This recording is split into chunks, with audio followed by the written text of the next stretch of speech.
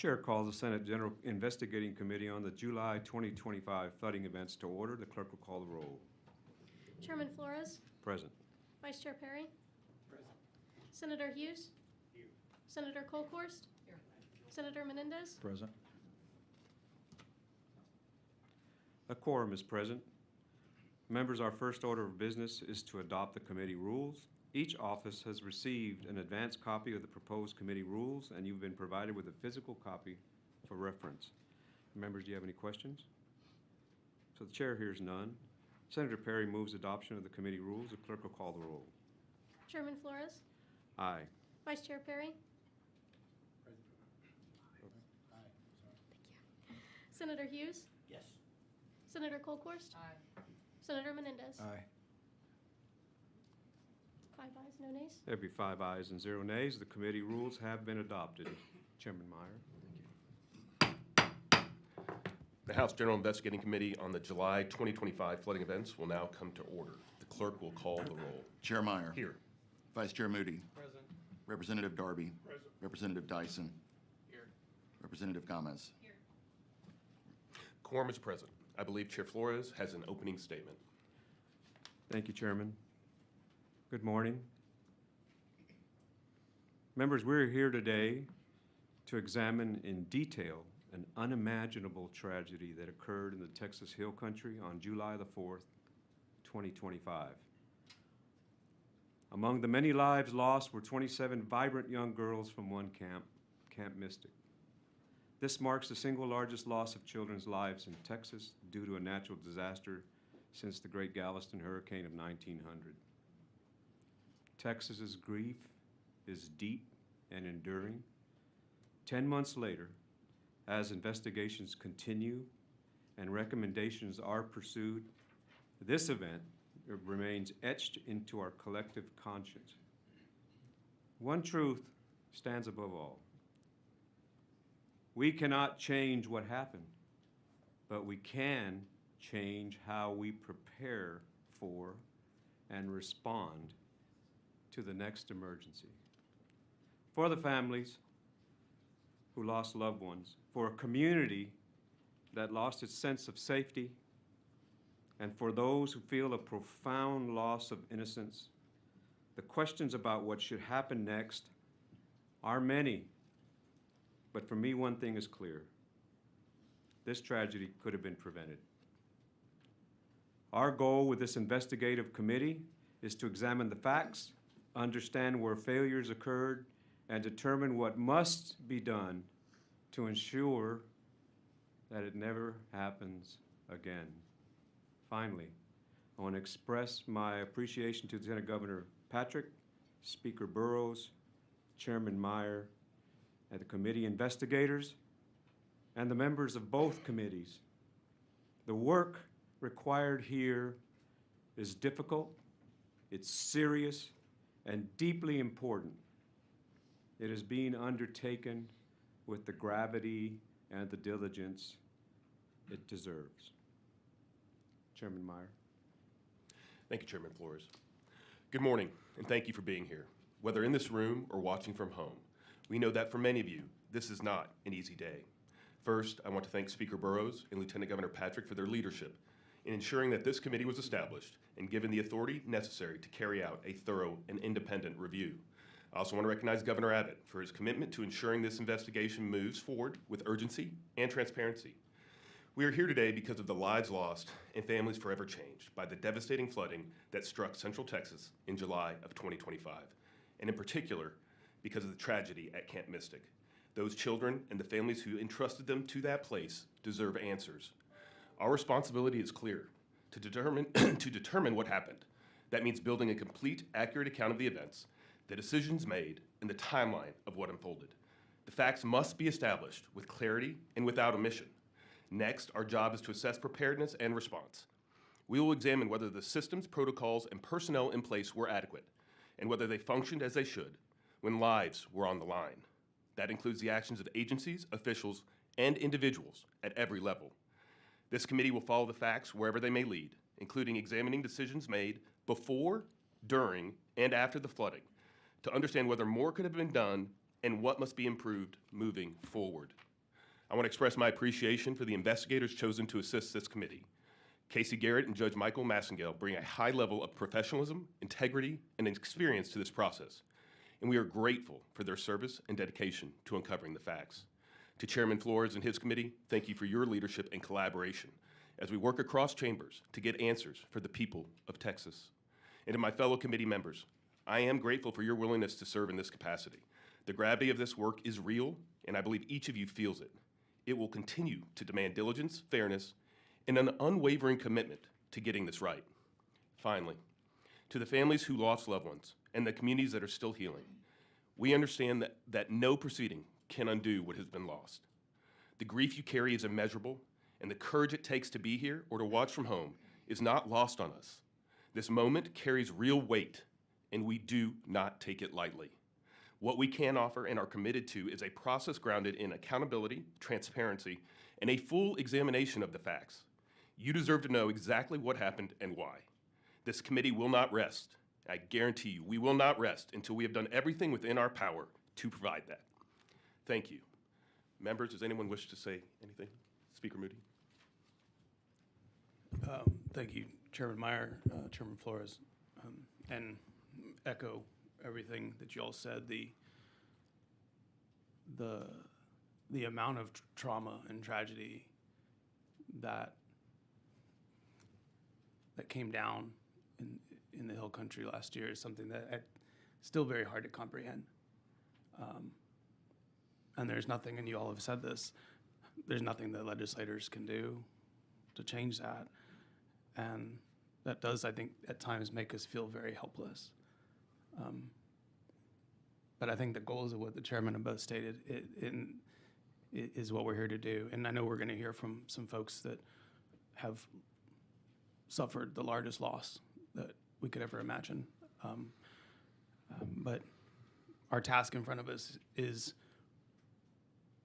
what we can do to prepare better, to make sure that in crisis the response is adequate, and that in the aftermath of a crisis we are caring for people and not re-traumatizing them. I also know, and I want to, I appreciate everybody mentioning our investigators and the team that went out there, because the painful stories that we have heard and will hear have all been channeled through this team. And it was 4 years ago, almost to the day here, when I first met Casey, Mike, and their team, when we went down to Uvalde. Casey, when I saw you last week, all of that rushed back, I know, for you and for me. So as we hear from Casey today, just understand she's asked to do this work because she is brilliant and she is hardworking and she knows how to get to the truth of the matter. But she is a human being who is absorbing a lot of very difficult information, seeing things and hearing things that no one should have to. And I want to thank you for your work and your team for your work, because it's incredibly difficult what you do. But I want to say thank you. And just as we go through today, just know that we are here to support you in all the work that you're doing. Thank you. Thank you, Speaker Moody. Members, any other? All right, thank you. Today, we will hear from the investigators tasked to examine the 2025 flooding event and to produce the briefing that we will see today.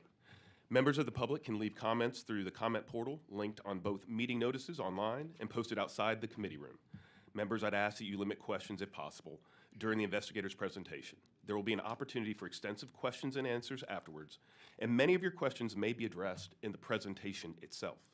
With that, the chair calls the investigators, Casey Garrett and Judge Michael Massengale, to present their findings.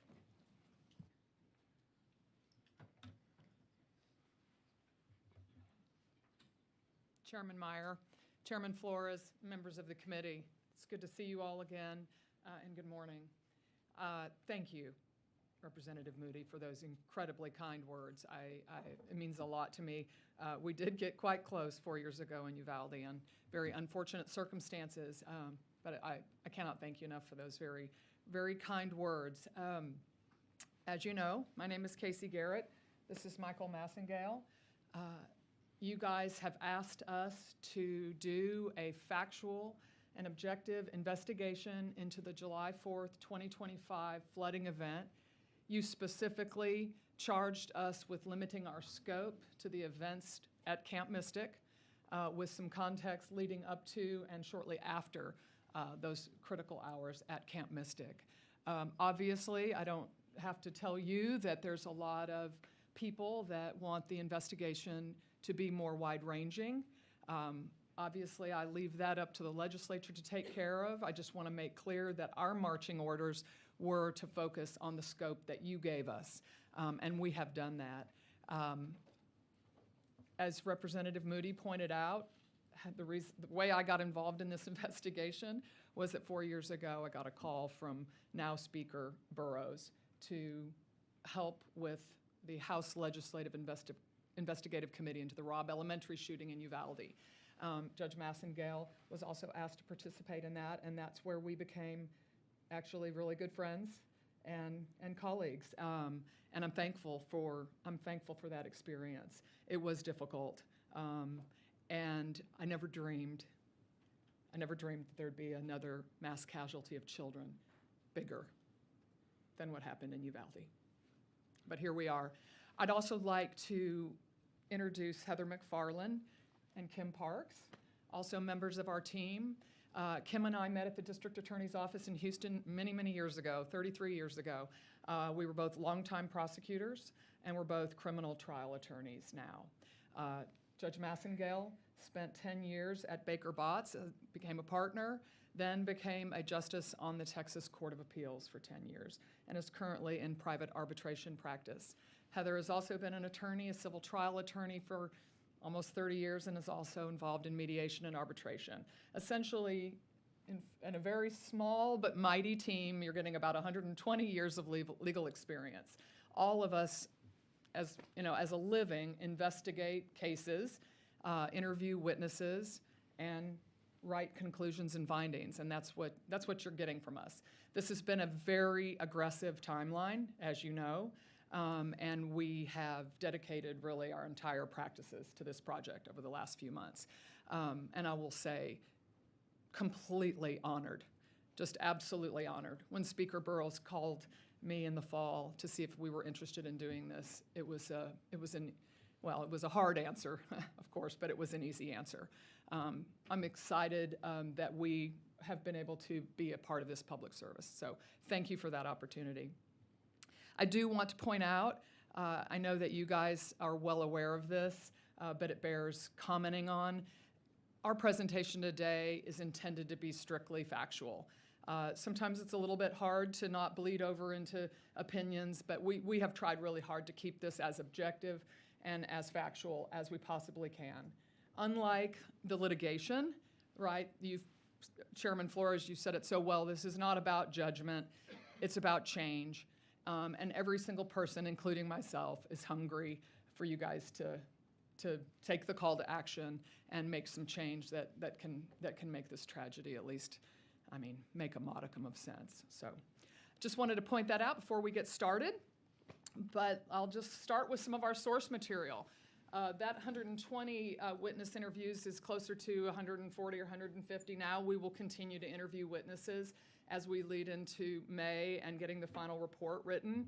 I have personally interviewed every single family that was impacted by this. I have interviewed every single member of the Eastland family. I have interviewed parents of children that survived from the relevant cabins that children died in. I have interviewed campers. Although I didn't solicit talking to children, some of them wanted to talk to me and some of their parents wanted them to talk to me.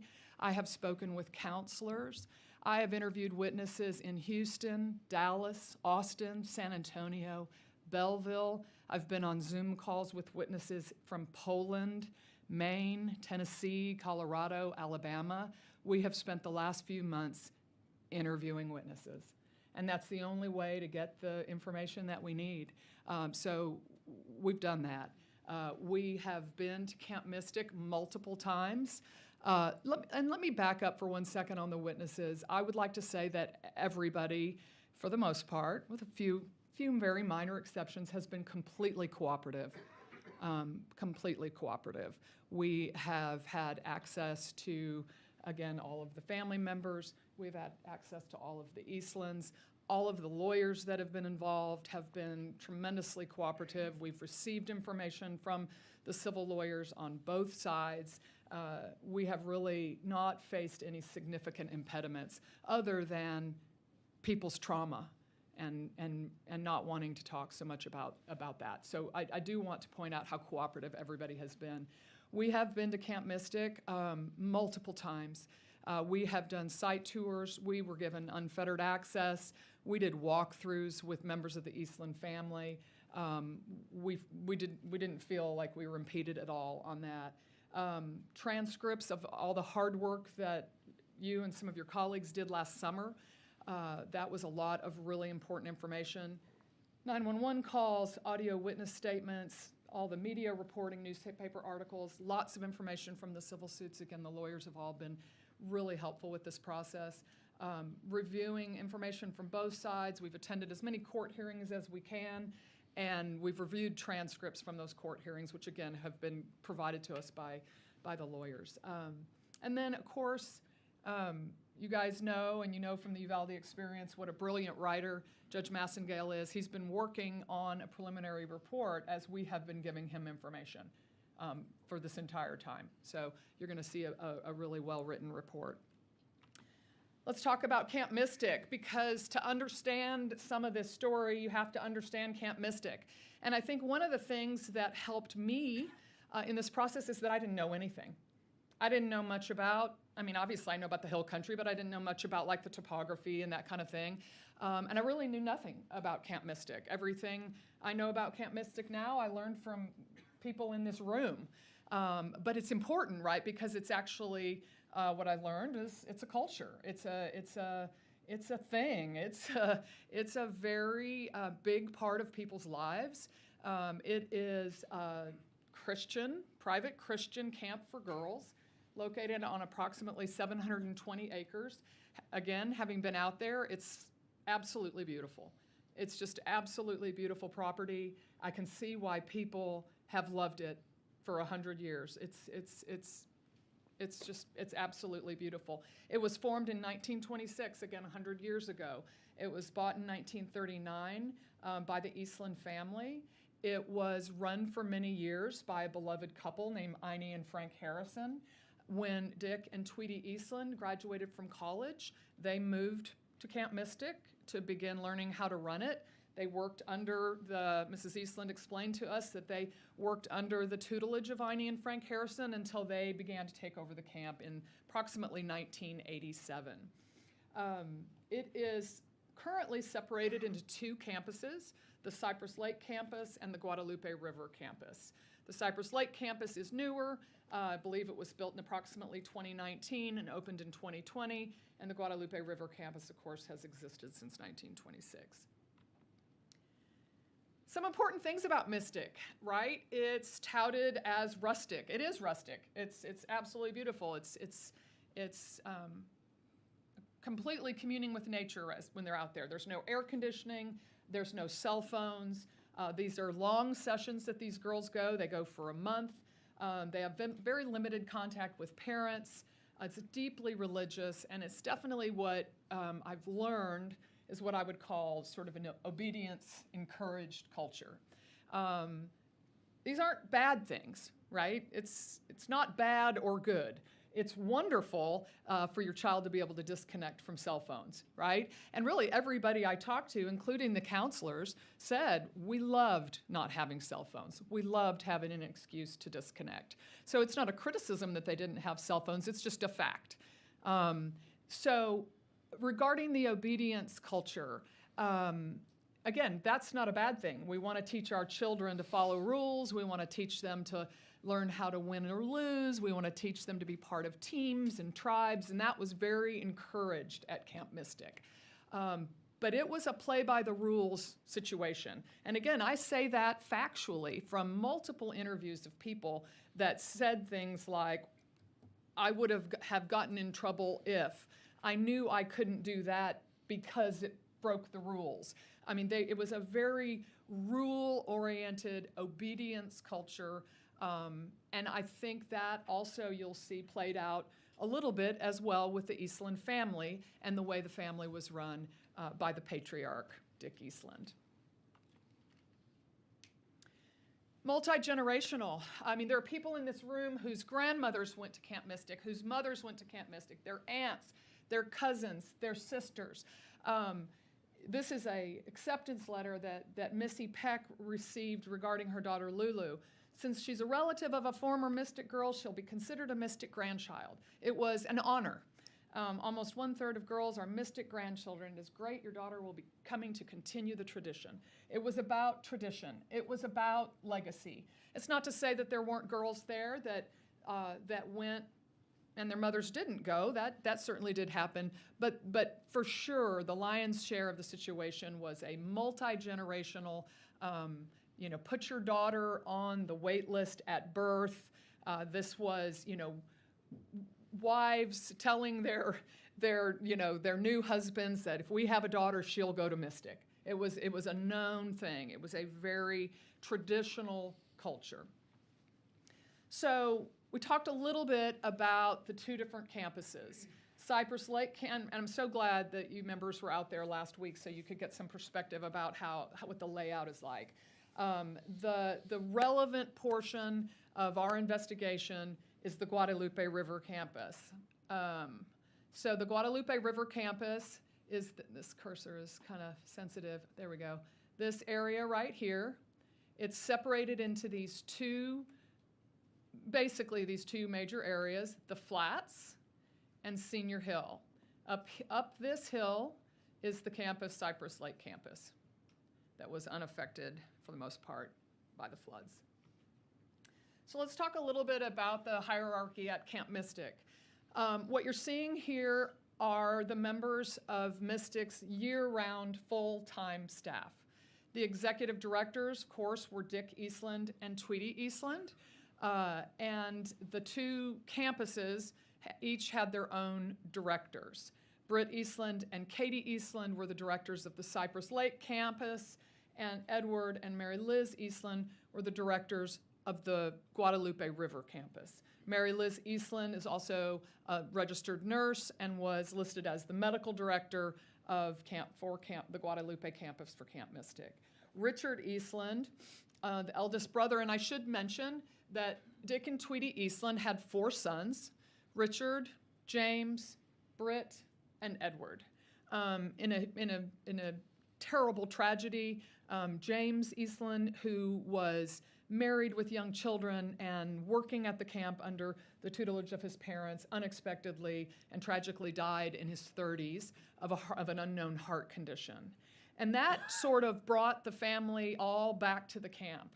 We were told by the Eastlands that when James very unexpectedly and tragically died, Britt Eastland, who was working as an attorney in San Antonio, and Katie, who was working as a teacher, came back to assist the family in the wake of James's death. Richard Eastland is the head chef and kitchen supervisor. He's responsible for feeding hundreds and hundreds of girls 3 times a day over the period of the summer. Craig Althouse and Betsy Althouse were longtime personal friends of Dick and Tweety. Their kids grew up together. Dick and Tweety asked Craig and Betsy to come live on the property and work on the property many, many years ago, 25 years ago, I believe. And Craig became director of operations, charge of all the maintenance and the grounds, and Betsy became an assistant director working in the office. So this makes up the sum total of the full-time, year-round personnel for Camp Mystic. We learned, of course, that naturally when camp was in session, they had seasonal staff. So during camp seasons, you had Glenn Yankee and Lee Poole acting as night watchmen. Glenn Yankee tells us that he's a retired HPD officer who moved back to the area with his wife, and in approximately 2021 began working as a night watchman during the summertime, during summer camp sessions, working 10 p.m. to 2 a.m. patrolling the campus. Another local man named Lee Poole, I believe, shared that responsibility with Glenn Yankee.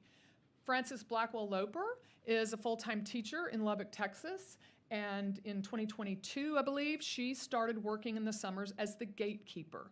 Frances's mother went to Mystic, Frances went to Mystic, Frances's daughter went to Mystic, and Frances very much, she tells me, wanted her granddaughter to go to Mystic, and she knew that if she was there working in the summer, that might work out well. So Frances was a beloved employee that worked in the summer at the front gate. Every summer, Mary Liz would hire nursing staff. We are aware of 3 nurses that were living on site for the summer. They are listed here. Support crews. Britt is in charge of hiring grounds crew. They obtain J-1 visas for a group of people from Mexico, group of men that have also become a little bit of a generational cycle through Mystic. Fathers and sons and uncles and nephews continue to come back year after year to work the summer session as grounds crew.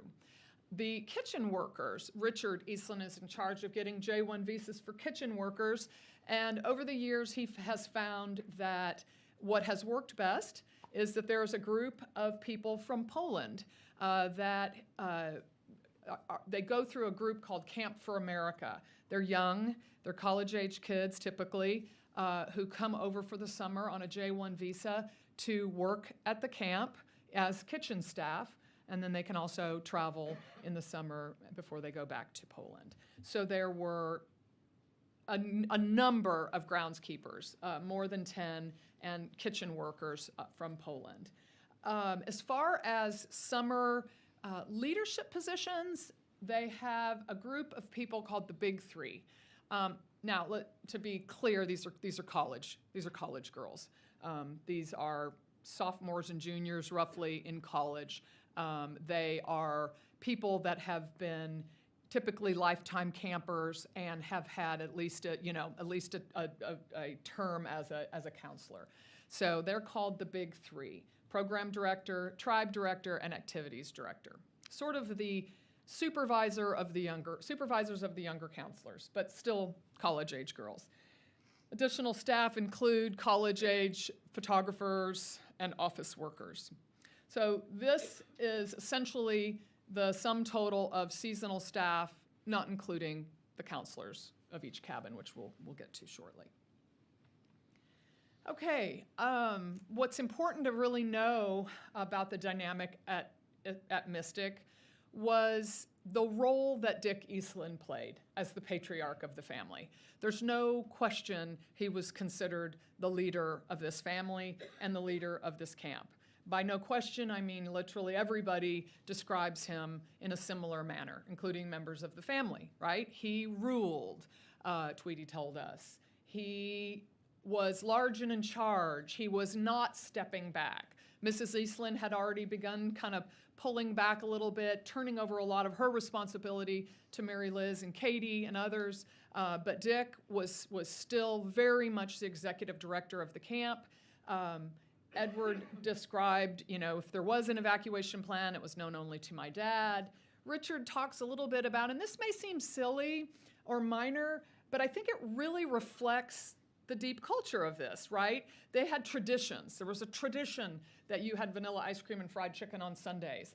And if Richard, wanted to change that tradition, that he was going to hear from his dad, is what he tells us. So a lot of micromanaging. And a lot, and to be fair, he was the leader. It was his way or the highway. Britt told us when we asked about the camp joining the American Camp Association, Britt said, I think my dad is just old school. If you have too much regulation, no one is going to want to do this anymore. He would typically win those arguments. Craig described him as Mr. Veto. And they talked about him as the eagle and described him when he was on a tear, the eagle was swooping. Again, just a factual point that he was running the show over there.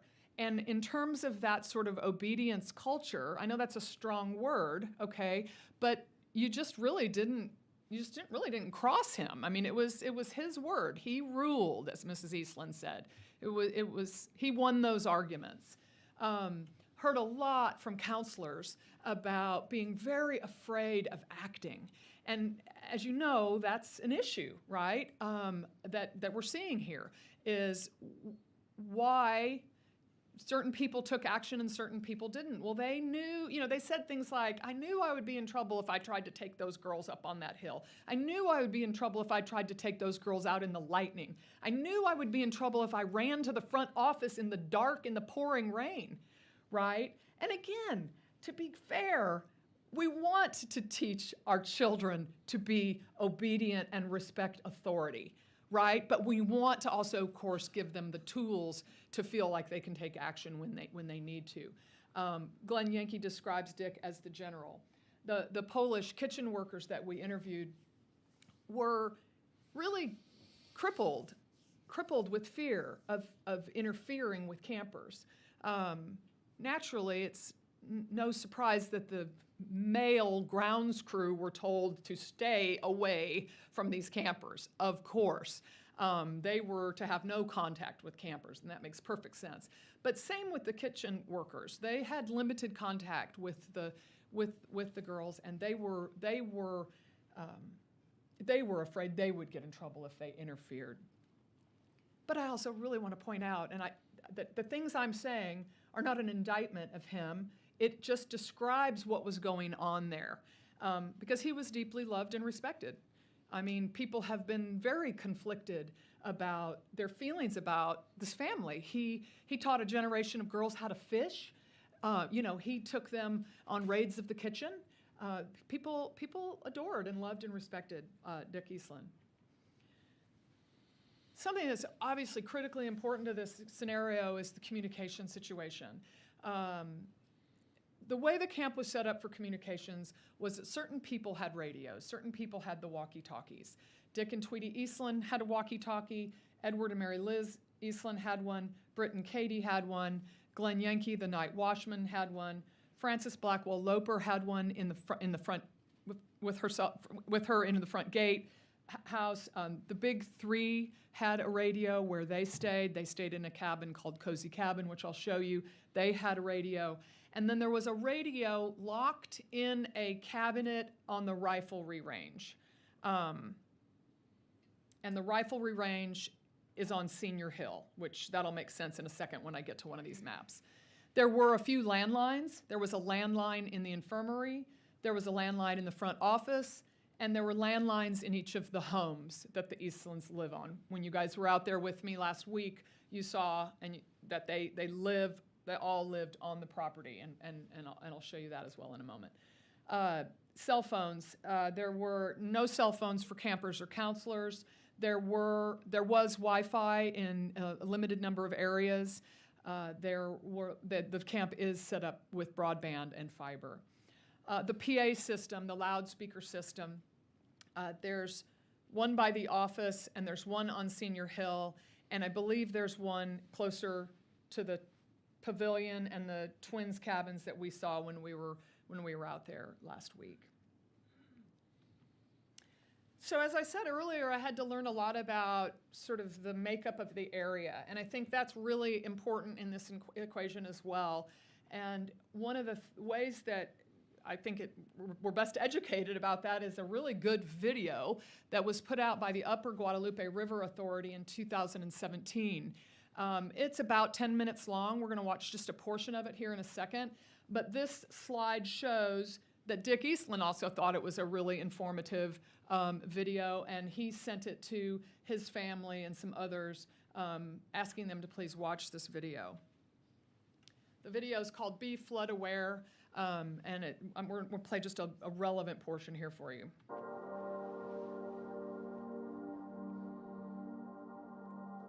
The Guadalupe River originates in western Kerr County, where water from the Edwards Trinity Plateau aquifer pushes through fractures in the rock and begins to flow overland. These springs form the headwaters of the North Fork, South Fork, and Johnson Creek, and constitute the majority of the Guadalupe River's flow as it meanders through Kerr County. The geography of the land, including steep canyons, shallow soils, sharp elevation changes, and exposed limestone bedrock, are responsible for the nature of our river and creeks. Under normal flow conditions, these characteristics produce shallow, clear, fast-flowing streams that are a tranquil habitat preferred by abundant wildlife, swimmers, and fishermen alike. But during intense rainfall, that same topography causes the river to roar downstream. Terrain here is unique for flash flooding. Hill country has long been known as an area that receives flash flooding situations, mainly because we have limestone rocks.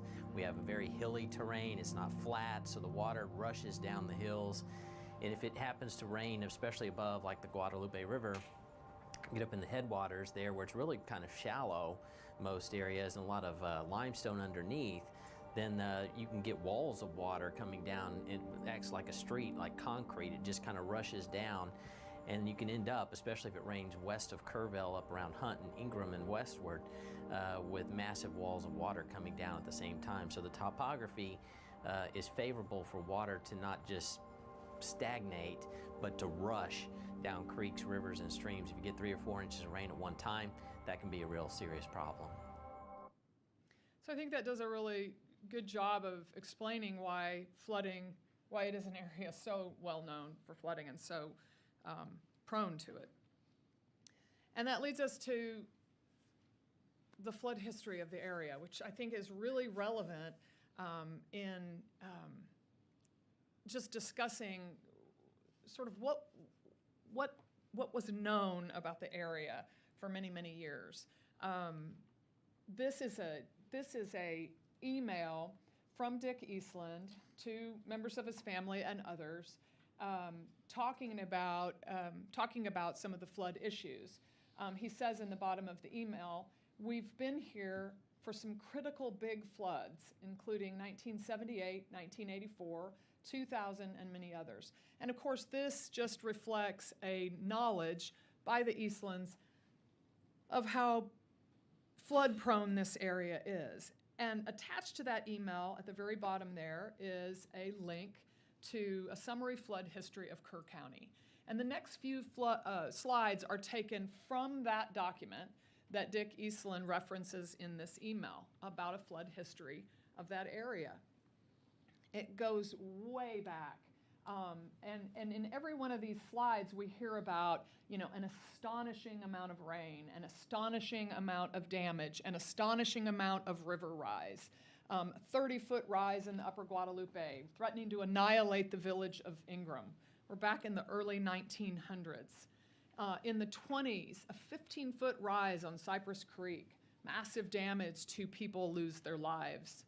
In the 30s, of course, there's been much talk about the 1932 flood, the catastrophe of, it was a record stage, what they would have called in 1932 an unprecedented flood.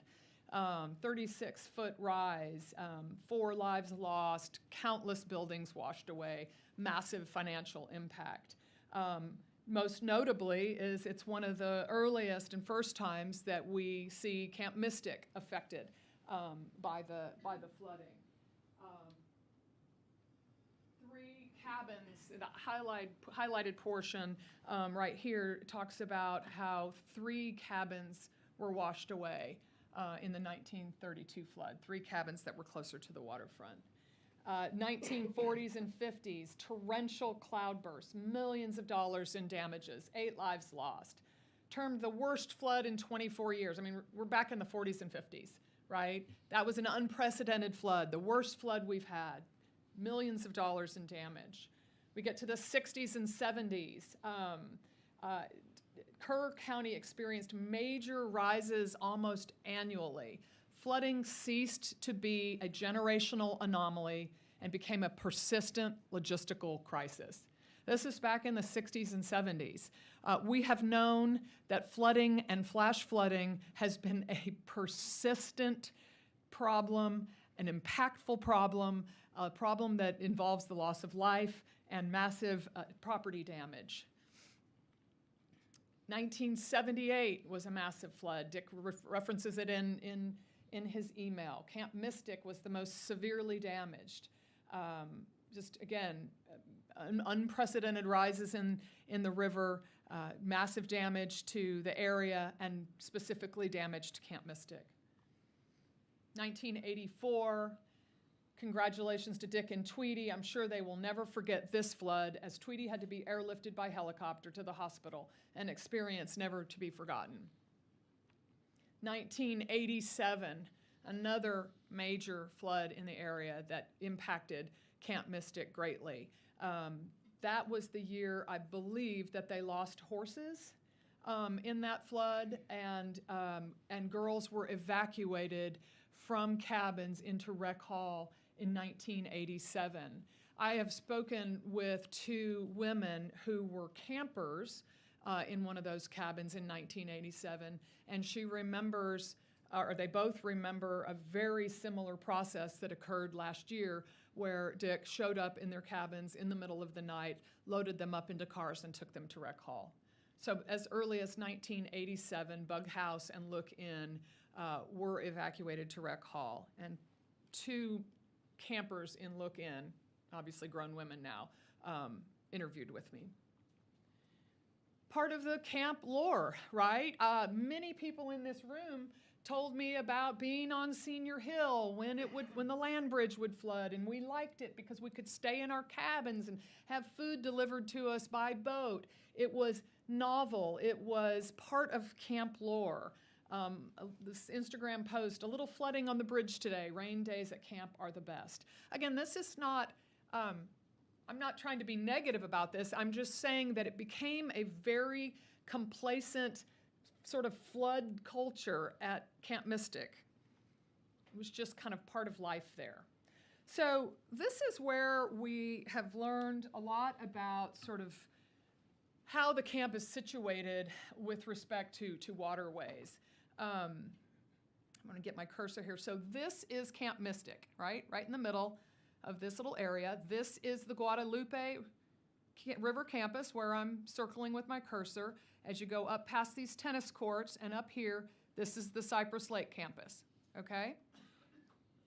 This is the South Fork of the Guadalupe River, flowing in this direction. This is a little dam right here to sort of dam up the waterfront area where the girls swim. Right here is the waterfront area. The river goes over that dam and flows in this direction.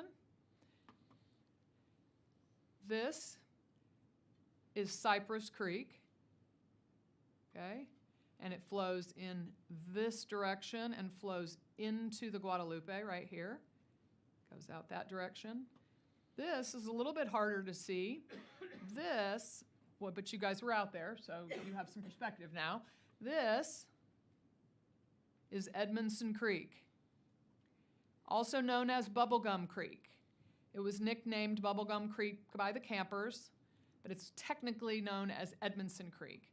So you have Edmondson, it's typically either a dry creek bed or just a very small trickle of water. So you have Edmondson Creek flanking the camp, the Guadalupe campus right here. You have Cypress Creek flanking the Guadalupe River campus right here. You have the Guadalupe River right here.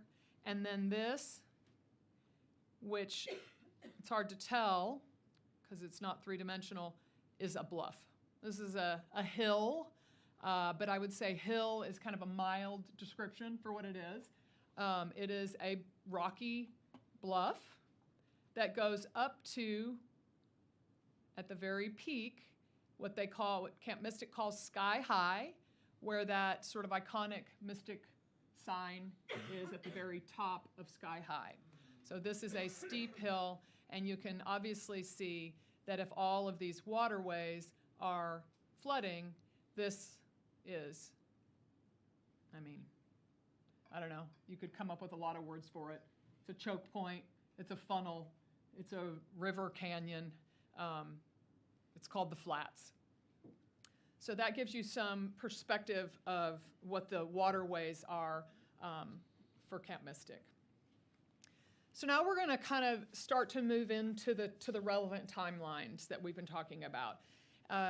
It was a really big challenge putting this presentation together because there were so many different areas of the camp that were affected that I think are relevant for your purposes, but we kind of had to split them up into different topics because they were all affected so differently.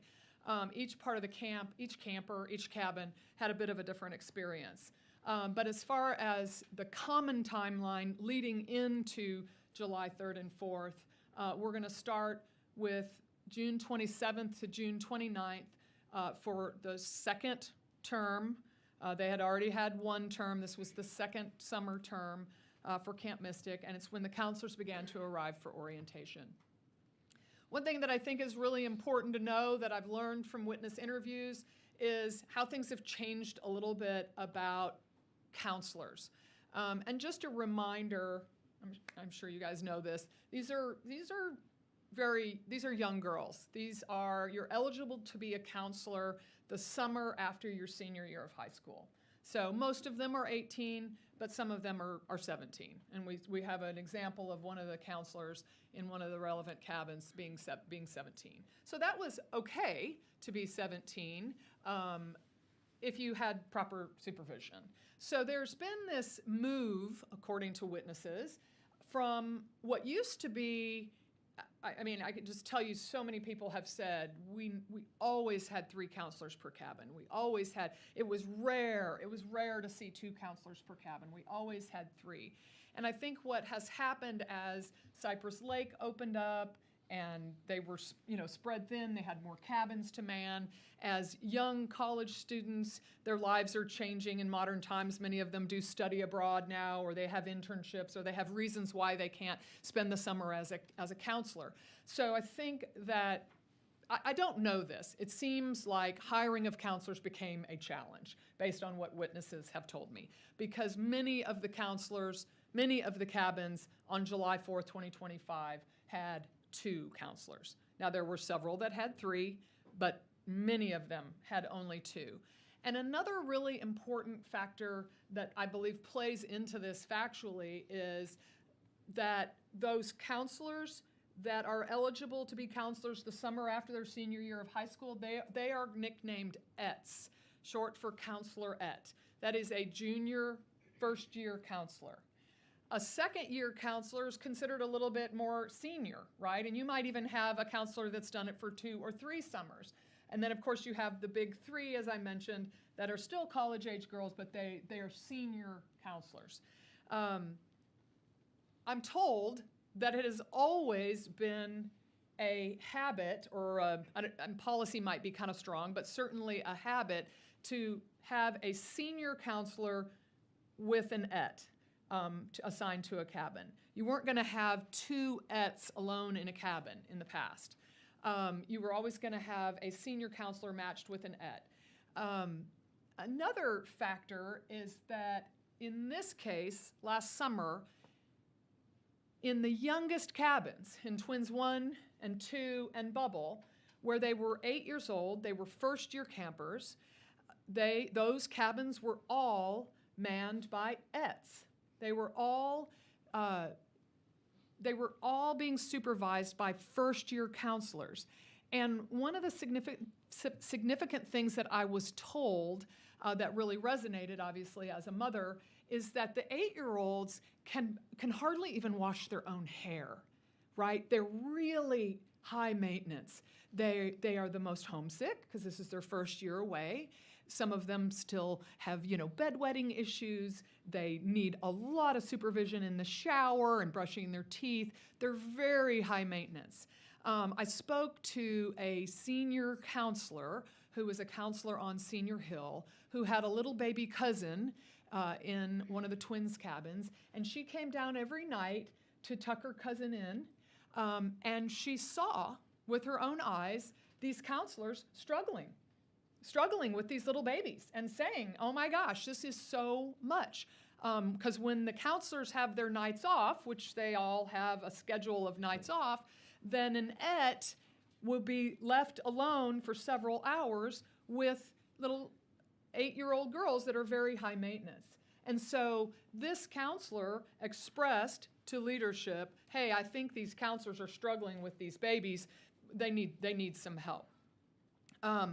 Chloe Childress and Catherine Ferruzzo, two of the counselors that died in this flood, both expressed concern to their parents in the weeks leading up to camp that they were worried. They had some anxiety about having the littlest campers and not having 3 counselors.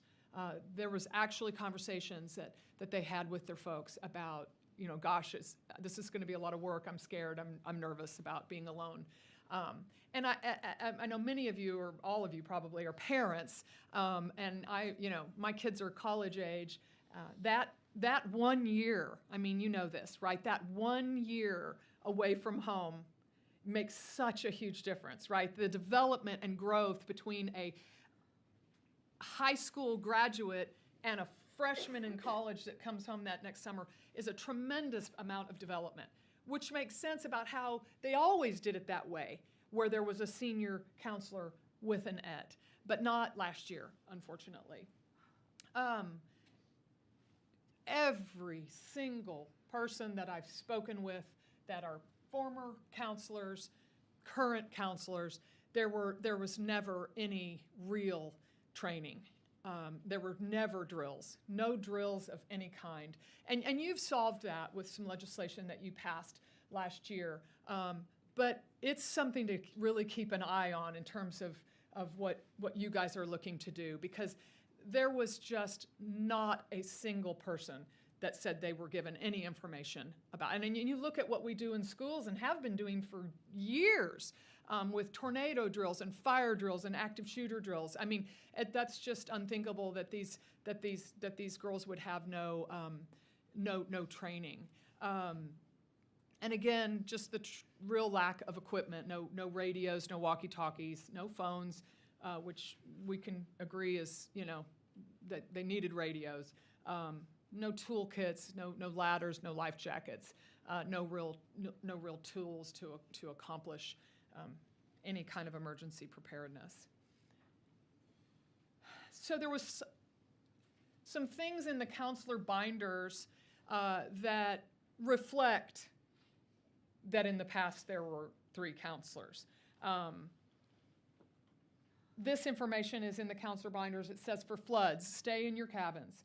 You will be informed of proper procedures over the PA system. When in doubt, get help. And then it says, at least 1 counselor should be in the cabin at all times. There was no way for counselors to comply with these rules if there was only 2 counselors in a cabin, because very often 1 counselor was on her night off, 1 counselor was alone with the cabin. And so I had counselors describe to me, if a girl had thrown up at 2 o'clock in the morning, I can't send another 8-year-old to the infirmary at 2 o'clock in the morning. I can't leave to go get help. I have no radio. So even the simplest things require 3 counselors, right? Even the simplest things. Even a child that's, and there were some, I heard stories about girls that were inconsolable about, seemingly small things, right? But if you have an inconsolable camper and you need help, if your co-counselor's on her night off, you really are kind of stuck with limited options. And leaving a group of 8-year-olds in the middle of the night to get help is difficult. This is another indication that there was a trend towards having 3 in the fire drill. This is in the binder. In the fire drills, 1 counselor should be in front of the cabin as they go to the muster site, and 2 behind. And of course, that makes perfect sense. That's good advice. That is how we make sure that we've rounded up 12, 13, 14, 15 little girls, right? 1 in front, everybody in line, 2 behind, we've accounted for everybody. Buddy system, whatever. But of course, that requires 3. And again, many of these cabins, all of the younger cabins, had only 2 ETs. So let's talk a little bit about what they were given in the emergency plan that was provided to counselors. In the case of flood, all campers on Senior Hill must stay in their cabins. And we talked about Senior Hill when we were at the site, and I'll talk a little bit more about it. The reason why Senior Hill seems to have its own part of this paragraph is that Senior Hill was often the area of camp that was cut off from the dining services and the front office because that land bridge where Cypress Creek and Edmondson Creek converge into the Guadalupe would often have too much water over it for them to safely walk over for meals, right? So Senior Hill must stay in their cabins. They will be given instructions through the loudspeaker, the PA system that we've talked about. If the electricity is off, a walkie-talkie will be used. Part of the problem with that is that they did not have a walkie-talkie. They had a walkie-talkie locked in the riflery range cabinet. Food and other supplies will be delivered to Senior Hill by boat or truck. Campers and counselors never wander away from your cabin. Those on the flats, so now we have this one line about the flats portion, must also stay in their cabins unless told otherwise by the office. All cabins are constructed on high, safe locations. Regarding training for last year, in the orientation for last year, I remembered at our orientation they talked about like the flood protocol and like what you do for it, and like how it's like there's a part in our bind, like a page in our binder that like has instructions for if anything were ever to happen like this. And whenever they were going over it, it's like not funny, but they were like, oh, like yeah, but like that's not gonna happen. And I like remember them being like, oh, that's never gonna happen. and that's not the only counselor that indicated that to me, that there was sort of a, don't worry, that's not gonna happen. So I do want to talk a little bit about what you guys are obviously very familiar with now, is the relevant portion of the Texas Administrative Code regarding what was required last year. I know you guys made some important changes to that code, but we're talking about what happened last year, and this is the code as it was last year. A written plan of procedures shall be formulated and posted in each permanent and semi-permanent occupied building. So plans shall be written and posted in all buildings. They did have that one-page plan, and it was posted in buildings. The plan must cover 4 areas: disaster, serious accident, epidemic, or fatality. As you'll see when we get to one of the next slides, their emergency plan covered disaster and serious accident, but failed to cover epidemics and fatalities as required by the administrative code. The plan shall include procedures for emergency shelter and for evacuation of each occupied building. And so right here, I want to point out that sheltering in place is a plan. That is a fair statement. Sheltering in place is the right thing to do under certain circumstances. We can all agree on that. Until it's not, right? And that's why the law requires also a plan for evacuation of each occupied building. So there was a shelter in place plan. There was not an evacuation plan for when sheltering in place was no longer viable.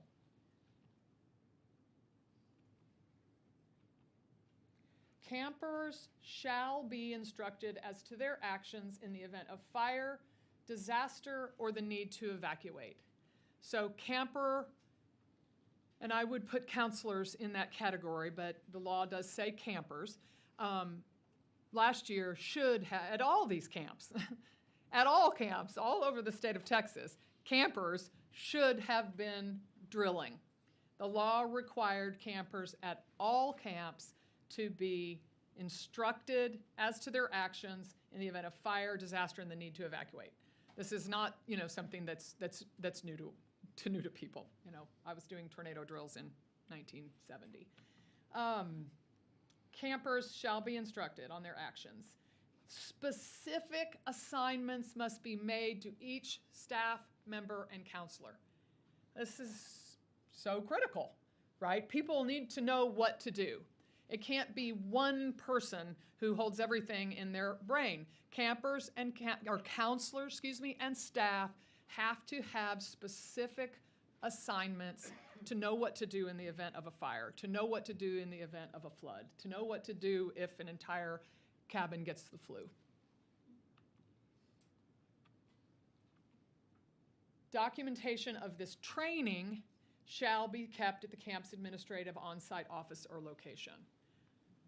So, plan has to be posted in every building, but proof of the training of counselors, staff members, and campers shall be kept at the camp's administrative on-site office. So this is the one-page sheet that you guys have all seen. This is the emergency instructions plan. This is the one that the inspector verified was posted in every occupied building. So that portion of the administrative code was complied with. The plan was written and it was posted. The plan should address disasters, accidents, epidemics, and fatalities. This plan covers the two that I mentioned. The plan should address emergency shelter and evacuation, does not address evacuation. Campers were not instructed. No specific assignments were given to staff or counselors, and no documentation of training because inadequate training was given. All right, so June 29th, 2025, 557 campers arrive at Camp Mystic. 386 of them arrive to attend the second session on the Guadalupe River campus. This is a picture of Missy Peck and her little girl Lulu Peck, and standing next to them is Catherine Ferruzzo and Chloe Childress. In the second picture, it's Chloe and Catherine greeting Lulu Peck.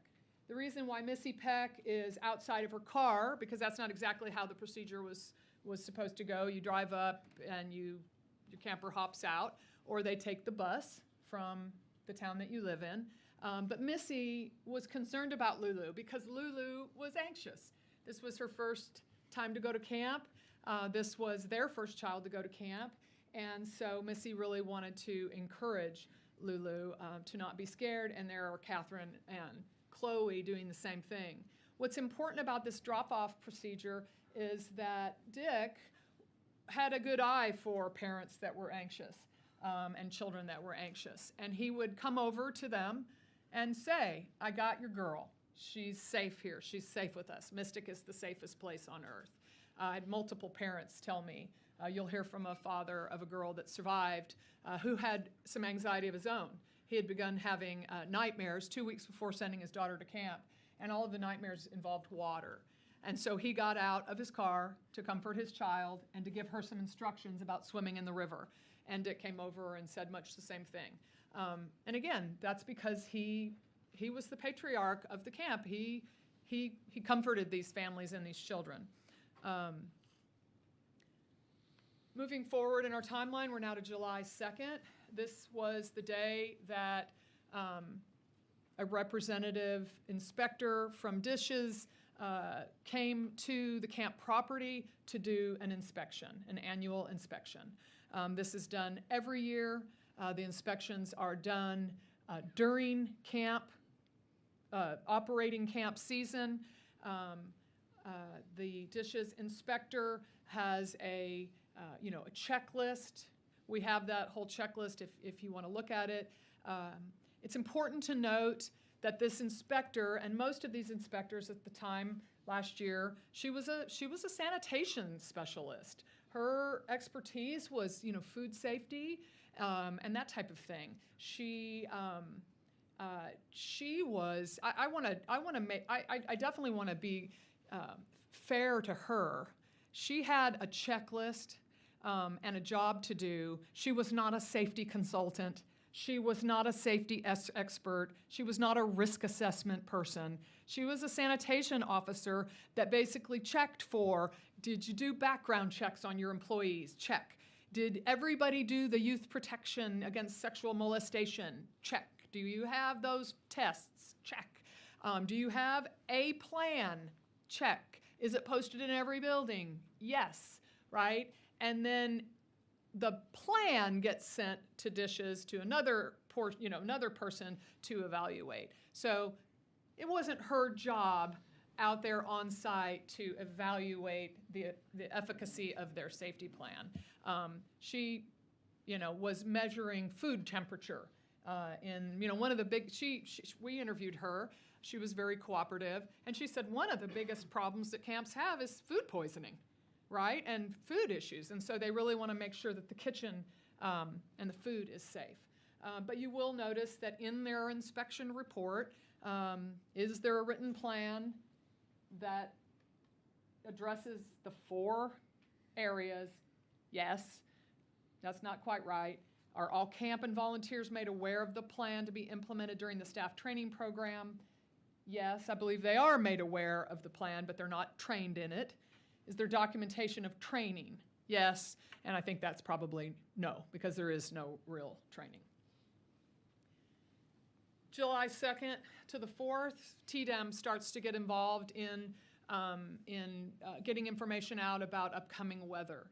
On July 2nd, on their website, TDEM activates state emergency response resources. This is a little bit broader, right, because it's just July 2nd. They're just kind of at this point figuring out what's happening with the weather. It's not super specific to Kerr County, but it does involve the hill country, but it's the beginning of their warnings, right? We are watching this. Rain and flooding threatens parts of Texas, including the hill country. It gives, some warnings. According to the National Weather Service, heavy rainfall with the potential to cause flash flooding. So this is the first sort of alert, that's not quite the right word, the first communication given by TDEM on their website on July 2nd. On July 3rd, you'll notice we're now like in all caps, right? We're a little bit more urgent. We've increased our readiness. We know a little bit more about what's coming here. We're ramping this up a little bit. Texas responders remain ready to support local officials as flooding threatens the state over the next couple of days. Texans are urged to keep personal preparedness as their #1 priority. The National Weather Service states heavy rainfall and flash flooding will continue to threaten the hill. Ms. Garrett, could you please continue to speak into the microphone so those online can hear your remarks? You bet. Thank you ma'am. for the Appreciate it. reminder. I have a tendency to wander. Thank you. Heavy rainfall and flash flooding will continue to threaten the hill country over the next couple of days. Again, just an increased communication by TDEM of what's coming. And on July 3rd, TDEM hosted, as usual, their daily 8 a.m. daily weather call. But they had an additional call at 10 a.m., which was a statewide weather call as well, with the National Weather Service. In a somewhat unusual interest level, 468 entities did dial in to the Zoom call. At 11:37 a.m., the National Weather Service predicts greater severity. TDEM deploys resources. We're talking about, national, as you all well know, National Guard resources, state resources, to 160 square miles. By 1 p.m., resources are fully deployed. And at 1:18 p.m., the National Weather Service issues a flood watch. The relevant language in the flood watch is, do you have to get a little closer for 1 second? Sorry. Excessive runoff may result in flooding of rivers, creeks, streams, and other low-lying and flood-prone locations. Monitor forecast, be alert for possible flood warnings. Those living in areas prone to flooding should be prepared to take action should flooding develop. So obviously, a watch is not as urgent as a warning, but at 1:18 p.m. on July 3rd, there is actually a flood watch issued by the National Weather Service. One thing that's important to note here that we learned in the testimony from last summer is that people responded differently to these messages from TDEM. You had Kendall County testify last year that their emergency management coordinator took action. This was noted by him. He called people in his community, he called RV parks and campgrounds, started notifying people, contacted camps, went to bed uneasy and on alert and ready, okay? Unfortunately, in Kerr County, it was a little bit different of a response. You had most of the county officials either on vacation without a delegate in their place or sick and asleep. So you just had different responses to the same information. You also had different responses to the same information by some of the local camps. You had, the director at Mo Ranch interviewed with me, which I appreciated, and he helped me understand some of the things that they were doing, which was very different. They were aware of a lot of this information. They were on alert, and then you had other camps that were unaware. We know from testimony in the court hearings that the TDEM information was not accessed, as far as we know, based on testimony by the Eastlands. So now we're moving to the timeline regarding July 3rd and July 4th. As I said, everybody responded a little bit differently. Everybody related to Mystic told me that it was kind of business as usual on the evening of July 3rd. It wasn't really raining. It had been rainy, but nobody was on high alert at this point. They went to dinner. They had Vespers, which is a church service, normally held on a Sunday, but it was held on a Thursday for that week. And then they went to Rec Hall where they had counselor skits. So everything was being sort of treated as a normal evening at Camp Mystic on the evening of July 3rd. After counselor skits at approximately 9:45 p.m., Glenn Yankee arrives for his 10 p.m. to 2 a.m. shift. I think it should be noted that we were told that after 2 a.m., there was no adult awake necessarily on the campus of Camp Mystic as security. Glenn Yankee and Lee Poole's shift was from 10 p.m. to 2 a.m. each night. One family member that I believe is present here told us that she was concerned about camp security before they sent their eldest daughter. She called to ask about security and was told that an ex-Marine patrols the camp 24/7. And that was not, obviously a true statement. Glenn Yankee and Lee Poole patrolled from 10 to 2. At 10 a.m., it was go to your cabins, get cleaned up, get ready for bed, go to bed, lights out, and it's their tradition to play taps on the loudspeaker, the PA system that we've been referencing, at 10 p.m.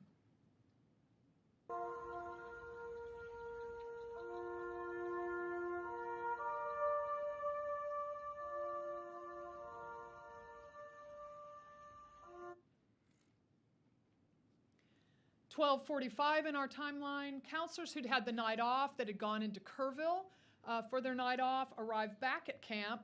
They report dangerous conditions, water on the roads, to Francis Blackwell Loper, the gatekeeper, and they also report that to the Big Three when they turn in their cell phones. They're told that if they had felt unsafe, they could have stayed in Kerrville. But thank goodness they didn't, because they were needed at camp. Counselors in that group told me that one of the counselors was a local girl and had indicated, and so had some knowledge of driving in the rainy season, and she was alarmed at the rain that evening when they got home at 12:45 a.m. At 1:14 a.m., obviously the much talked about National Weather Service flash flood warning comes in. The flash flood warning, of course, is a whole different ballgame than the flash flood watch. It's a lot stronger language. Life-threatening flash flooding. Thunderstorms producing flash flooding. Again, life-threatening flash flooding of creeks and streams. Some locations that will experience flash flooding include Kerrville, Ingram, Hunt. It's a very strongly worded flash flood warning given at 1:14 a.m.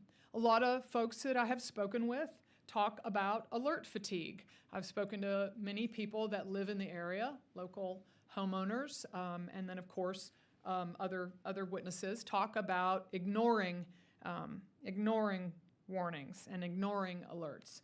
I think you've addressed that in some of the legislation from last summer. But to be clear, people received the alert. And one thing I want to point out about alert fatigue is that one of the Eastlands lawyers provided us with some data that in the last 25 years, there have been 91 flash flood warnings in 25 years. We did some 91. We did some of our own research. I want to be clear that it was not a deep dive, but we did some pretty good research on how many of those flash flood warnings were during camp season, and we could only find 3 since 2009 of those potentially 91 were during camp season.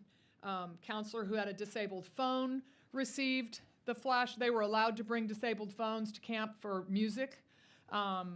She received the alert on her disabled phone. A counselor who was spending her night off in Bird, which I showed you on our site tour, which is the counselor lounge, she received the flash flood warning. A member of the Big Three received the flash flood warning. Glenn Yankee received it and noted that he and Dick had discussed it. Dick's phone data that we were given shows that he went to the National Weather Service website shortly after the alert. He was really, as you'll see in a moment, very obsessively checking weather apps and weather services, including the National Weather Service. Code Red called Edward Eastland's phone, and he also received the text alert for the flash flood warning at 1:51 a.m. An old phone that I was using as an iPod that night, and so I had my iPod and like the flash flood warning still went through on it, because I guess like they do even if you don't have Wi-Fi or like service or anything. So I guess those still go through, and I got that. Again, 151, this is the code red weather warning sent to Edward Eastland's phone. The National Weather Service has issued a flash flood warning for your Highway 39 location from 1:14 a.m. July 4 until 4:15 a.m. July 4. That was read, as Edward also told us, at approximately 1:51 a.m. This is a prophetic statement, a quote from Dick Eastland from 1990. I'm sure there will be other drownings. People don't heed the warnings. We received some phone data, as I mentioned. Dick was monitoring the weather pretty much all night. This portion of his phone records, our cell phone expert tells us, this is where he's actually launching weather apps. Okay, so actually physically launching some type of weather app.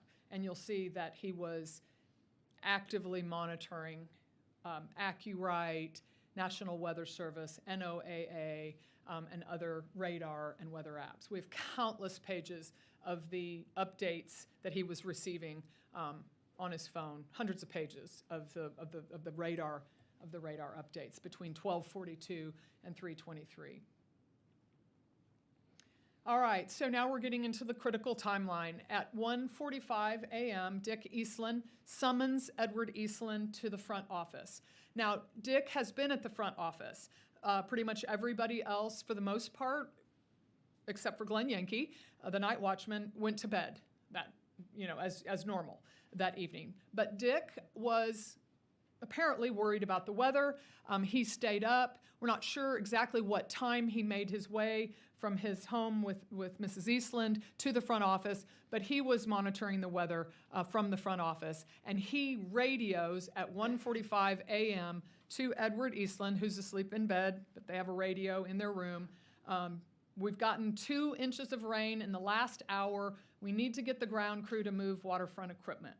Edward tells us he called the grounds crew right after he called me. So at 1:45, Dick is now concerned that there's going to be a rise in the river.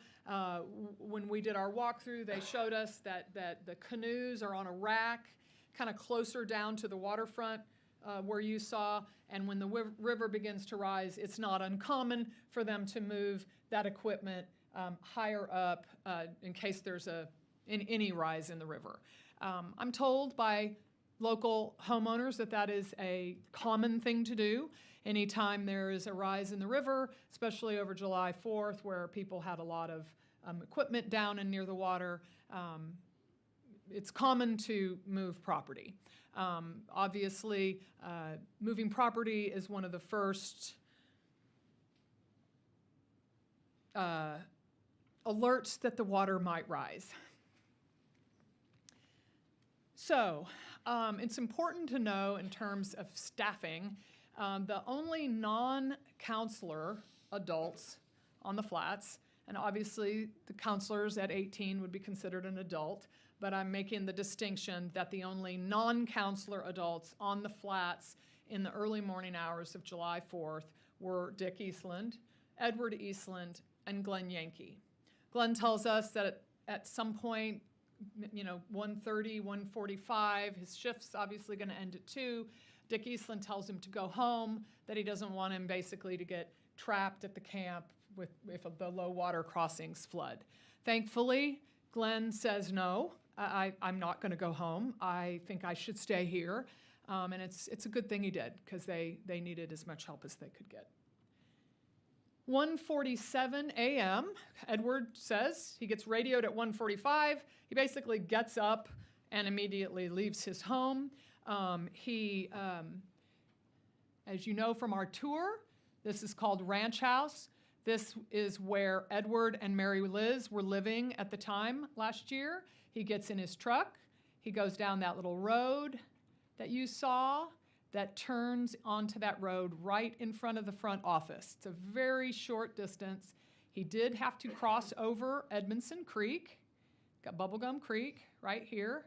He crossed over that little turn and went to the front office, and he tells us, as I was going, there was maybe an inch of water on the bridge right here. So he is able to make his way over to the flats side of the campus. At 2:01 a.m., Edward texts a video to Mary Liz, and on the video he says, I'm not coming home tonight to my wife. Mary Liz responds, I knew that would happen. There's a bed in Bird. So basically what we're talking about here, and I'll show you a video here in a second, is as you were there, that Bubblegum Creek, he sent her a video. It had gotten too high to cross, okay? And she says, well, she obviously realizes he's going to be sleeping on the flat side that night, so there's a bed in the Bird Lounge, she tells him. At 2:11 a.m., Glenn Yankee notifies retired Fire Chief Stephen Hayes about the flooding. He says, you wouldn't believe the flooding here. Wish I could get a photo of the creek by the golf course. At 2:14 a.m., Glenn Yankee takes a video of Bubblegum Creek, similar to Edward, to document the flooding. The picture on the right, we took on one of our site visits, and we all stood there last week, and you saw how little water is in Bubblegum Creek. But on the night at 2:14 on this video from Glenn Yankee, you can see, if you look towards the background, how high the creek was.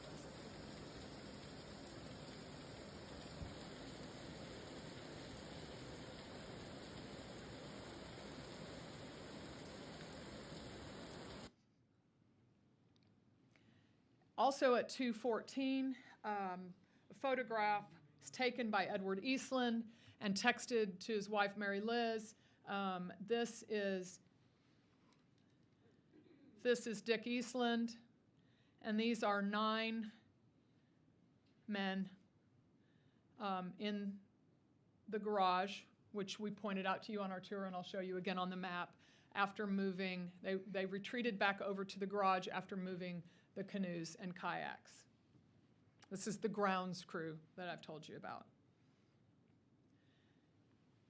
The reason those videos are important of Bubblegum Creek is that, as we have pointed out already, once Bubblegum Creek became impassable, the flats was isolated from Senior Hill and from the homes and from Cypress Lake, okay? So effectively at this point, whatever adults are on the flats side are the only adults that are going to be on the flats side for the rest of that night, because it was impassable by 2:14 a.m. At 2:30 a.m., critical to our timeline, 2 counselors run to the front office from Bug House Cabin, which is the cabin closest to the river, and one from Look-In. They had come, and you saw how close those cabins were. They had both come out onto their porches, concerned because each cabin was taking in a little bit of water. And so they consulted with one another, and they decided to run to the front office. Now, let me remind you, this is 2:30 a.m. It is pitch black. It is pouring rain. These girls are in their pajamas, and they make the decision to run to the front office. And so that was a significant decision. They were obviously very concerned about what was going on. And so they run to the front office, down the road, into the front office, to ask for assistance, and to tell Dick and Edward that water was coming into their cabins. At 2:33 a.m., Dick texts his wife, "So far, over 4 inches, Bubblegum Creek up, stay put, I am at the office." That can be a real serious problem. That's where our meteorologist said if you get 3 or 4 inches, that could be a real serious problem. And Dick obviously knows this is a real serious problem because he's texting that there's over 4 inches of rain. We know from cell phone data that at 2:37 a.m., Dick's phone connects to his Tahoe as he drives the counselors back to their cabins. These are the 2 counselors that come from Bug House and look in. They go into their cabins. They determine that the water is coming in to the cabin from the hill. It's water that is sheeting off from the hill into, and you saw how that cabin is sort of built into the hill, and water was coming into the cabins. Dick and Edward assess the water in the cabins. They tell them to put down towels and to stay put, that they'll come back and check on them. At 2:42, Dick's phone connects to his Tahoe as he drives back to the front office. Now things are starting to ramp up a little bit because at 2:55 a.m., Frances Blackwell Loper, who is in the Gatehouse, the Gatehouse is living quarters. It's a bedroom, a sitting room, and a little kitchen. She has gone to bed. She wakes up in the middle of the night and puts her feet down in quite a bit of water. And things go south very fast for Frances. I mean, the water rises very quickly. She gets on the radio and frantically radios to Edward and to whoever's listening, "My cabin is flooding." Edward says, "Get to higher ground, get out, Frances, get to higher ground." And then Frances's walkie-talkie goes dead. And they spend a few minutes trying to raise Frances on the walkie-talkie, which they cannot do. There are also phone records indicating that they tried to call her. And so things are much more serious now that they know that Frances Blackwell's cabin has filled with water. And you remember I pointed out to you on our site visit, the Gatehouse and Bug House, right, are, kind of on that same linear distance, so to speak, from the Guadalupe River. So now things have gotten a lot more high alert. Dick radios, "We need to start getting the girls out of Bug House," as he had been checking the waterfront. He had been walking around. He radios, "We need to get the girls out of Bug House." Edward tells us at approximately 3 a.m. or shortly after when they start that process, the road leading down to that end cabin was completely dry, and the soccer field, which is that grass field right in front of all of those cabins that you saw, had not taken on water yet. At 3:10 a.m., Tweety Eastland texts her husband Dick, "Our house is flooded." So, of course, he's getting in information from multiple sources. Frances Blackwell has frantically radioed. He already knows from the counselors the water has started coming in. Now Mrs. Eastland has said our house is flooded. So he begins what we are describing as the 3 evacuation attempts made by Dick, Edward, and Glenn. The first evacuation attempt, we believe, based on our timestamps, started approximately 3:10, 3:11. The first 3 cabins in order are Bug House, Look In, and Hangout. Again, this is the area where the cabins are located. You've got Bug House. You can see the water line on Bug House. That cabin was completely filled with water. Look in, completely filled with water. Hangout, the water line is not as high on Hangout. Those are the first 3 cabins closest to the Guadalupe River. Dick gets in his Tahoe, Edward gets in his truck, and Glenn gets in his truck, and the 3 of them drive from the front office where they had been congregating, and they drive down that road that you and I walked, and they drive all the way down to look in. They go into Bug House, look in, and hang out, and tell all of the girls to come out of their cabins and start getting in their vehicles. It's, according to witnesses that I interviewed, far from orderly.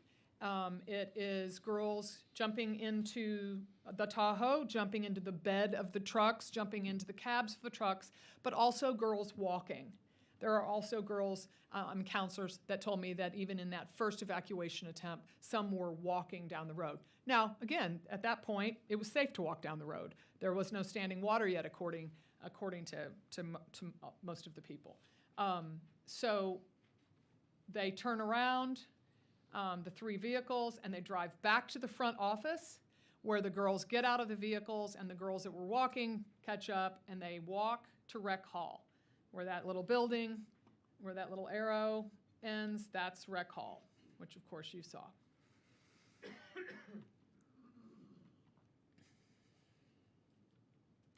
This is a photograph taken from Cozy Cabin by one of the big 3, or one of the photographers, time-stamped 3:23 a.m.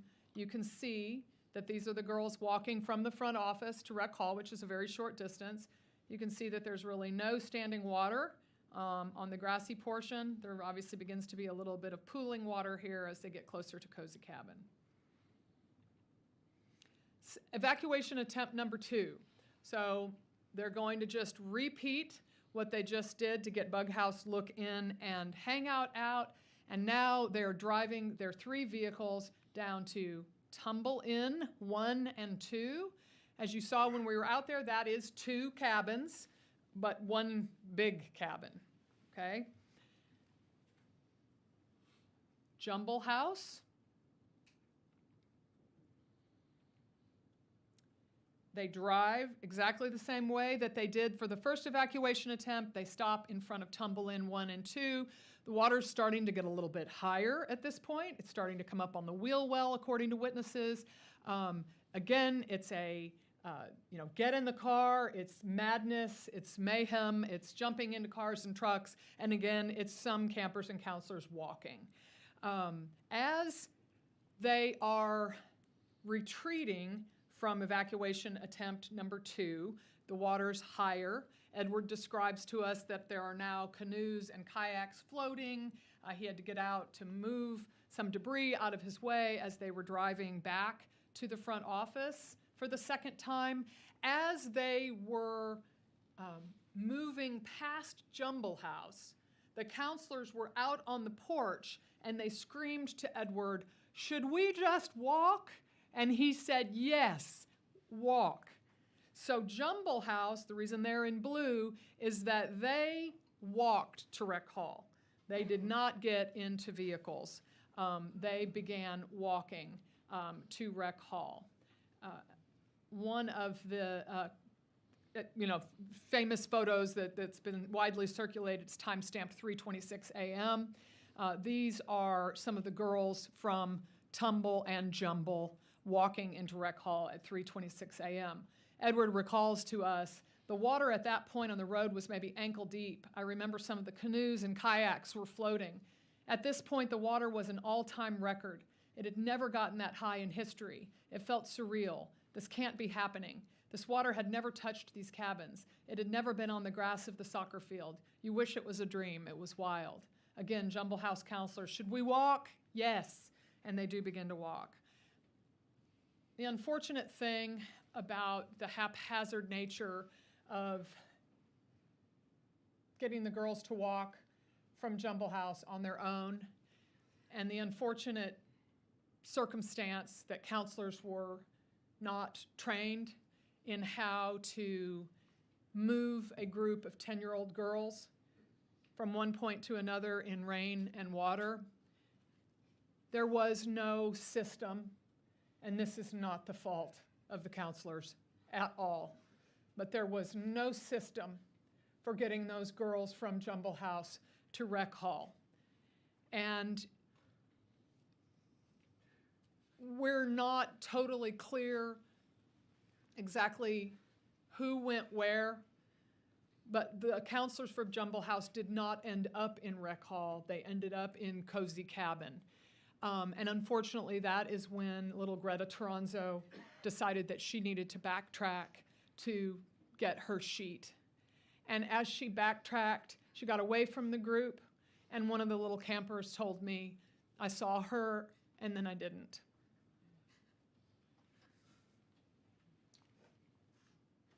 Evacuation attempt number 3, Nut Hut, Chatterbox, and Gigglebox.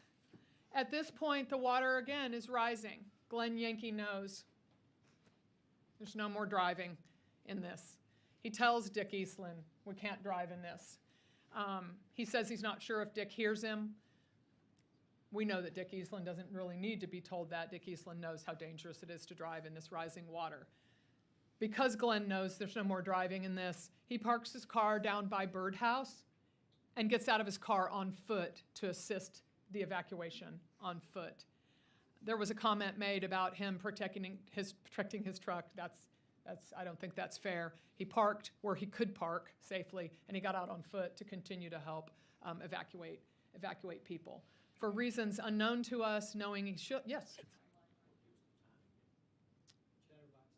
The Chatterbox timeline, yes, is 3:20. The reason we're using that timestamp is because Jumble House was walking into Rec Hall between 3:23 and 3:26. Okay. Again, these are approximate. We're piecing them together as best we can from all of the records, but that's about what we think is going on at this point. So we don't know why Dick continued to drive in this level of water. But we do know that he drives back down on the third attempt and parks his vehicle on that little side road that you saw that is extremely close to the entrance, the porch and the entrance to Bubble Inn. He parks right here. Edward gets as far as he can and parks right here. Glenn parks his truck by Birdhouse. Birdhouse.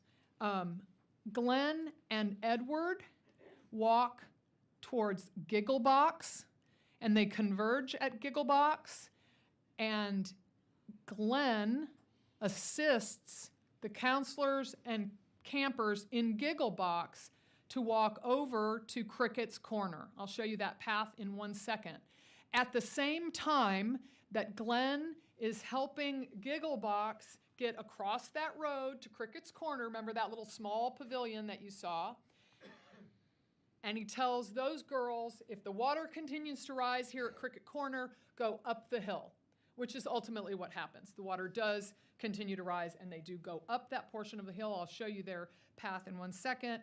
But meanwhile, while that's going on, the counselors in Nut Hut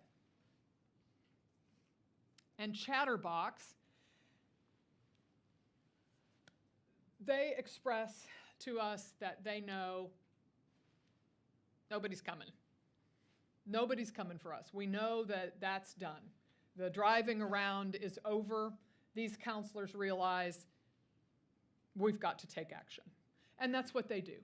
The counselors in Nut Hut and Chatterbox go out the back of their cabins onto the hillside to evacuate their girls up the hill. Now, I want to be clear about the way they described what was going on here. It was, again, pitch black, sheeting rain, aggressive lightning. Every single person that describes this night to us talks about the aggressive lightning strikes and thunder. There is now water rushing behind those cabins. They all describe water is rushing behind those cabins, and so they are taking the girls out of windows, passing a girl through the window to one counselor. The counselor basically piggybacks or assists them across the water rushing behind the cabins, gets them up on the hill, goes back for another camper, back and forth, until they get all the girls out of Nut Hut and Chatterbox, and the counselors too. Now, heroic actions on the part of these counselors, okay? But also not a safe evacuation plan. We heard stories about 3 little girls getting completely separated on that hill from their counselors. And thank God they hung onto a tree, the 3 of them, and a counselor came back down and was able to find them. But that was a harrowing process. That we also heard descriptions of campers trying to get over that rushing water behind the cabins to get onto the hill, you know, losing the hand of their counselor and getting swept down, but thankfully grabbed and brought back. So this was heroic, no question about it. I mean, and they needed to get to higher ground, but it wasn't a plan. It wasn't a safe plan. It was an option that was taken that, thank God, nobody died. But it was very ad hoc. All right, and then I mentioned that while those girls are getting their campers out and onto the hill, Gigglebox is being escorted over to Crickett's Corner. That's the blue line. They go up halfway up the hill. They stay halfway up the hill, the steep, rocky hillside for 2 hours until the water goes down. Nut Hut and Chatterbox actually go all the way up to Sky High, where there's a pavilion up there that they hunker down under the pavilion for 2 hours. The reason why the girls from Gigglebox stay in the middle of the mountain is they couldn't really access. There's like, when you go back there, you can see that there's sort of a bluff little area that they couldn't have gotten past. At this point, obviously, things getting really, really serious. Dick radios frantically, we have to get Bubble and Twins out. We have to get Bubble and Twins out. He has, remember, parked his car right next to the entrance of Bubble. That's Bubble Inn. That's where Dick was parked. These are the occupants of Bubble Inn. Every single person in this photograph died in the river that evening. Chloe Childress, Margaret Bellows, Lila Bonner, Molly DeWitt, Ellen Getton, Janie Hunt, Lainey Landry, Catherine Ferruzzo, Sarah Marsh, Lenny McCowan, Wynn Naylor, Eloise Peck, Abby Pohl, Renee Smeistrela, Mary Barrett Stevens. Every one of these children died in the river that night. That's the water line that got to Bubble Inn. The reason why that is really significant is that, as you can see from the interior of Bubble Inn, that it was a flat ceiling. They were either going to drown in Bubble Inn or in the river. So Dick obviously knew that he had to get them out of the cabin. We know so little about Bubble Inn because we weren't able to interview any survivors, and we weren't able to interview any parents of survivors. And so there's a lot of mystery that surrounds Bubble Inn that we just don't, at this point, have answers to. What I can say is what we know from the radio transmissions. Dick starts with, we need to get Twins and Bubble out, okay? And then the next radio transmission from Dick is, I have Bubble Inn cabin in my car. I'm stuck against a tree. I need help. Edward, Dad, I'm sorry. I can't get to you. I'm staying here with Twins. Britt Eastland hears all of these radio transmissions from Cypress Lake campus. And what we know from those radio transmissions, or one hypothesis is that Dick put all of those girls into the Tahoe, and the Tahoe began to float away and ultimately surge down the river and crash. That's one hypothesis. Another hypothesis is that he was in the process of loading them all into the car, and some of them could have been swept away the way Greta Toronzo was swept away. Again, that's a mystery. We do know that Dick Eastland loved every little girl that came to Camp Mystic. He was a loving man, and I can't believe that he was sitting in the driver's seat of that car with, little girls untended to. So those are some of the mysteries that surround Bubble Inn. What we do know is that Dick's Tahoe crashed into a tree a couple of 100 yards downriver from Bug House.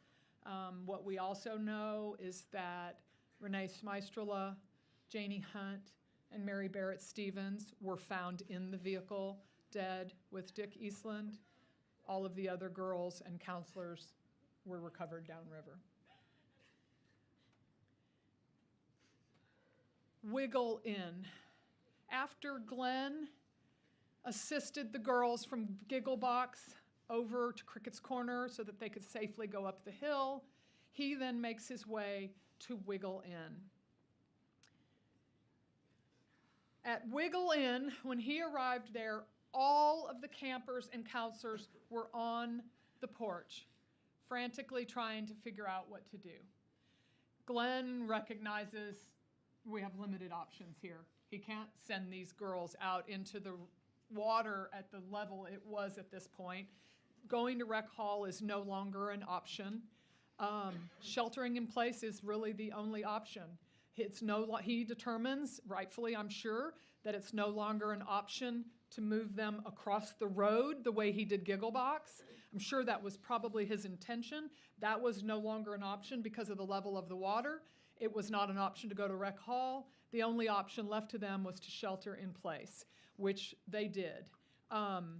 While they were in the cabin, you can see right here, that is Glenn's truck that had been washed from its place near Birdhouse down the road and basically kind of crashes into that telephone pole that's right across from Wiggle Inn. His hazard lights are going off that whole time, which they all sort of described as helpful because it was some amount of light other than the lightning. The counselor, one of the first counselors that was willing to talk to me, and I'd like to give her some credit for that. She was very brave because these girls are deeply, deeply traumatized. But she talked to me, and when Glenn ushered all of those girls back into Wiggle Inn, knowing that was their only option, she wasn't about to go back in that cabin. So she stood on this windowsill. The water is clear up here. She put her feet on that windowsill, stood in that window, holding on to the roof eave for 2 hours. She helped Glenn move trunks out of that window. He would push trunks through that window to try to get the debris. The trunks, everybody described the trunks as a real hazard, okay? And so getting them out of the cabin was one of his first tasks. Glenn did a walkthrough with us. There's no question that he comforted those girls. There's no question that he was guarding those girls. He describes a really interesting phenomenon that was obviously going on with the water just going in such sort of bizarre directions. He describes being in Wiggle Inn and trying to set himself up at a place based on the water flow that would keep a girl from rushing past him and out a window.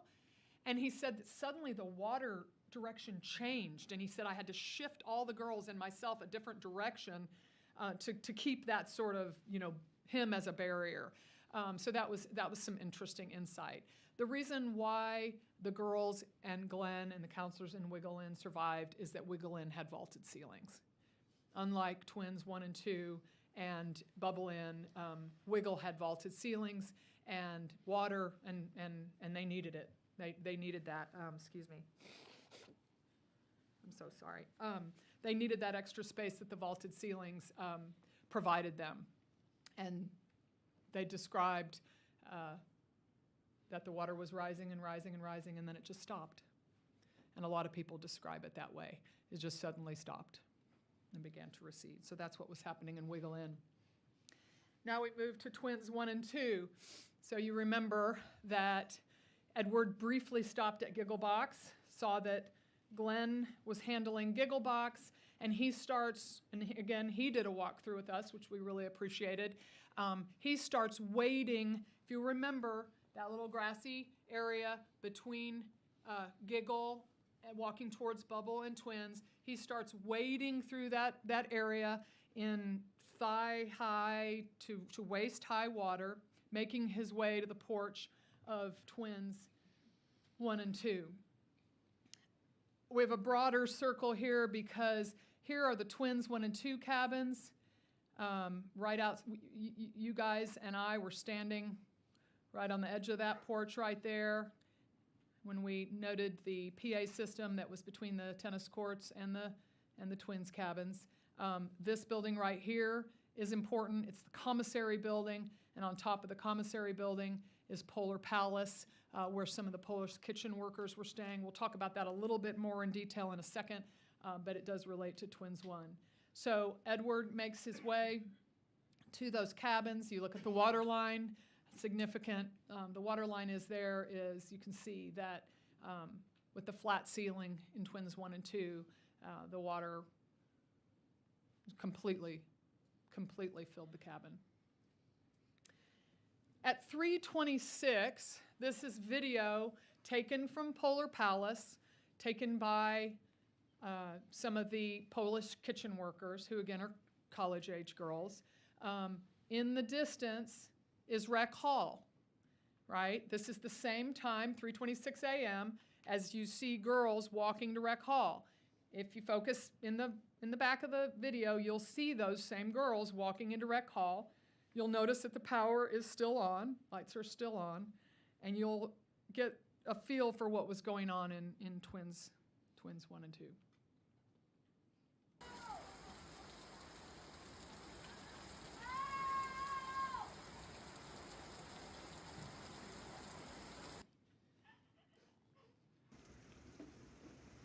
.350, you can see activity inside of Twins.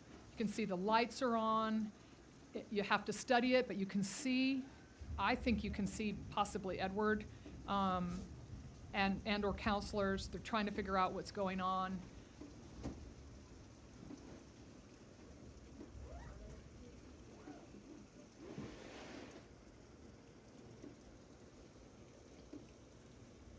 We know from Edward's iPhone data that at 4:09 a.m. he is submerged underwater. But what happens is that he walks to that porch that we were standing on. He gets through the water to that first porch. One of the counselors from Twins 1 comes out onto the porch to talk to him, leaving the 17-year-old counselor alone in Twins 1 with her girls.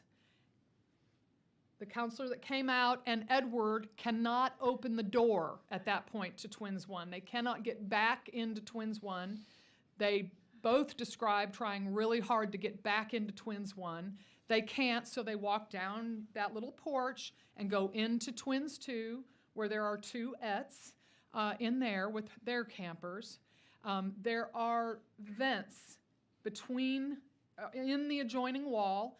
They begin to talk to the 17-year-old counselor through the vents, trying to give her some guidance, telling her what to do. Edward describes, frantically looking for options. He's trying to figure out how to get a vent out of the ceiling. There's no tools. He's looking around for options. They're trying to figure out what to do. Again, the problem that they had that Glenn didn't have was the flat ceilings. They know that they're running out of options sooner than was happening in cabins that had vaulted ceilings.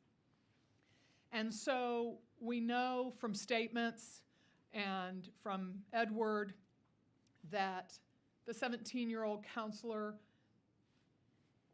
made the critical decision, because it did save some girls, to start getting them out of the cabin. They were just running out of airspace.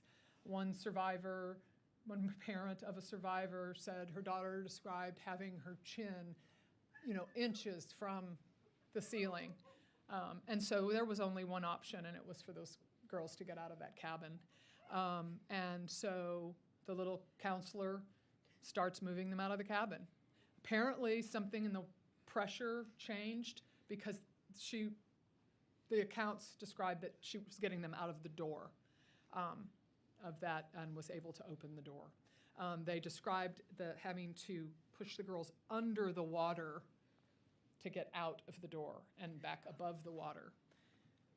Mary Grace Baker drowned in the river. Lucy Dillon drowned inside Twins 1. She was found inside Twins 1 the next day. Mary Kate Jacoby drowned in the river. Hannah Lawrence, who's a twin, drowned in the river. Kellyanne Lytle, Blakely McCrory, they all drowned in the river. The other girls that I have labeled Bug House Tree, which are 4 girls. As I showed you at the site visit, there was that little grove of trees right past the bug house cabin, and because of the direction of the water at whatever point, these girls were thrust into that direction. And, it's not obviously like some cartoon where they just landed in the tree. No, they were grasping at limbs. They were grasping and trying to get into this grove of trees to safety. And these 4 little girls were able to do that, along with the 17-year-old counselor that was with them. They all ended up in the bug house tree. This little girl right here, where I have clung to column, she was thrust also in that same direction, but landed a little earlier at Tumble Inn, we believe. We believe she was at Tumble Inn on one of those limestone columns. She was able to grab onto one of those limestone columns, and as the water continued to rush violently past her, she clung to that column and moved up, said she was neck high in water, and clung to like a little, just clung to that column for 2 hours and lived.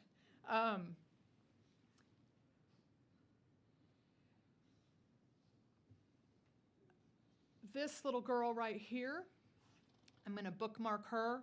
She and another little girl from Twins 2 were found alive down the river, and I'll tell you that story in 1 second.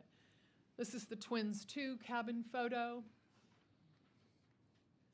Hadley Hannah died in the river. Virginia Hollis made it to the bug house tree, but couldn't hold on. She dropped out of the tree and died in the river. Rebecca Lawrence, twin to Hannah, died in the river. Margaret Sheedy and Seal Stewart all died in the river. And as you know, Seal Stewart's remains have still not been found. 4 little girls ended up in the bug house tree, and 1 counselor ended up in the bug house tree. The other counselor ended up alone in a different tree. So again, they were all sort of thrust in that, I guess if they got in that one flow, they all got shoved into that bug house tree. This little girl right here and this little girl right here, I'll tell those stories in a minute. They were found alive down the river. This is what we're referring to as the bug house tree, but this is after it has sort of fallen over, after people were rescued from the bug house tree. But you can see this is bug house right here. So just beyond, but up on the hill, is this grove of trees that the three counselors, 8 campers, and then Edward Eastland was also pushed over to the bug house tree and survived along with those other people in the bug house tree. This is just to give you some scale. This was on one of our trips. the bug house tree has been removed because it did fall down. This is where the base of the bug house tree was. So that kind of gives you some perspective about how high the water was. This little girl, oh my goodness. This little girl is alive.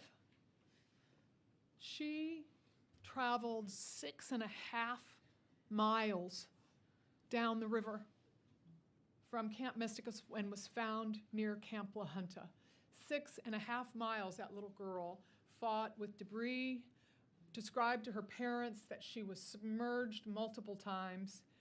These parents of these survivors have every single one of them described the most surreal moment when their daughters so calmly told them, "That was the point, Daddy, when I knew I was going to die.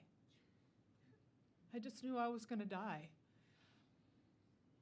Up and down, submerged and up, under debris, covered in ant bites, this little girl gets thrust upon a debris pile and stays there. Actually, I think falls asleep. You can imagine why.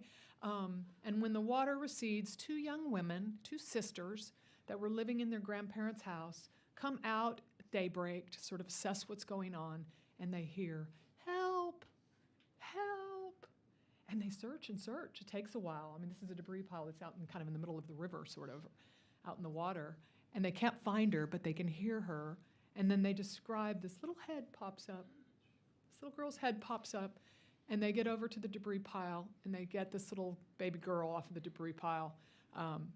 And they take her actually to the La Junta camp infirmary, and La Junta takes custody of this little girl. These two little girls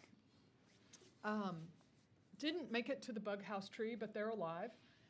They were also thrust downriver. They traveled approximately a mile down the river.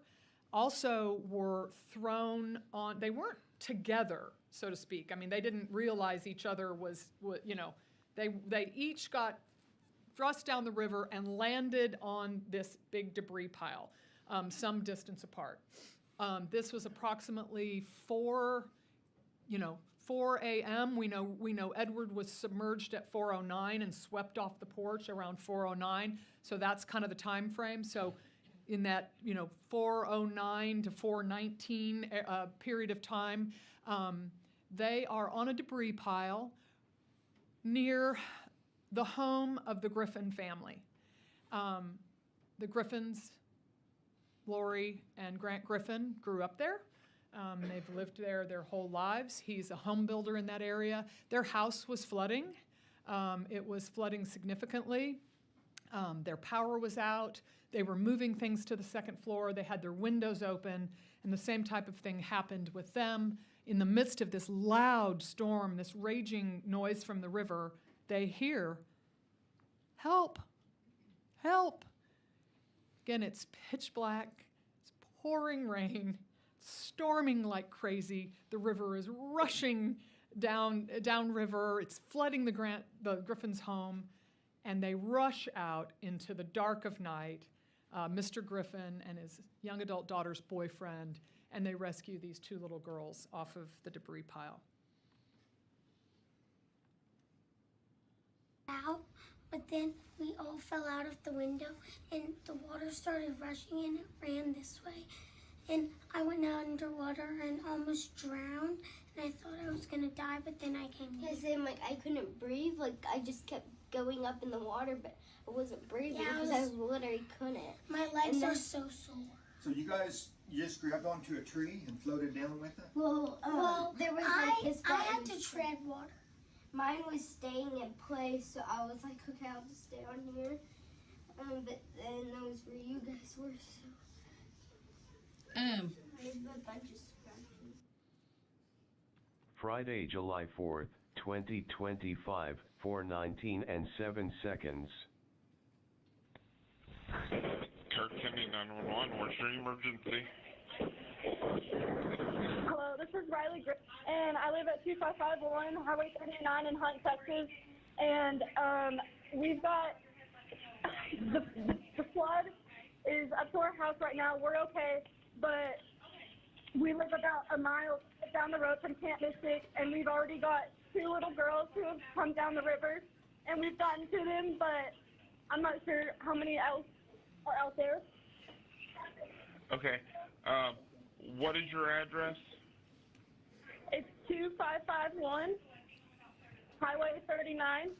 And you have the girls at your house?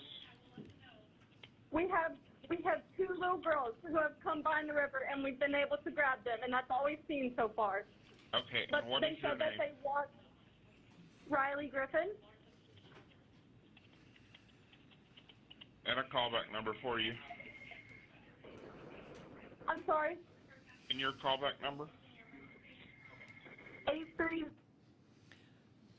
Okay, as I mentioned to you earlier, so much is going on in so many of the other areas of the camp while all of this is going on. All of the girls that were initially evacuated in those first 2 attempts, 95 campers and 13 counselors, end up in Rec Hall, which you guys walked into, and you saw that there was a balcony that measures about 5 feet wide that goes across, 3 sides of the building. There is one way to get to the balcony, and that's this staircase, which is this staircase here. There's one area to get up, and then the balcony goes around the top of that building.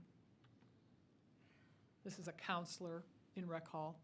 That was like an authority figure, and at this point we don't know anything. We weren't told anything, like actually in the dark, like just didn't know what to do. And from my perspective, I was sitting there and we just watched Rec Hall fill up, and the little girls were throwing up. People had to go to the bathroom out of the window. People were going to the restroom in the corner. The audio is slightly cut off. This is a counselor saying that there was no authority figure in Rec Hall. It was counselors and campers, and what was happening is Rec Hall counselors are the ones that got the girls up onto the balcony because Rec Hall was completely filling up with water, and every single person I interviewed said that they could have reached down through the slats in the balcony and touched water. Counselors described to me that they were thinking through exit plans. They weren't sure if the water was going to keep rising and if they were going to have to get out. Cozy Cabin. Now, Cozy Cabin, I showed you on our site tour, is attached to the front office. Cozy Cabin are the living quarters for the big 3 and the photographers. Again, they're all college-age girls. It is located right there at the front office. It's just separated by that pavilion. These are the members of the big 3 and the other office workers and photographers that were housed in Cozy Cabin. 3 of the big 3 posted on social media that they were awakened at 3:15 to evacuate campers. So a reminder, they have a walkie-talkie. We're not sure who woke them up, but they were awakened at 3:11 to help evacuate campers. This is what was going on in Cozy Cabin.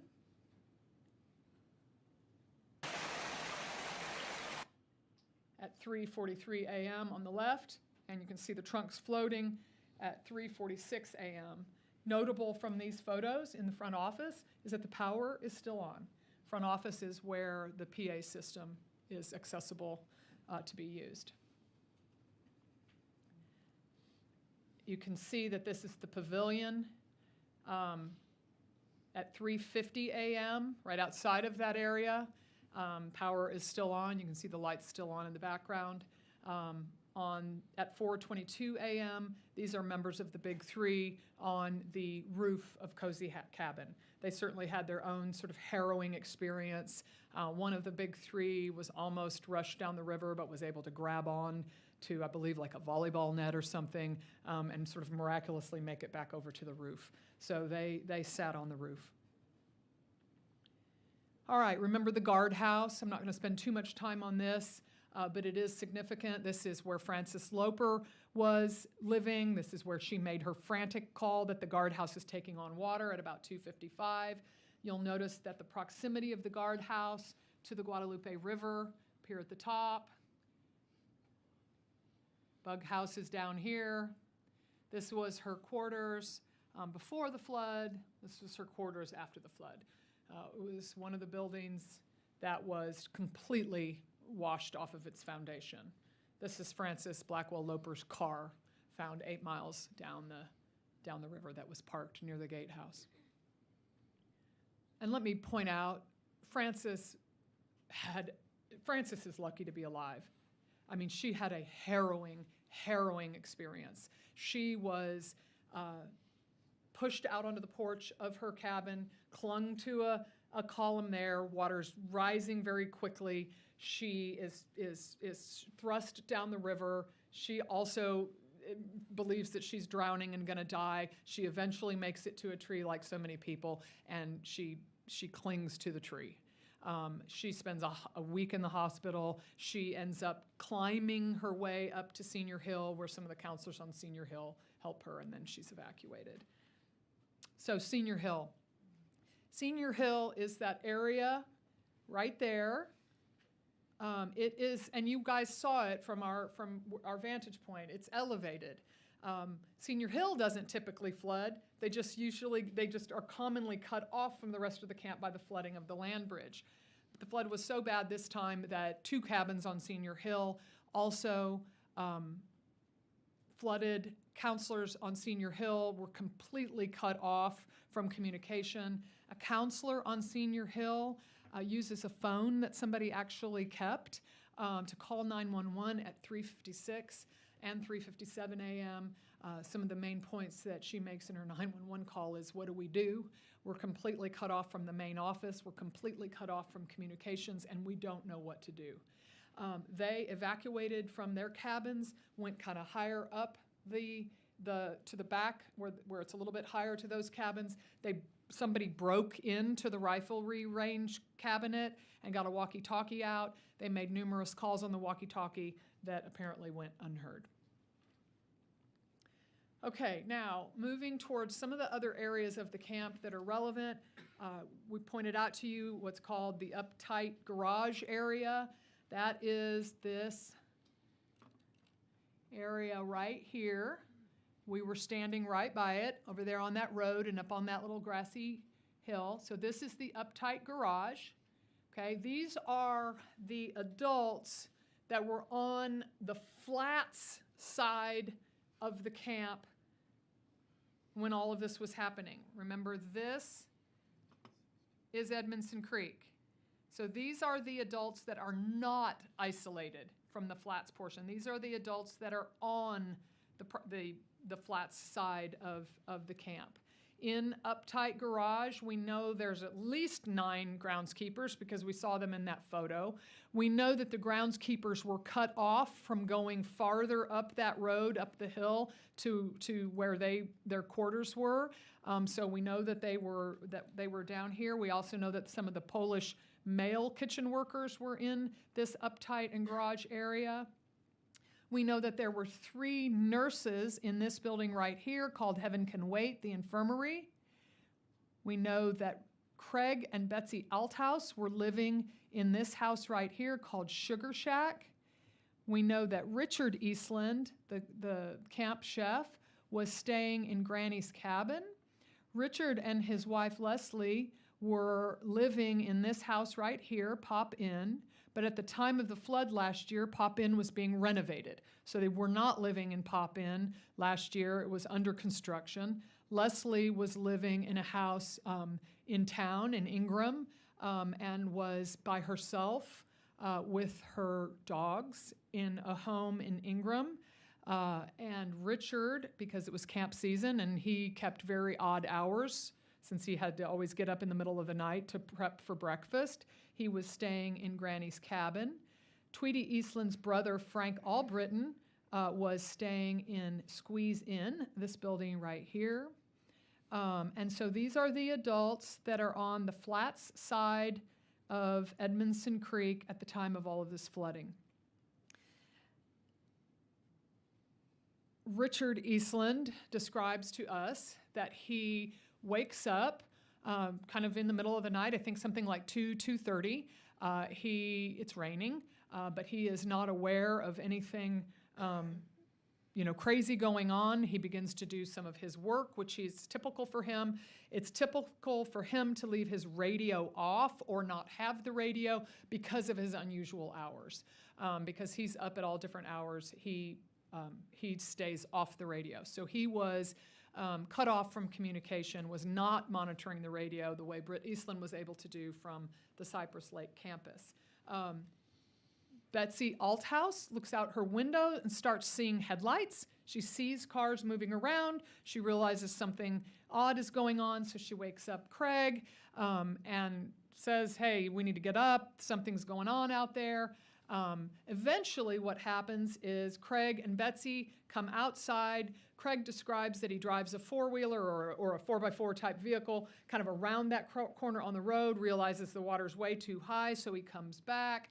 So at some point, you have all of these adults out of their respective cabins and homes, all sort of congregating right here, right off the edge of Uptight Garage. They're standing on this just slightly elevated grassy area.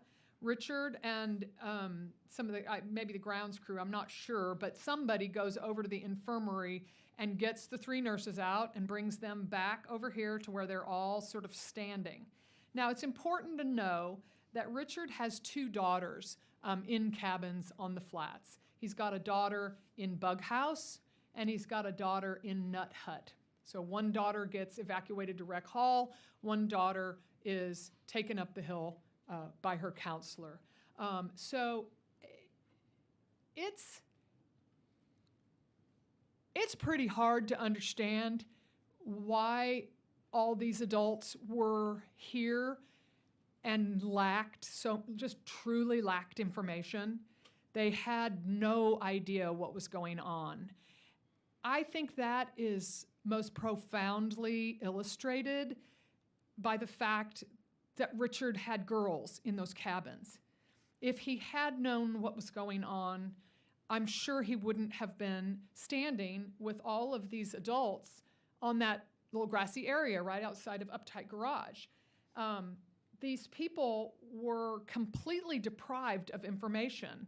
It appears from all of the witness interviews that they were completely starved of information. They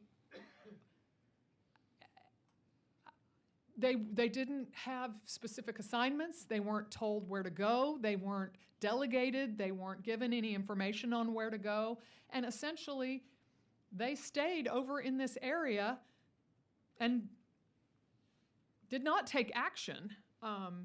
And it's a bit of a mystery why. But once the water receded and it became more apparent what was going on, you'll hear in a minute that the grounds crew and Richard and Craig end up walking behind the cabins and come all the way down and start rescuing people out of the bug house tree. So I quickly want to touch on very quickly what's going on the Cypress Lake campsite of things. On the other side of the Bubblegum Creek that you've seen, Ranch House and Cypress Hollow are the residences occupied by Edward and Mary Liz in Ranch House, Tweety and Dick in Cypress Hollow. These are the adults that are on the other side of Edmondson Creek. Mary Liz Eastland is in Ranch House with her 4 sons, ranging in age from 6 to 16. Meredith Martin is in Beehive. Tweety Eastland is in her home in Cypress Hollow, and Britt and Katie Eastland are over on the Cypress Lake campus. There's been much made of what these people were doing at the time of all of this. The reality is they were cut off at 2:14. I mean, obviously, there was a period between the 1:14 a.m. alert and the 2:01 or 2:14 cutoff of the Edmondson Creek. Arguably there was action to be taken between those minutes, but again, at 2:01 and 2:14, there was just nothing to be done. And it's important to know that they were flooding significantly on their, on their own. I should mention that Leslie Eastland almost died in the house that she was in Ingram. She woke up to a massive amount of water, was swept out of her house, and was actually sort of rescued and helped by a lot of those people that ended up on the roof of River Inn. And she rode out the storm there and narrowly escaped drowning herself. Mary Liz and her 4 sons were in Ranch House. They are taking on a significant amount of water. Meredith Martin walks over to Tweedy's house because she's terrified and scared and flooding. Mary Liz and her 4 sons walk over to where Meredith and Tweedy are at Cypress Hollow. They go inside Cypress Hollow thinking it might be, I think, a little bit safer at that point. Water is rushing in. They start making plans to go up into the attic to get higher when doors burst open and water just floods in the house. So they evacuate from Cypress Hollow and they begin walking up that hill that you saw past those chicken coops up towards Cypress Lake. So they're, again, middle of the night, pitch black, they have flashlights, it's raining, and they're walking up the hill. Mary Liz, her 4 sons, Meredith Martin, and Tweedy. As they begin walking up the hill, Britt and Katie Eastland are making their way. Britt and Katie describe that during these hours, they are patrolling Cypress Lake. They are, in their vehicle, making rounds of Cypress Lake, trying to make sure their campers are all safe. They begin driving down that road when they hear car alarms and they see a bunch of lights. And what they realize is that right here is a counselor parking lot where multiple cars were parked.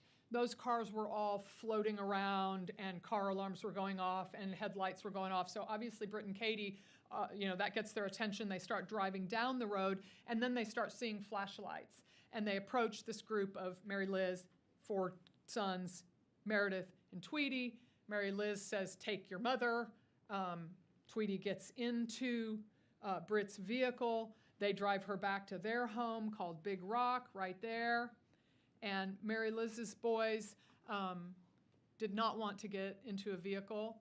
And so Mary Liz, her 4 boys, and Meredith Martin walk all the way up the hill up to Cypress Lake, where they remain until they come back down to deal with what's going on the flats. Daylight and beyond, the aftermath. We're getting there.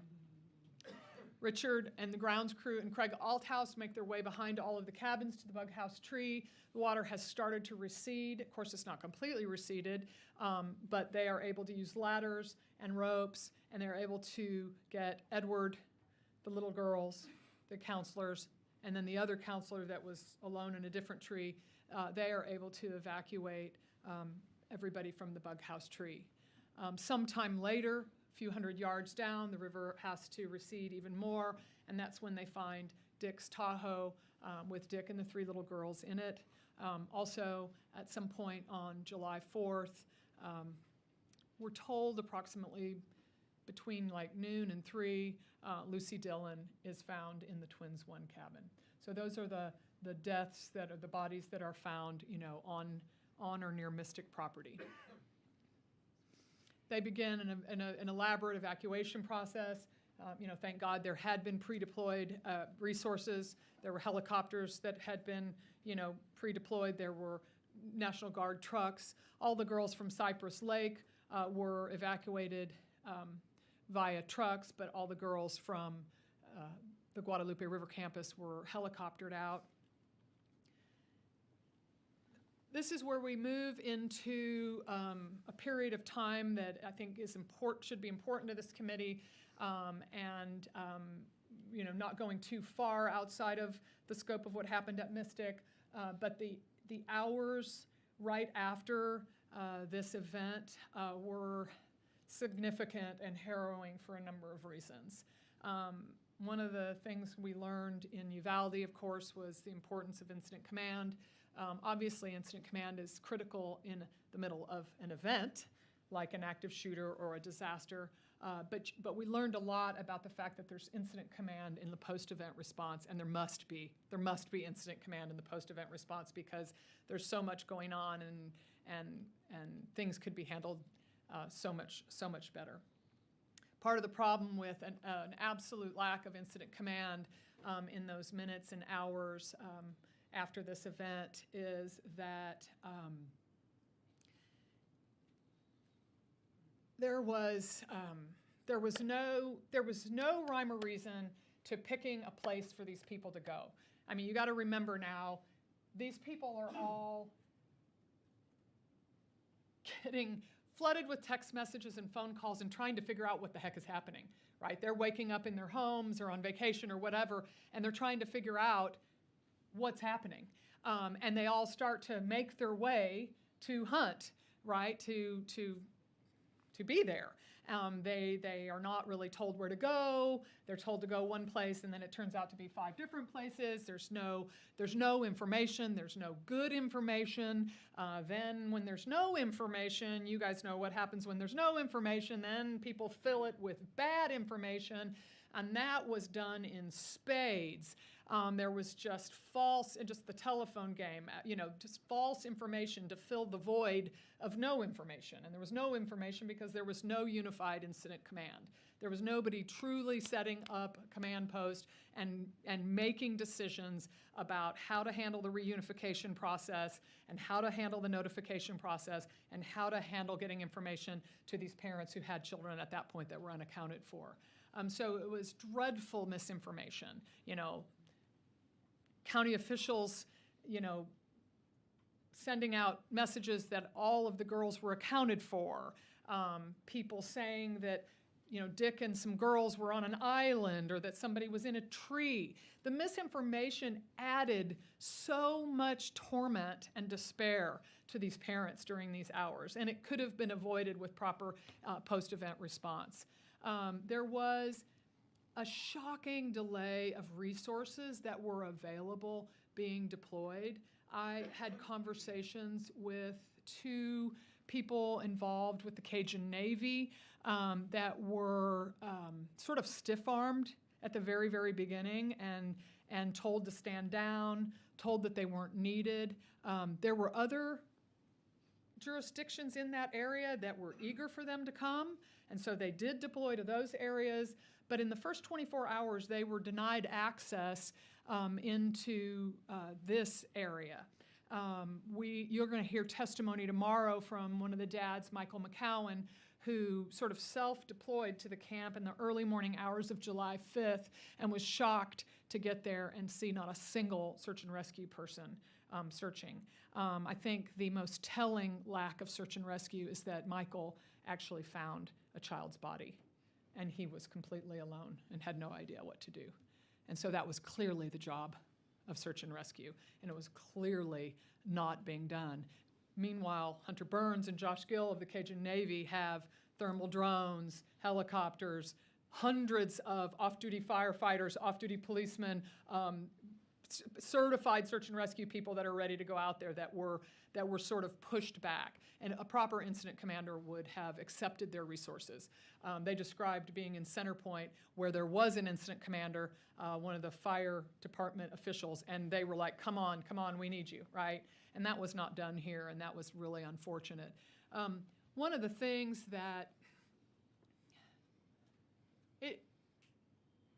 as a 33-year criminal lawyer, it's sort of hard to shock me with human behavior, but I was so shocked and so devastated when these parents, each and every one of them, told me that because they had made a decision to put their daughter's picture and their personal cell phones onto social media because they were so hopeful that some Grant Griffin had plucked their daughter off of a debris pile, or some sister 6 miles downriver had plucked their daughter off of a debris pile. They were so desperate. Here's my daughter. If you've seen her, please call me. Prank calls all night long.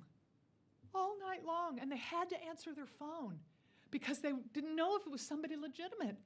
I'm talking about people going, I've got your daughter. Here she is. Mommy. The most cruel human behavior that you can imagine. Now, is there anything that you can do about cruel human behavior? No. Okay? But incident command could have. They could have said, no, guys, don't put your phone numbers out there. We're going to set up a tip line. We'll monitor the tip line. That's our job. not yours. Those prank phone calls have gone on for a year. Parents have told me they've gotten them as recently as 2 weeks ago. Okay? Again, you can't manage the cruelty of the world, but you can make a difference on how we respond in crisis management to avoid that kind of utter torture. Parents described to me that there was an element of relief to finding their daughters' bodies just so that they knew. Just so that they knew. A huge disaster with autopsies. One JP saying that there's mandatory autopsies, the other JP saying not. Girls' bodies being transferred to ME's offices without parents being told. A disaster, an absolute disaster. Parents not wanting autopsies that were performed. A total lack of incident command. The death note, and I do want to point out here, in any crisis, people are doing the best they can. I mean, there were volunteers, there were people trying so hard. The same thing happened in Uvalde. People meant so well. They wanted to take action, but they weren't told what to do. And same thing here. People meant well, volunteers meant well, they cared, but you can't self-deploy as a volunteer. You have to have somebody telling you what to do, and that was absent. And it added to human despair. It added to torment. There was no getting those babies back. They were gone, but it could have helped somewhat in this process. The death notification process was a disaster in the first few hours. You had parents showing up to Grimes Funeral Home, identifying their daughter, recognizing another girl and being told, hey, can you call them? I mean, no. Yeah, I mean, we can do better, but we can't do better unless we dispatch people that know what they're doing, right? Unless we get an incident commander down there, whoever it is. That's what you guys are the experts on that. Is it a ranger? Is it a strike force that's on call that can go anywhere in the state of Texas and set up incident command and mass casualties? I don't know. That's what we're looking to you for, but something's got to happen, and it was just as bad in Uvalde. This is a picture of the reunification center. It was complete chaos. I think I've made my point on that. Now we get to the really hard part. What I've been calling the impact crater, which is so deep and so wide and so incomprehensible. I mean, the palpable grief of these families that are sitting in this courtroom, the absolute grief of the Eastland family, which is very, very real. We left our interviews with them extremely empathetic towards them as well. They're a highly traumatized family. But I mean, the stories I've heard about, the siblings, the brothers at home that can't stand it, the sisters that were there, the sister that walked her little sister from the infirmary and tucked her into her cabin, and hours later she was gone. The cousin from Senior Hill that tucked her little baby cousin in, and hours later she was gone. I mean, I cannot describe to you what is going on. Grandparents who are trying to deal with their child's pain, but also their own grief of losing a grandchild. I mean, it's just so pervasive. The relationships that have been destroyed, the generational relationships that have been destroyed here, the impact crater is unbelievable, okay? It's just shattering. But that emotion needs to be commented on, but it's certainly not what the emotion gives us the passion to have a call to action, but it's really logic and common sense and reason that gets the job done, right? That's gonna be what you guys do after these hearings. And I'm gonna give you a quote from, I was sitting in the Hollis's farmhouse in Belleville, and after hearing their heart-wrenching story, Lacey Hollis said something so logical and so reasonable and so common sense. And it's really the call to action for this committee. and that is, she tearfully told me, I just want parents to look at their child after camp and know that they were kept safe and not lucky. And it wasn't just Mystic. Guys, it was not just Mystic. You have a big job to do because it was all those camps where kids were just lucky.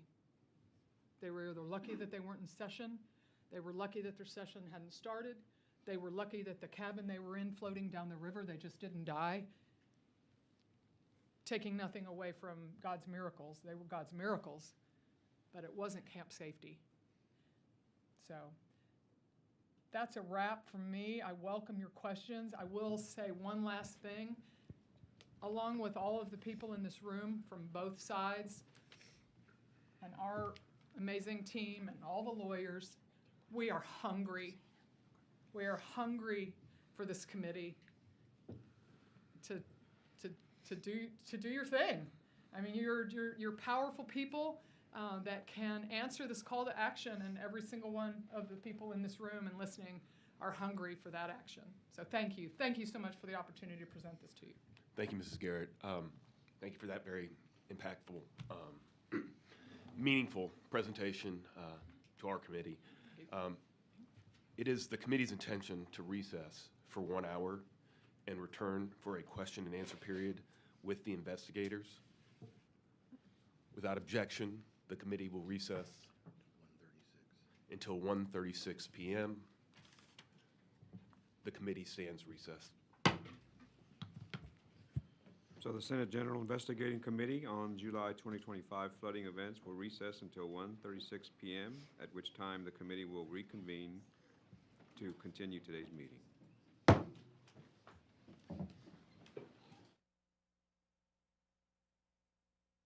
The Senate General Investigating Committee on the July 2025 flooding events will come to order.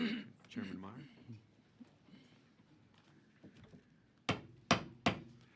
The House General Investigating Committee on the July 2025 flooding events will now come to order. The clerk will call the roll. Chair Meyer. Present. Vice Chair Moody. Present. Representative Darby. Present. Representative Dyson. Here. Representative Gomez. The quorum is present. At this time, the investigators will be available for any questions the committee may have. Members, please, any questions you may have. Chair recognizes Representative Gomez. Thank you, Mr. Chair. Thank you, Ms. Garrett, for all of the work that you put into this thing on behalf of the families, on behalf of the state of Texas. It truly shows your passion and your commitment to seeking out the facts and finding justice. So thank you for that. Thank you. I want to start off by asking you to elaborate a little bit more when you said there was a lack of unified incident command. When you say that, we know in the state of Texas, at least heavily, we rely on the strategy of the locality, of the judges and the mayor in particular. So in this instance, you stated each county responded differently, unfortunately. So when you say lack of unified command, what can we do as far as the state in responding to that and tightening the code? What are your suggestions? Well, that's a great question. It's a bit outside my expertise. I think it's excellent questions for TDEM. I think it's excellent questions for some of those local officials. What I do know is there was a deep failure, a profound failure. There was nobody directing where resources needed to go in those early hours. There was nobody saying this is where reunification is going to be. This is who's going to handle notification. The JPs weren't on the same page with the autopsies. I mean, I don't want to just regurgitate everything I said. There needed to be someone in charge of, and again, there were other agencies that did designate the local fire captain or, whatever his role was, and he was the one having people come to him, where do I need to go, and dispatching people to different locations. Is there any evidence in your investigation that you found, aside from the alerts that the adults at the camps were receiving, is there any evidence that there was outreach on behalf of the county or the local mayor to the camp or to anyone in that locality? Not that I know of. I mean, in the testimony from last summer, I think the answer to that is highly likely no, that nobody reached out to Camp Mystic from the county level. They were on vacation, they were sick in bed, And I don't think there's any indication that there was support for At the Camp county Mystic level. from that forum. Yeah, from that forum. And now, from the camp towards the families, is there any evidence that there was some sort of mass family notification system set up? Anything that we could have let the parents know, by the way, there's been a flash flood warning, this is what we're doing? Any sort of notification to calm the nerves? I think that's a matter of perspective. I mean, Camp Mystic was sending out communications. I think one thing that really, really complicated things has to do with what I was telling you guys about how unique this culture was, because many of these parents were the same age as or close in age as Mary Liz and Edward Eastland. They had their, some of them had their cell numbers. Some of them were reaching out directly to Mary Liz. Naturally, she was going to want to respond. Text groups were going amongst the parents. Hey, you need to contact Mary Liz and ask about your daughter. So that was natural because of the nature of these relationships. They knew each other, but it was a failure. It should have been much more coordinated. In fact, you raise a point that we have discussed, and that is the poor post-event communication is kind of a reflection on the lack of an emergency preparedness plan. There is a page in a binder that says, in terms of notifying parents, of course it envisioned much less serious notifications, but it basically all came back to Dick. Dick will handle all notifications. Information to the parents will go through Dick. We certainly have heard a lot of discussions about keeping parents kind of at arm's length. And again, like I said earlier, there's a benefit to helping girls become independent, helping them work through their own homesickness without having, parents, descending all the time, right, or calling all the time. There's definitely a value to that. But there also was a real culture of protecting the bubble. Don't tell the parents that somebody had lice. Don't tell the parents that an entire cabin had the flu. Don't, we'll handle it. And that one little page in the binder really was all things go through Dick. And so there just was not a post-event system set up. It was very ad hoc. It became, and again, I want to be very humane about the fact that one of Mary Liz's very best friends, daughter died, and she notified that woman, and that shouldn't have happened, right? It should have been through official sources. But there's been a lot of pain about what did they know? Why did they deprive us of this information? When did they know that so-and-so was found? Why didn't they tell us? But that was part of the post-event failure, that there wasn't somebody in charge and working with the camp and some designated person with the camp to notify parents. So that was a long answer. They were sending out communications. They weren't effective.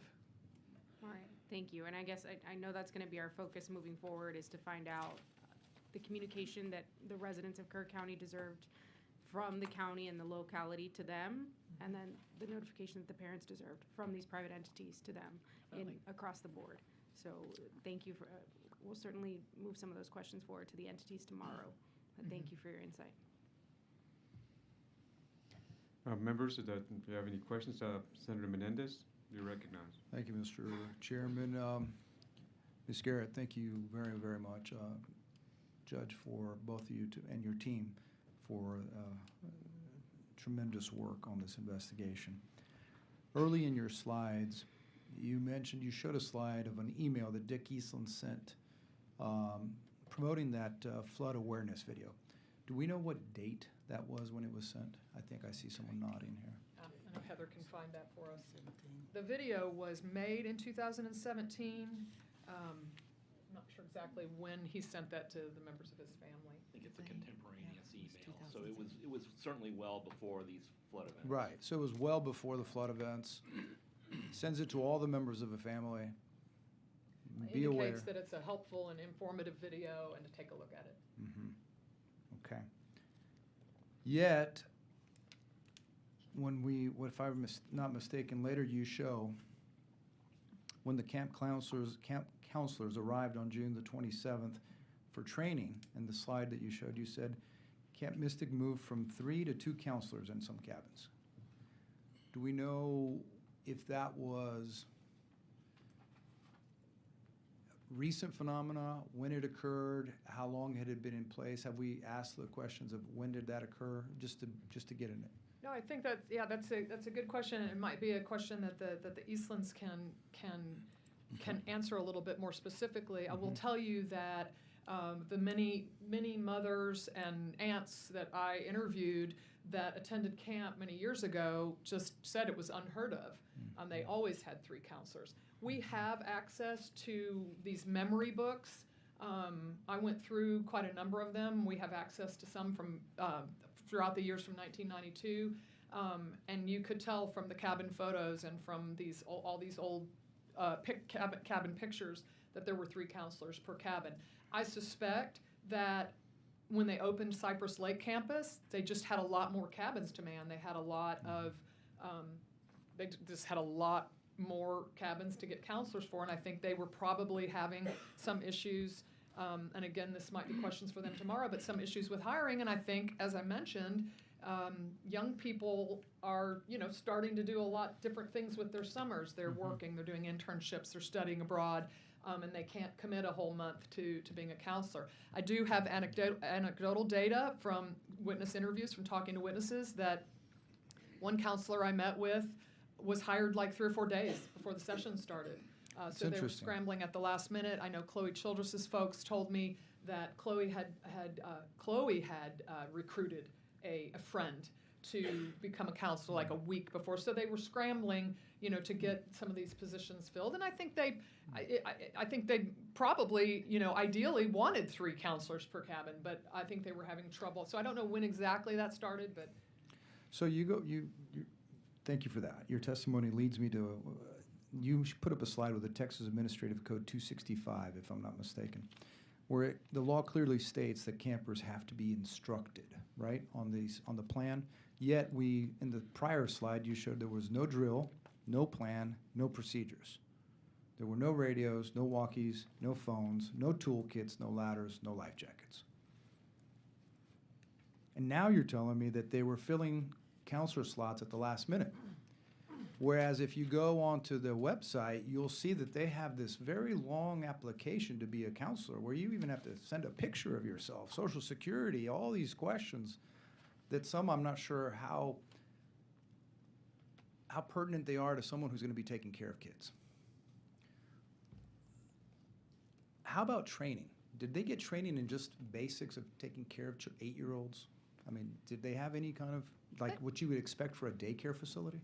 They definitely described being encouraged to understand specific camper issues, right? They were told, little so-and-so might have this issue, little so-and-so's afraid of this, or whatever.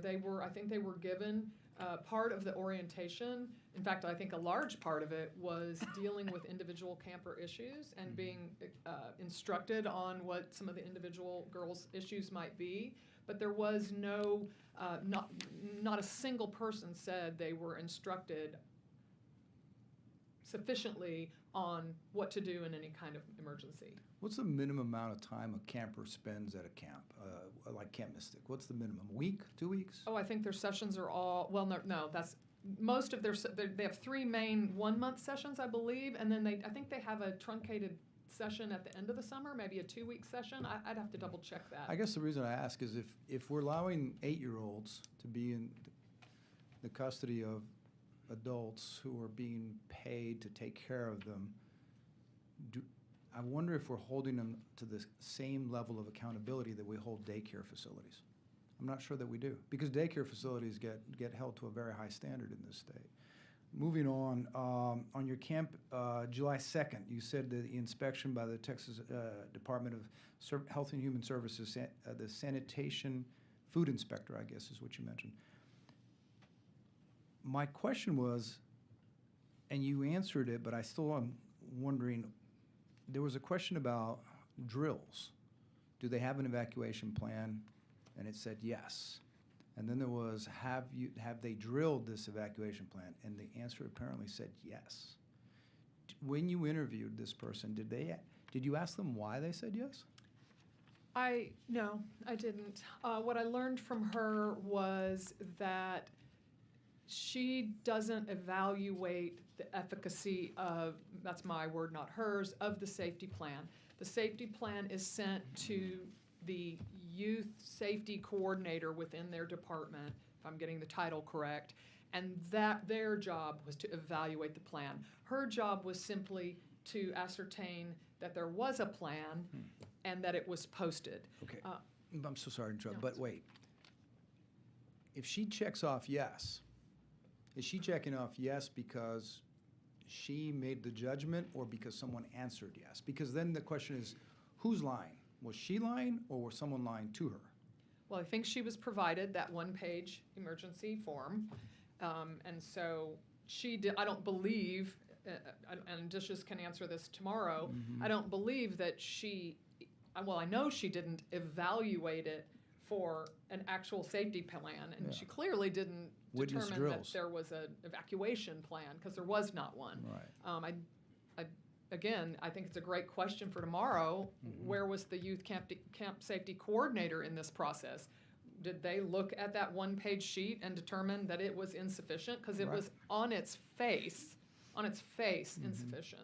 So one of the improvements we could do is we could schedule the inspection to be on the same day as campers arrive, and then they practice drills, muster drills, as they do on many places where you have large populations of people. My understanding is cruise ships do this when people board them, and they practice a muster drill. They could do that, and therefore the inspector could actually witness the drill. That could be one. You're also going to hear from somebody tomorrow that has started a nonprofit called the Safety Navigator, and they're working with youth camps to implement some of the changes that you guys put into place last summer. They've hit the ground running. They're already working with camps, are very receptive to it. And one of the things that she will talk about, that she's told me, is that they are working with these camps on how to effectively drill campers and counselors. And that's awesome, but that doesn't relieve us of our duty to make sure Fair that all enough. camps are, and that's great. I'm glad there are people out there, but I want to make sure that we are, if we're going to be issuing licenses to people to make money to take care of kids, that they need to be abiding by minimum standards. Completely agree with that. My last question, thank you. It is heartbreaking to listen and to hear and to watch the timeline, especially when you start to see the timeline when it's too late to save the kids. And there's only 3 adults working to do so. My question is, how many able-bodied adults that could have helped were on the flat side of the flooding at the time of the flooding? Sure, if properly informed and if properly delegated and if given the information and assignments that the law required and that would have helped them, you had at least 9 grounds crew that we know from that photo. We know that they were essentially trapped on that side of the flats at that point. You had potentially an unknown number of Polish kitchen workers that were living in the dorms above the garage. That's unknown to me who was in there. You had Tweety's brother, who obviously is approximately 70 or in that range, so that's Let's take him out. Okay. You had Richard Eastland in Granny's Cabin. You had Craig and Betsy Althouse in Sugar Shack. You had 3 nurses in the infirmary. There were Polish workers in the Polar Palace. Again, these were young women that would not have acted without delegation and information. And sorry to interrupt, but they were on the 2nd story of a building which they were about 20 yards from Twins 1 and 2, were they not? That's exactly right. They were very close. In interviewing them, in between them sobbing over this event, they described to us that they conferred about whether or not they could go over and help those counselors. And they just were absolutely terrified to interact with the counselors in a way that they were told not to. And they also said by the time we discussed it, it had it had become impassable. It happened so quickly. So, and again, these are young women from a foreign country that were deprived and starved of information and were not delegated. So again, I'm not defending that. You know, there's all kinds of moral obligations, of course, that people might have. But to answer your question, I believe I told You're you not all. including counselors who. Right. Right. So you've got the senior counselors, or the big three. Right. And then the other counselors who are mostly. If you could move the mic. Thank you, sir. Right. So I was just mentioning that you also had the counselors. You have the big three who are senior counselors, other counselors who are mostly 18 and older. They're obviously young women, but they're adults who are supposed to be instructed and trained and assigned responsibility in an emergency situation. And I know I said it was the last question, but this is just to close the loop on this. So is it your opinion, had there been a plan in place that said if you hear the sirens go off, evacuate everyone, make sure you're in charge of these cabins, and make sure all children are at the highest point on the flats? Would that have saved those children? Yes. Thank you. Thank you, Mr. Chairman. Members. Chair recognizes Speaker Moody. Thank you, Mr. Chairman. Casey, Mike, thank you again for everything. I'm struggling with competing emotions of sadness and anger right now. But I want to drill down into a couple of things that you talked about. At the very beginning, you mentioned that you conducted how many interviews total? Oh, we've kind of lost count. Upwards of 140, 150. Okay. And you mentioned unfettered access, people participated. Now, you mentioned with slight exception, who didn't talk to you? So that's a good question, and it's a little bit complicated. One of the challenges for me has been the counselors. They are young. They are highly traumatized. Sure. They left a month after this event to go to college. Many of them have suffered greatly in college. Some have withdrawn. Some have come home. Some are struggling in their own individual ways in school. As you can imagine, their parents are very protective, which I understand as a parent of children that age. It has been frustrating because I have very much wanted to hear their eyewitness accounts, and they are of age. I have several that are willing to talk to me, but want to get through final exams next week, which I can respect and understand, in the sense that they emotionally want to make it through exams. Not, I need to take my exams before I talk to you, meaning I don't want to fall apart. Yeah. Okay? So I really want to be respectful of how difficult that's been. But, you know, as an investigator, I want to talk to them. And several of them have agreed to talk. Several have. I've spoken to several. And several have agreed to talk. So we're hoping in the next couple of weeks that will happen. But I would say that the big three has been... These are the senior counselors. Correct. And, you know, several of them have hired lawyers. Several of them... part of my problem is some of my information is coming from highly credible and highly reliable intermediaries that are being told that they won't talk to me. And so I've been met with some frustration over that. So of the big three, have any of them visited with you? No. But you've reached out to each one of them. That's what's complicated is I don't have phone numbers for them. Yeah. I got a phone number for one of them. I spent almost an hour on the phone with her mother. Her mother felt comforted by my description of how it was going to go down. She said she would discuss it with her daughter, and then she informed me politely that her daughter was not going to speak with me because of trauma. I do want to be fair about that, because of trauma, but that has frustrated my ability to speak with her. Yeah, and I don't want my questions to be taken as someone's purposefully avoiding talking to you, I think these are very difficult things to talk about. But I just wanted to get a sense of, some of the folks that maybe you hadn't had the opportunity to visit with. Were any of those, is that information in terms of contact information was not provided to you by their employer? I did not ask the Eastlands to provide me with cell phone numbers of the big three. I received some of that information from a variety of different sources, but I don't have all of their phone numbers. Okay. Some of them were extensively interviewed in the media, Mhm. or at least one of them. So we used her statement. So you've looked from at that. you've looked at stuff, third-party sources of Correct. other comments that have been made. Yes, and audio statements that were taken of them. Were any of them interviewed by law enforcement? Not to my knowledge. I think the only law enforcement is just getting started with the Ranger investigation. I don't know of any law enforcement investigation of any kind that was conducted locally. Okay.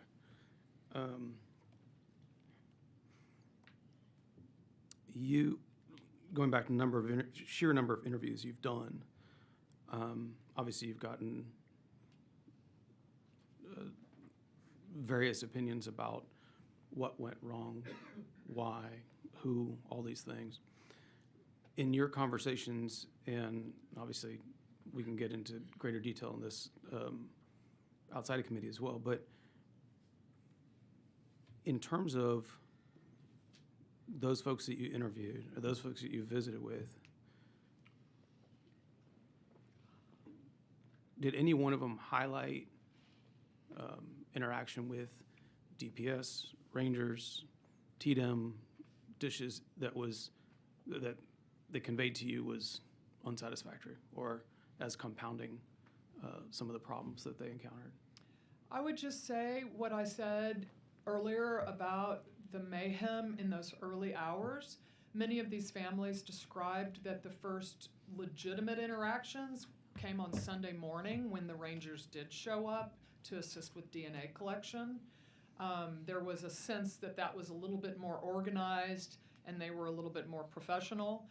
The families described really poor interactions with people at Ingram, partly because the people at Ingram Elementary were so ill-informed, they didn't even know that they were dealing with a grieving family, right? So they're like, ma'am, you need to move over here or whatever, right? And it was very upsetting, obviously. And it took hours for somebody to finally get the idea to separate those families outside of the massive chaos of girls showing up by truckload and girls showing up by, helicopter busload and being, joyously reunited with their families, right? It took way too long for a local official to recognize that we needed to move these people into a separate area. And I think part of the despair was local officials and officials in general refusing to give them even bad information,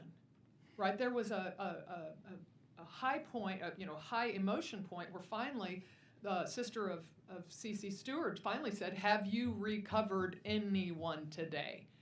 And finally the person told them no.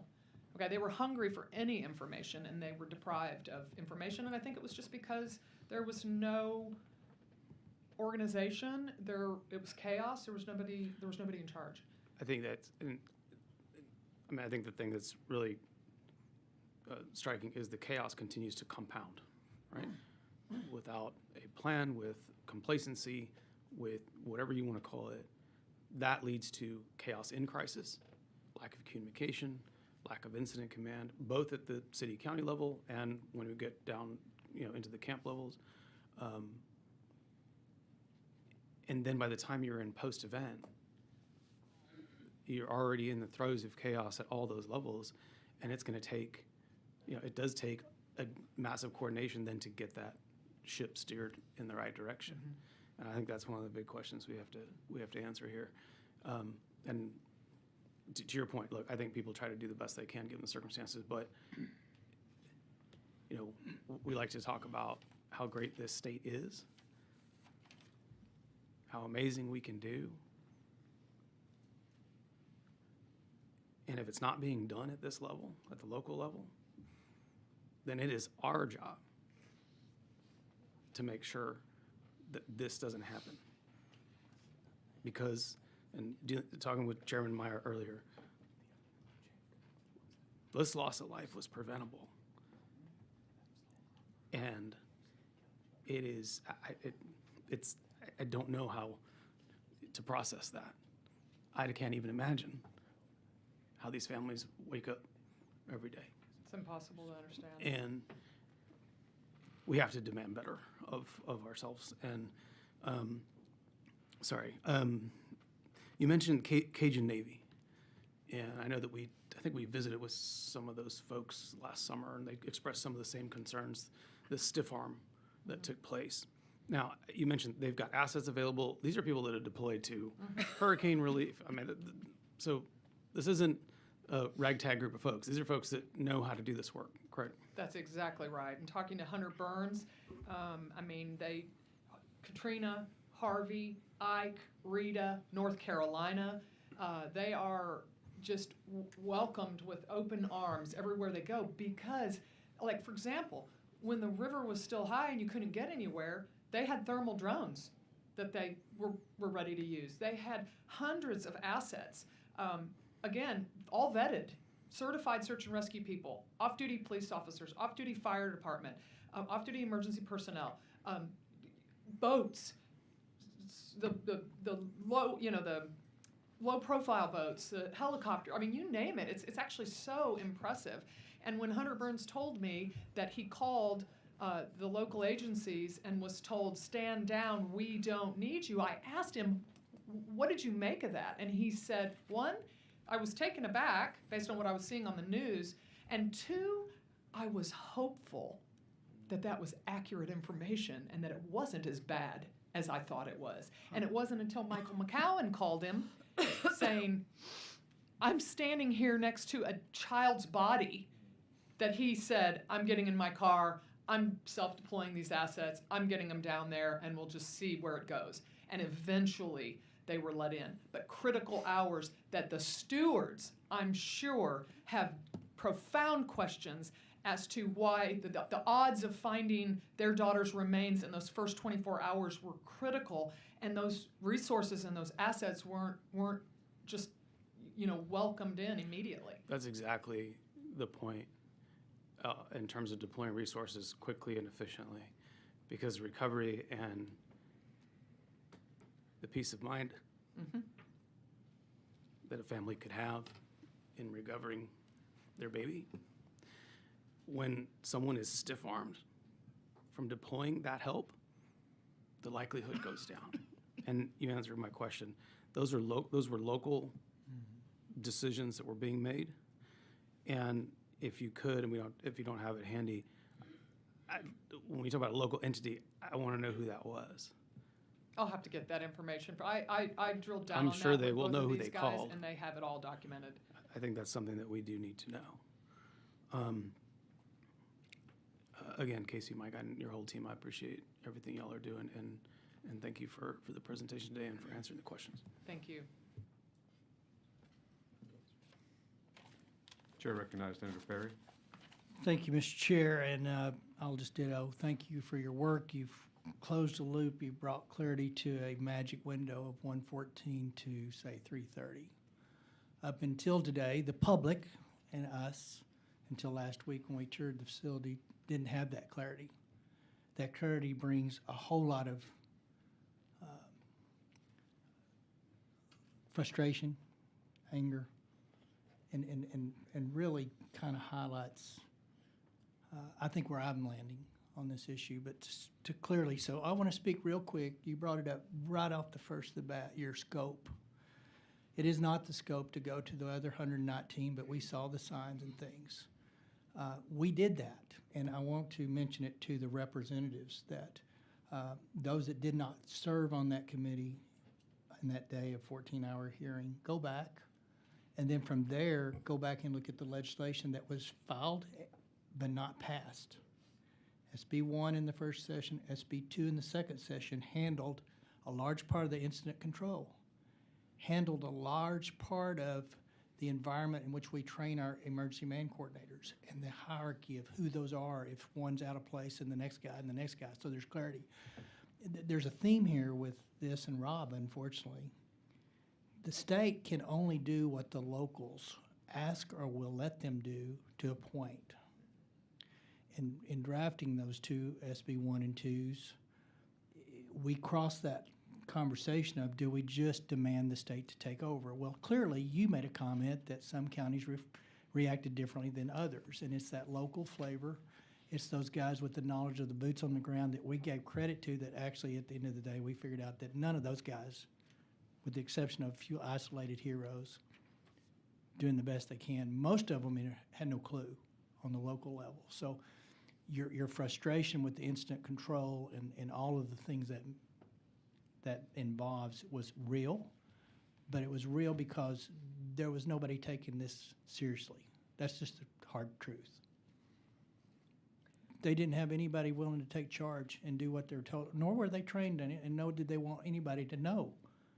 And so when we showed up to do something, Tatum, DPS, Rangers, et cetera, and the Cajun, those guys were like almost to a point, I think, of let's not show what we don't know by just saying no. So anyway, I'm just saying a large part of these conversations we're having today were actually addressed. We've got a few tweaks coming down the pike after we've had some of these hearings and some stuff, so we will refile that, and I welcome any input back towards some of the things that I may not see or hear today. Specifically, I want to make this for the record, for clear. I think I understand it. The big three did not have radios. Is that correct or not correct? Or did they have radios? Yeah, that's not correct. They did have a radio. They did have radios. So they could have been in the walkie-talkie chain, but they weren't. Correct. Somebody could have radioed to them to get on the PA, because the PA is in the front office. So to be clear, I guess they're just different channels. So when I'm talking on a walkie, if I'm Dick Eastland and I'm on the walkie-talkie, that's not going out to a universe of walkie-talkies. That's specific to a one individual. No, there are two channels. You might be better answering this one. There are two channels, one that goes to everybody that has a walkie-talkie, but go ahead. So, Senator, my understanding from our interviews at Camp Mystic. Judge, if you can say your name for the record, yeah, please. Sure, Michael Massingale, and it's an honor to be part of this process. So we asked a lot of questions when we were at Camp Mystic about the communications out there. There's a big radio tower at the top of the hill near the camp that's used to facilitate radio communication at the camp. And the primary use of the walkie-talkies is on one channel where when one person speaks into it, everybody who has their walkie-talkie on hears the same thing. It turns out that that's ended up being a reason why there was some reluctance at times to use the walkie-talkie, particularly in the middle of the night, because if somebody says something, it's going to everybody. So when Dick Eastland radioed to get Edward Eastland at 1:45 in the morning, that was heard by anybody else who had the radio on. So Britt and Katie Eastland heard that at the Cypress Creek camp, but some others did not hear it, even though they had the radio. So I think Tweety told us that she did not hear it, even though she had a radio. Mary Liz heard it because she was with Edward, and they had a radio that was available to them both. So if the big three had their radio on, they should have heard it. And it should have been heard as well by Glenn Jenke and by the guard at the gate. There was another channel available on the walkie-talkie. I think that was a different channel that was kind of a backup method of communication on the camp.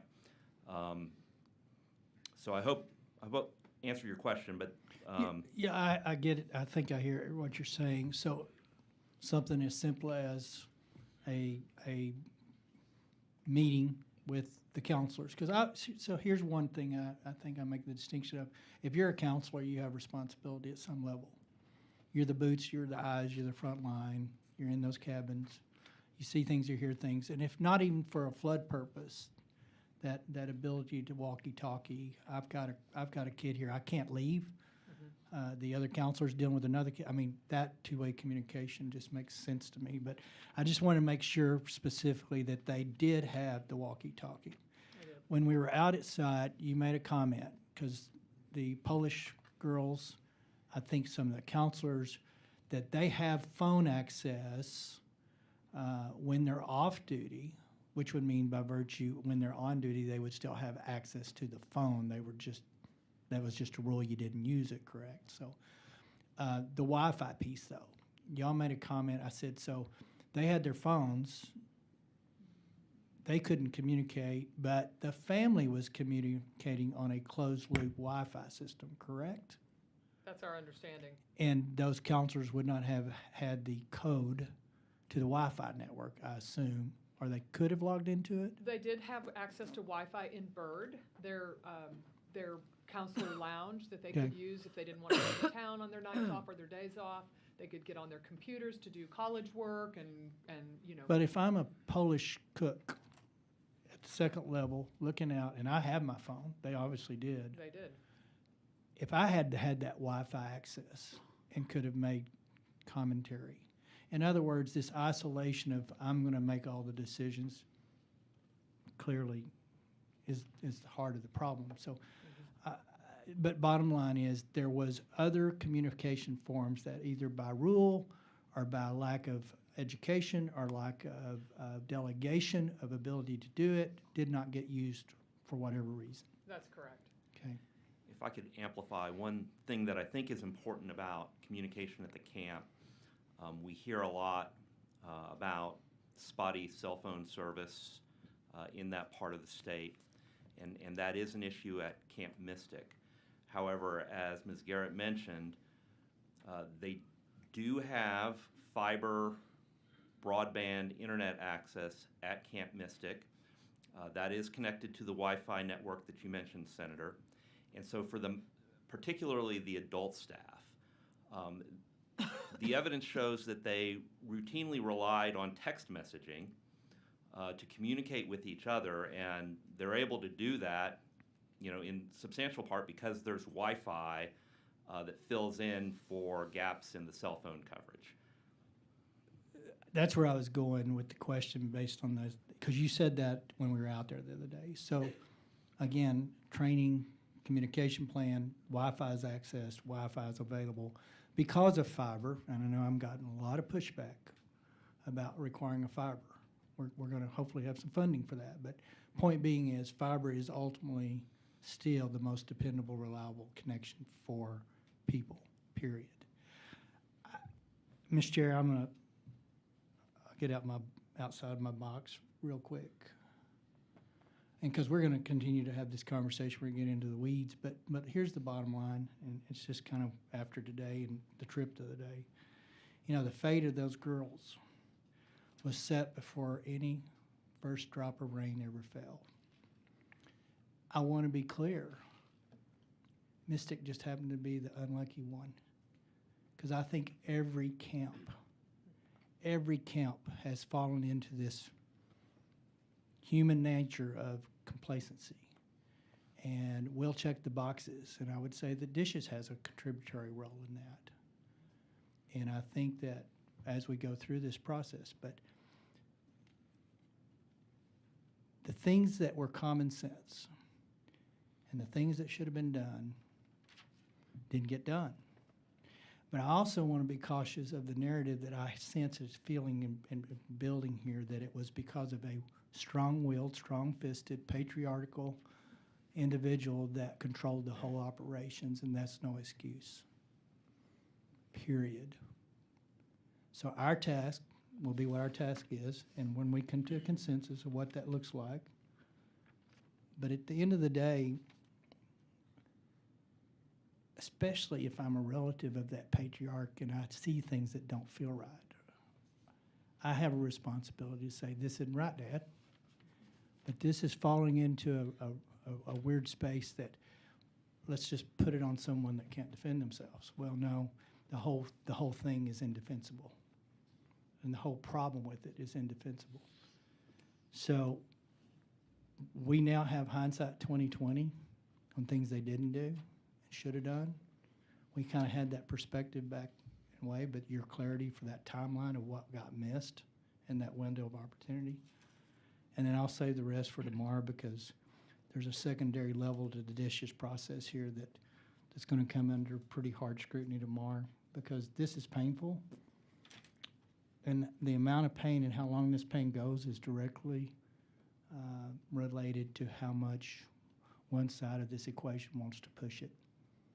But it's just sad that these kids didn't have a chance with that leadership and with the processes in place. Chair recognizes Chair Darby. Thank you, Mr. Chairman. To both of you, we give our sincere gratitude, appreciation for what you've done in your work to bring clarity to some very disturbing facts. I know how hard you've worked on this, and we're grateful for it. Over the last 10 months, we've all been hearing phrases like once-in-a-lifetime event. How would you, no one could ever plan for such an event. Operators were doing the best they could under extraordinary circumstances. I'd like to drill down and give you a chance to restate and summarize the 3 windows of opportunity because that is why this committee is here. We're trying to learn from it, but there were 3 opportunities that could have been 3 roads that could have been traveled that would have saved these children. To Joe's phrase, the loss of life was preventable.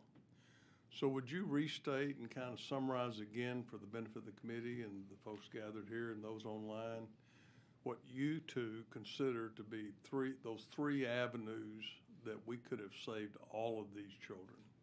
Sure. One thing I want to comment on is your first remarks. I deeply disagree. I know it's out there. I know I will offend some people, but I deeply disagree that this was unpredictable. I think your slide demonstrated it happened. Yeah, I can't. Happened plenty of times before. I can't live with but that. I just get tired of arguing about that. I get tired of arguing that this is a once in a lifetime event. I know darn well that's not the case, but I want to get beyond that. I mean, there's some people that are never going to be convinced that this is any more than an act of God. But what I'm trying to drill down to is these opportunities that were had, that were placed in front of people of responsibility, that were charged with the safety of these children's lives, and they weren't taken. Okay, I can give you some thoughts on that. I think that an entity that takes custody of nearly 600 children has a duty to be plugged in to what TDEM's saying. They have a duty to be plugged in to what the National Weather Service is saying. They have a duty. I mean, in Senator Colkhorst said something at the break. You know, in 1987, there were no cell phones, there were no radar apps. There weren't. You know, we've got all that now. We have access to so much information, and the opportunities were limitless. Just even on July 3rd, instead of counselor skits and taps, we're going to have a big old slumber party in James Hall, because we've been watching the TDEM website. We've been all over social media seeing all these watches and mornings come in. We don't have the benefit of succumbing to alert fatigue. Every homeowner down there can make their own decision. You know, I live in Houston, Texas. I can make my own decision about what hurricane watches and warnings I want to disregard or pay attention to. My husband and I can make those decisions for our family. Those homeowners down there can make those decisions for their families, and did, and had to, and had to. tragically and frighteningly, those were their decisions to make. But when you have kids at your house, even just when you have your children have a slumber party or whatever, you have friends over, your duties just completely change. And so the access that people had to this information was really, pretty endless, or pretty substantial. And so, there were missed opportunities from way early on.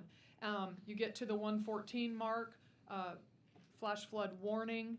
Again, this is not about a river rising. This is about the flash flood danger. You ignore, again, a homeowner can choose to, a camper or somebody in their RV park or whatever, they can choose to ignore warnings and information. They can make those decisions for their families. When you have the custody, I know I'm preaching to the choir here, but when at 114, I think it needs to be stated. Okay. I mean, this is being broadcast to a lot of people. It needs to be stated. At 114, there was a missed opportunity to take everybody over to Cypress Lake. At 114, there was a missed opportunity to put people in upstairs quarters. I do not think that Rec Hall was a reasonable muster site for 386 campers. I don't think that would have worked. I think it barely worked for the 95 campers and 13 counselors that were in there. So once Bubblegum Creek became impassable, we no longer have James Hall as an appropriate muster site or anything over on Cypress Lake as an appropriate muster site, but we have the upstairs commissary over Polar Palace over the commissary. We have Uptight over the garage. We have Rec Hall. There are places where these girls, they could go up the hill. There's a pavilion up on Sky High. There was higher ground, okay, after 2 a.m. when Bubblegum Creek became impassable. From 2 a.m., when you're no longer able to go to Cypress Lake, all the way up until our time-stamped photo at 3:26, you still had the opportunity to get on the PA, to go around knock on every door, to round up the grounds crew that was in the garage, to round up Craig and Betsy, to round up Richard, to give out the information, to delegate the information that needed to be delegated. You had so much time to get all of those girls somewhere other than those deadly cabins. Do you have any reason to believe that the PA system wasn't working? We have no reason to believe that. We cannot say that for certain in those hours. What we can say is that most of the witnesses that have testified to us have indicated that taps was played at its regular time. I don't have any reason to believe that with the power still on that it wasn't working, but no, we can't say for sure whether or not it was operational, but I haven't heard a single person say that there was an attempt to use it. If I can restate it in what I'm going to try to use as completely objective and fact-based terms, up to 3:25, 3:26 a.m. 2 hours after the flood alert. 2 hours. Over 2 hours after the flash flood warning, and all of the other events along the timeline that you heard about this morning, at 3:26 a.m., when 3 adults were making their second evacuation trip to load campers onto vehicles to drive them back to Rec Hall, they had the opportunity to save every camper had they made the decision to instead go cabin to cabin to tell the girls to move to higher ground, whether that was Rec Hall or going up a hill or going to Polar Palace or any other higher ground.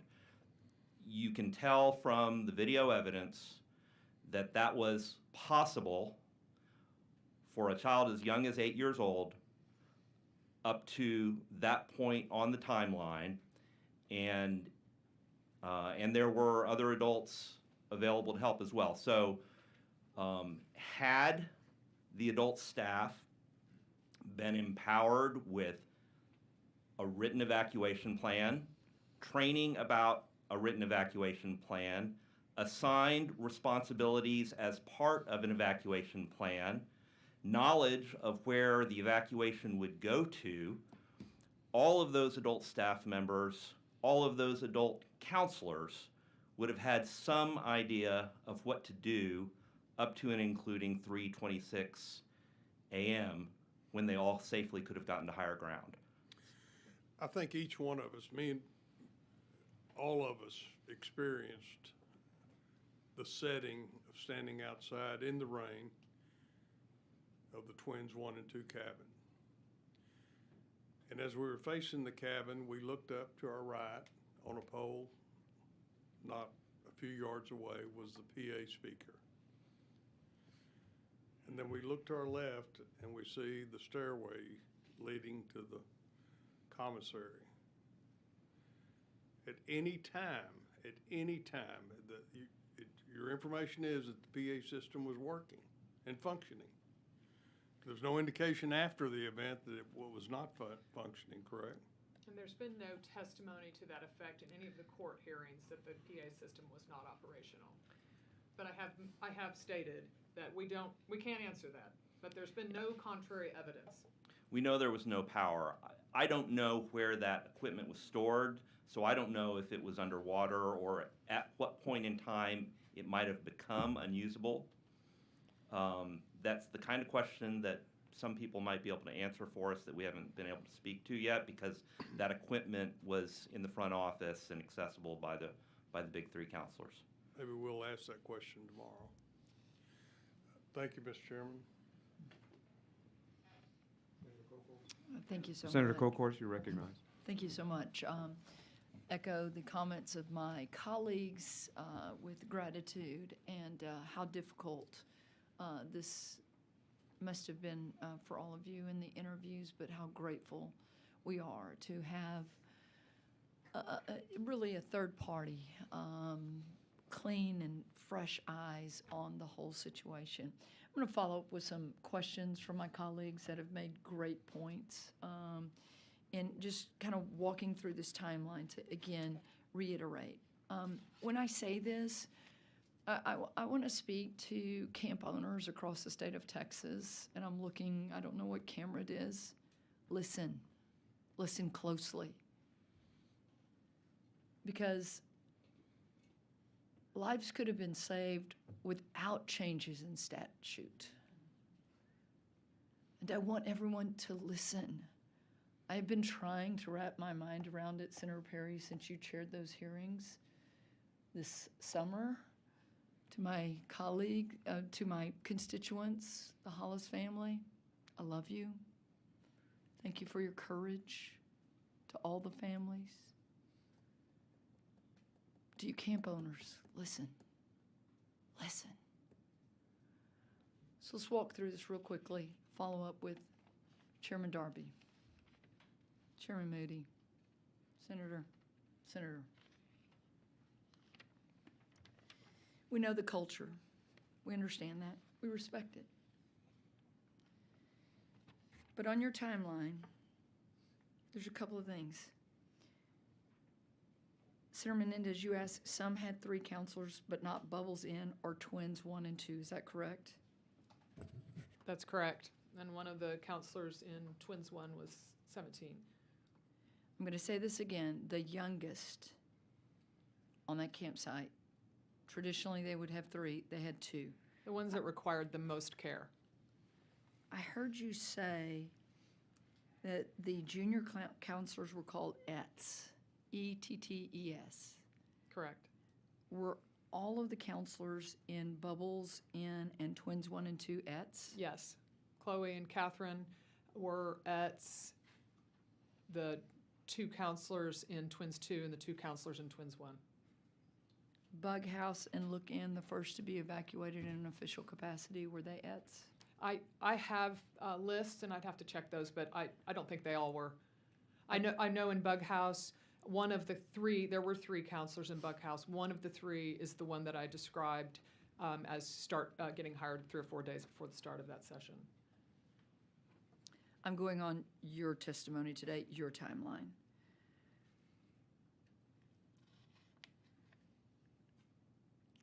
To Chairman Darby's point, and Senator Perry, on July the 2nd, inspection by dishes. That's what you've said. I want to make sure, and tomorrow we'll ask more questions. Sanitation specialist, correct? Correct. Not a safety consultant. Not to my knowledge. She has multiple camps. She lives in Uvalde. She has a big job, and I have no reason to believe she has any training in being a safety expert.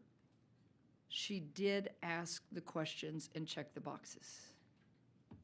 Yes, she filled out a lengthy inspection report, which we have a copy of if you'd like to look at it.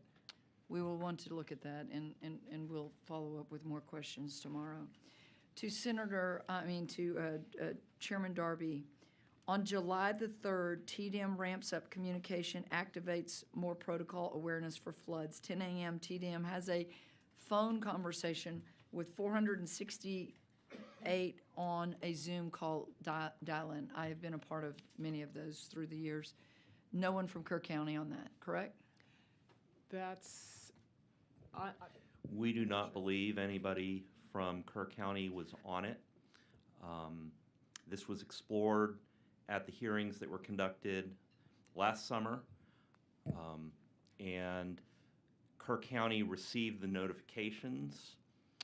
The people who received them and ordinarily would have acted on them in Kerr County were unavailable, one due to illness and previously scheduled time off. The county judge was away from the county, and we have no information that Kerr County participated in that call. There was follow-up information provided by TDM that summarized the call, and that was mentioned in the hearing last summer. But we have no information that anybody in Kerr County acted on that information. And I thought that panel was compelling. That included the Kerr County and Kendall County representatives last summer because of the stark contrast of loss of life in well, those two of counties. reaction, because in Kerr County, the evidence is that we do not see evidence of action taken on the TDM warnings and alerts to share information locally, such as to a camp like Camp Mystic. And there's not evidence that the leadership on the evening of July 3 understood that there was a possibility of severe weather that camps and RV parks and other citizens might need to be prepared for. But in Kendall County, acting on the same information that was made available from TDM, there was that kind of outreach, and the county judge said he went to bed on the night of July 3 with a sense of dread about what might happen. And that contrasts greatly both with what we know about what the emergency coordinators in Kerr County were not doing, and it also contrasts with what we heard from people at Camp Mystic about how they went to bed on July 3 with no sense that there was a risk of severe weather overnight, and that they thought it was like any other day. So at 1:18 p.m., flood watch from the National Weather Service on July the 3rd.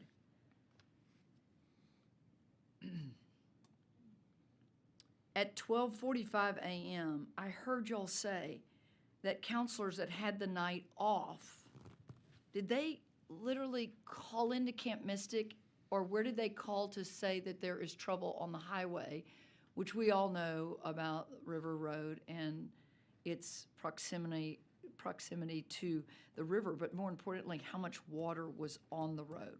And Well, it was really from the sheets of rain coming down at that point. What we know about that is not that they called the camp. They had taken their night off. Who did they call at the camp? No, we don't have any information that they called anybody at the camp. They'd taken their night off, they'd gone to Walmart, they went a couple different places, they were hanging out.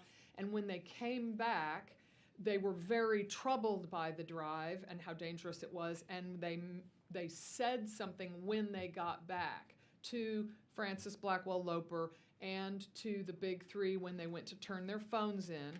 Okay. And they were told, and one of the girls was a local, and so she said it was some of the worst that she had seen, and they were told, well, next time, call us if you feel like it's safer to stay back. So they had already come back and orally reported it. Thank you. Yes, ma'am.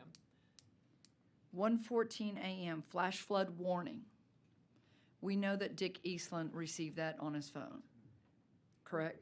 We know that he received it in some form because we believe it was on his phone, but we don't know that because it doesn't show on his phone. It shows on Edward's phone, and we know that Glenn has indicated receiving it. Glenn has indicated discussing it with Dick. We know that Dick almost immediately went to the National Weather Service website or app on his phone, those records that we showed that were actual launches of an app. So we do know the evidence And points. I have y'all at 12:42 a.m. to 3:23 a.m. Dick Eastland constantly monitoring weather apps. Is Absolutely. that correct? Off and, of pings. And right around the time of the 114 app, he goes to the National Weather Service app. And the NOAA. At 1:45, Dick summons Edward. Then we move on to at 2:01, Edward sends video of Gum Creek being out and says he's not coming back. And I want to move to a couple of other things. And this was the part that I starred. At 2:33 a.m., Dick texts Tweety, 4 inches have already fallen. Now back to the history of what you gave on this camp and how long the Eastlands have been a part of this camp, and the to your answer of when that email was sent about the video from 2017. That email was actually from 2017, as I saw on the screen. Correct? We verified it was March. Heather verified it was in March of 2017. In 2018, he sends another email about flood history to his family and others that work there, right? So he clearly knows. At 2:33 a.m., after receiving a 114 warning, not a watch any longer. This is a warning. We should all know. We should all know. And if you're listening to this and you don't, look up what warning means. It means it is imminent. Am I correct? Yes, ma'am. At 2:37, and again, this is such a troubling moment. 2 counselors, we walked those grounds, had, as you described, they had met outside of Bug Hut and Look In. There's a little sidewalk that connects those two.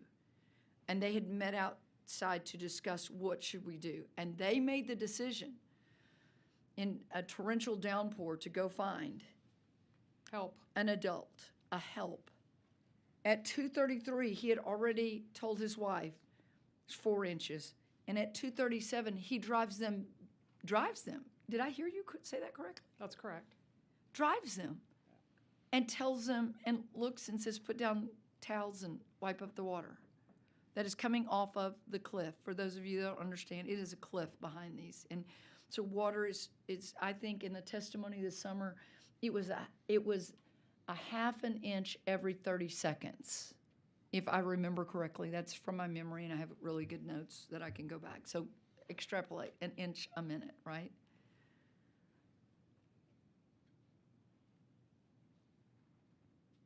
I At should 2:55. mention, Senator, to your point, just on the knowledge. I mean, I don't think nobody in the family or anybody questions that Dick was a weather expert. He was committed to safety regarding the weather. He was obsessed with weather. They will all describe that to you.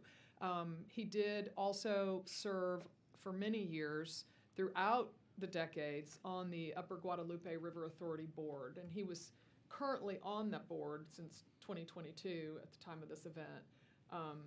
So he was knowledgeable about the impact that 4 inches would have had. At 2:55, Francis from the Gatehouse radios and they lose contact. At 3 a.m., Dick radios need to get girls out of Bug House. At 3:10, Tweety texts that their house is flooding.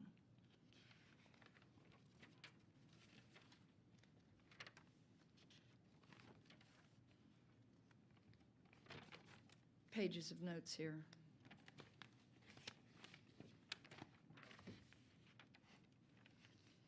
I want to focus in on just one other thing. Yes, ma'am. You had a slide that said adults at uptight garage area,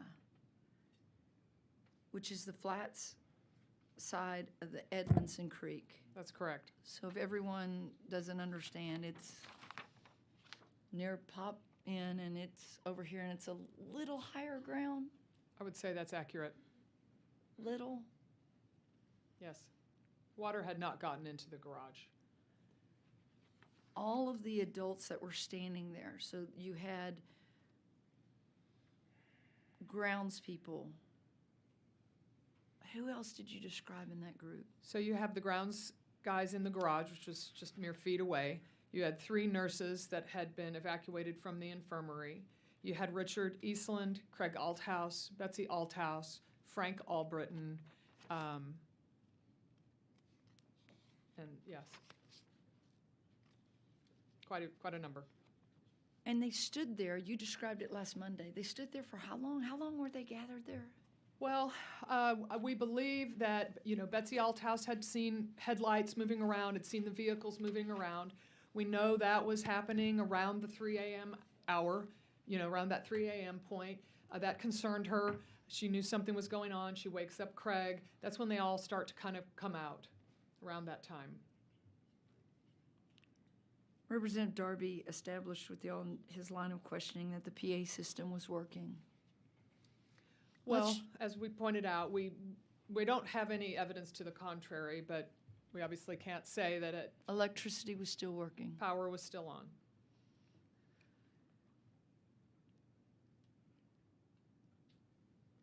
At 1:14, just at 1:14 a.m., like Representative Darby asked, if you just, even if you delayed, even if they'd gone and some time, and what's the time stamp on when they moved the canoes? Do you know? Edward was summoned to come help move the canoes at 1:45. He describes that Dick called the grounds crew immediately after radioing him. So we're talking about 1:45 to 2 a.m. Yeah, 1:47 I think I wrote down. Even after they moved the canoes. Judge, you said that they could have literally gone door to door and just knocked. Could the girls at that point have walked to safety? Yes. Yes, and the reason I emphasize that they literally could have walked door to each cabin is because we don't know 100% certainly that the PA was available, but, and it's hindsight, but if they had gone to each cabin and told the girls to move to higher ground, they had time then. And by the time they came back the third time, they had lost the opportunity. And I should point out that I became aware from witnesses that at least one, possibly 2 counselors from Bug House actually, I think, assisted in the evacuations by knocking on the doors of Look In and Tumble 1 and 2 to make sure everybody was up. Because believe it or not, there were little girls. I've heard testimony, Senator Perry, I mean, some kids can sleep through literally anything, and some of them were.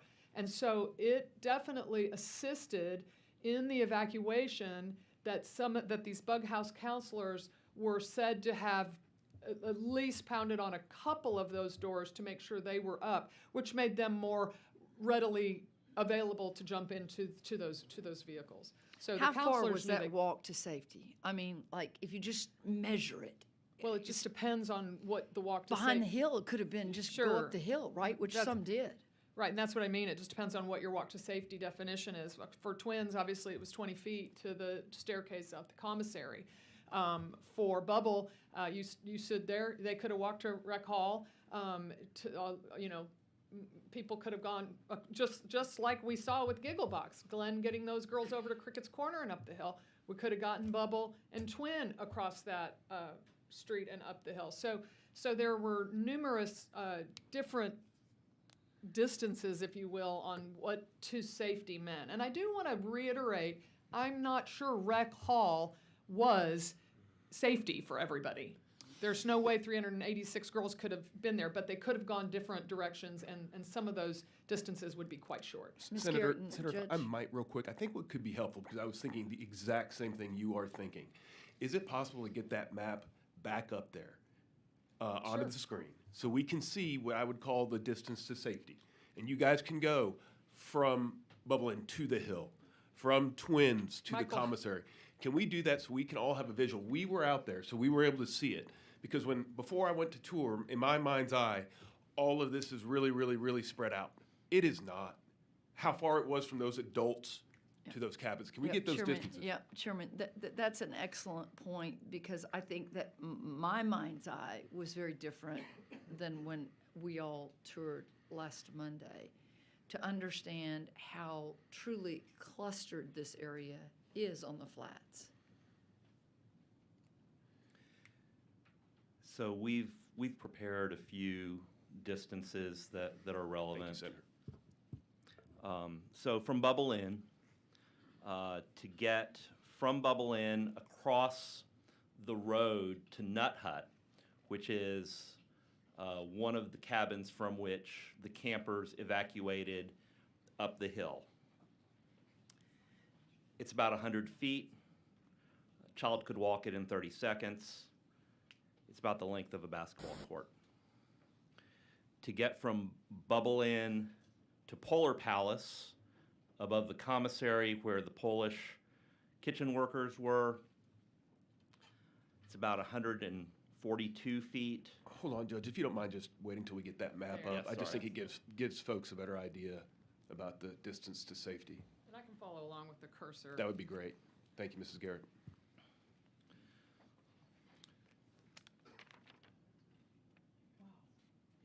Can we get the zoomed out one?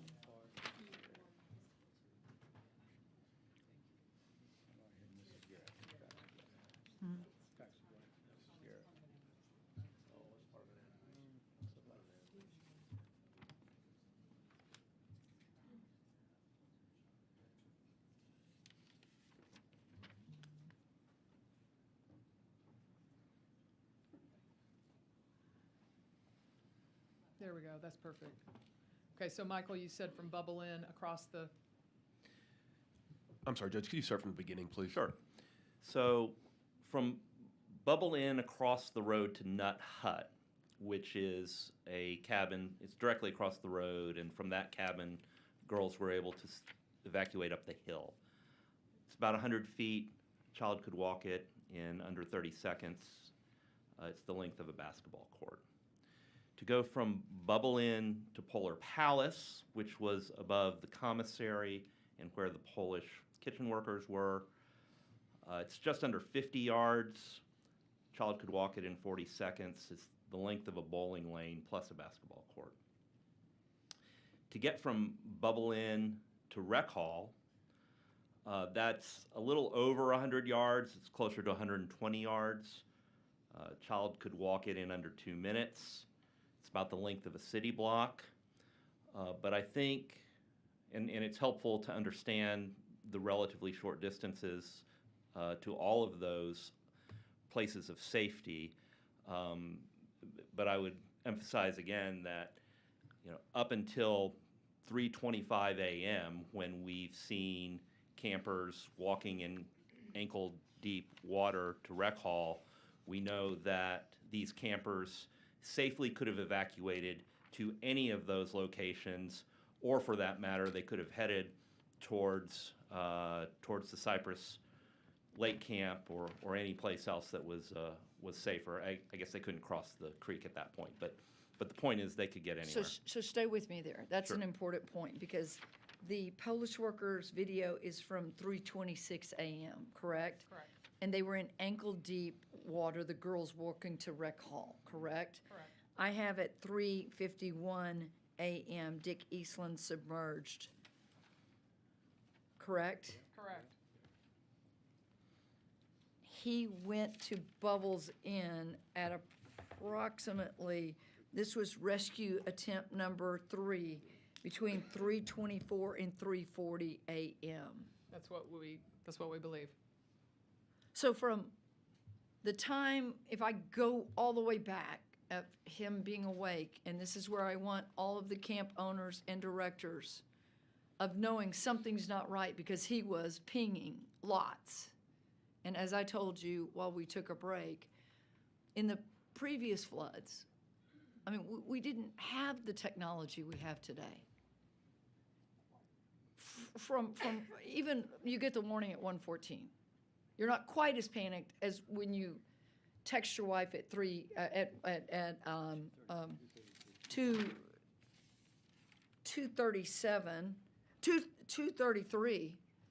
that it's 4 inches.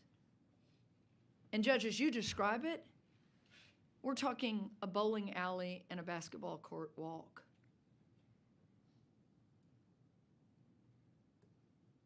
Am I missing anything here? The only thing that I would point out, in the interest of fairness and in the interest of hindsight, and I said this earlier, there is a point at which sheltering in place is an appropriate response to to this, right? Until it's not, right? And Senator Perry pointed out that the legislation from last year has taken we were talking about this at the site visit, that trigger point that Dick was looking for. Like, he's thinking, these girls weigh 50 pounds, they're 8 years old. I don't know what he was thinking, but we can assume sending them out, even into a little bit of water, is dangerous. So sheltering this in place is not outrageous until it's not, right? Until it's no longer safe, in which case you need an evacuation plan that didn't exist. You need delegation, which didn't exist. You need training, which didn't exist. However, as Senator Perry and I were discussing, he was trying to figure out when to hit the big red button, right? When was that moment?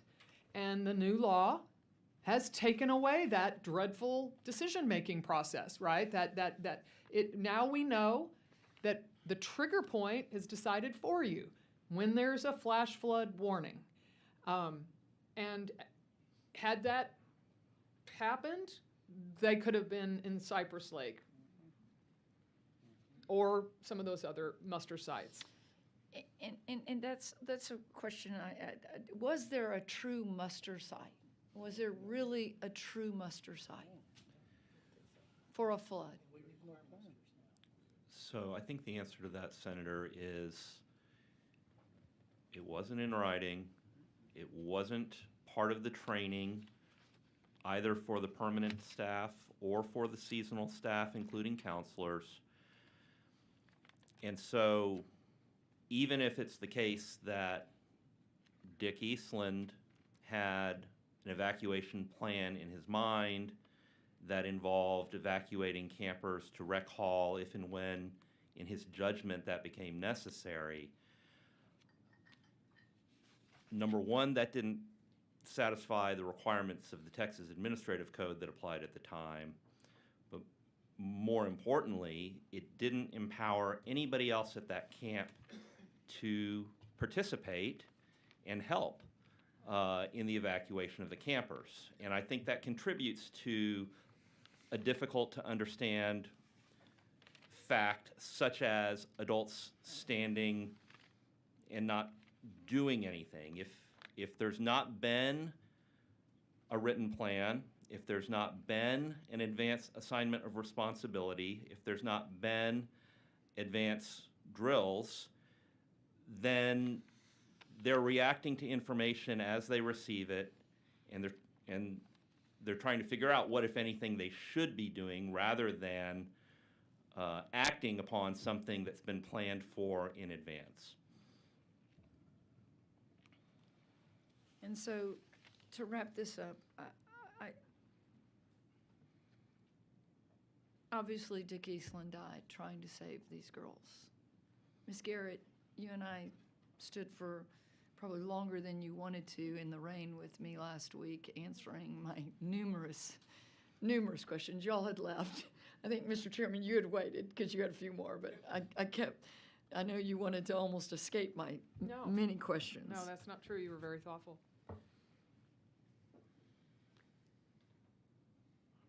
But you said something so important to me and to the Eastland family. You said you're caring people. Did you say something like that? That they were caring people? Absolutely. I mean, absolutely. They didn't want this to happen. Nobody, I don't see how anybody could posit that. I mean, they are loving Christian people. Unfortunately, they were running a multi-million-dollar for-profit business like a something from 1965. It hadn't changed. And that's part of your complacency argument. Yeah, I mean, these people did not want this to happen. They are good people that cared about these girls and these families, but nothing had changed in decades. And as one of you, Senator Perry, pointed out, you put the word director behind your name. You can't rest on the fact that I can't cross my dad or dad's in charge. You have to. There had to be some change, and it's the complacency that you've brought up many times that was the problem. It was certainly not a lack of caring or loving. It was a lack of change. And so to my friends and colleagues on this dais, in the audience, watching, we've all tried to wrap our heads around this. A disaster. We've been through a few. Senator Hughes. But on this one, and this is why I'm speaking directly to people who are licensed, who are in care of children, who cannot make their own decisions, who were obedient that night. Complacency had set in. I know, Ms. Garrett, I said that to you so many times. And driving home over 4.5 hours last Monday, and walking into my home and trying to explain it to myself, to God, trying to figure out why, trying to explain it to my spouse.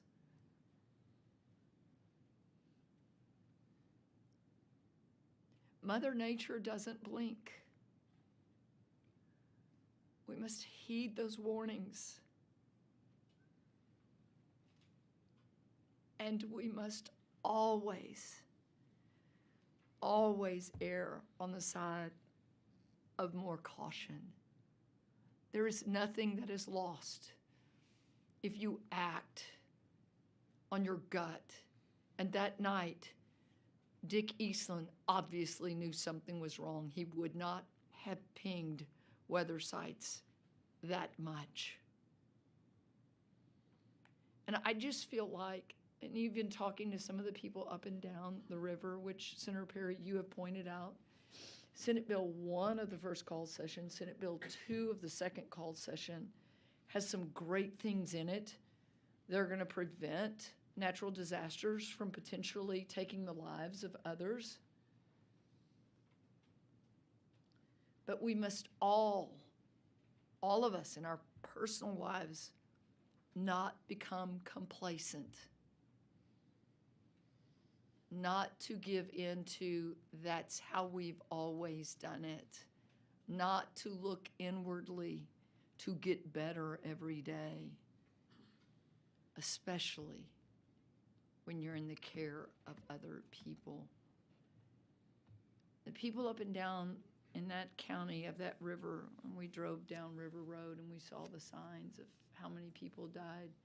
Senator Flores, your home county, or one of your counties that you represent.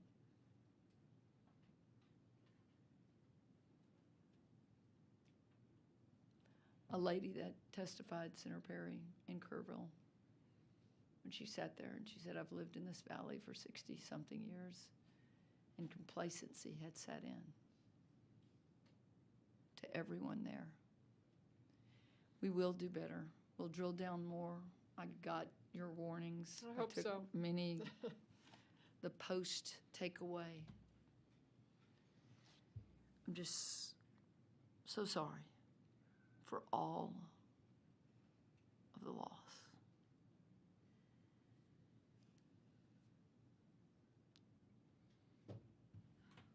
Chair recognizes Representative Dyson for some questions. No questions. Okay, very good. Yeah, I do. I just kind of want to finish this map scenario, Judge, if you don't mind. So, because you did bubble in. Now let's do the same scenario for twins, 1 and 2. Sure. So Twins, of course, is right next to Bubble Inn. So it's very similar. Get my numbers back in front of me.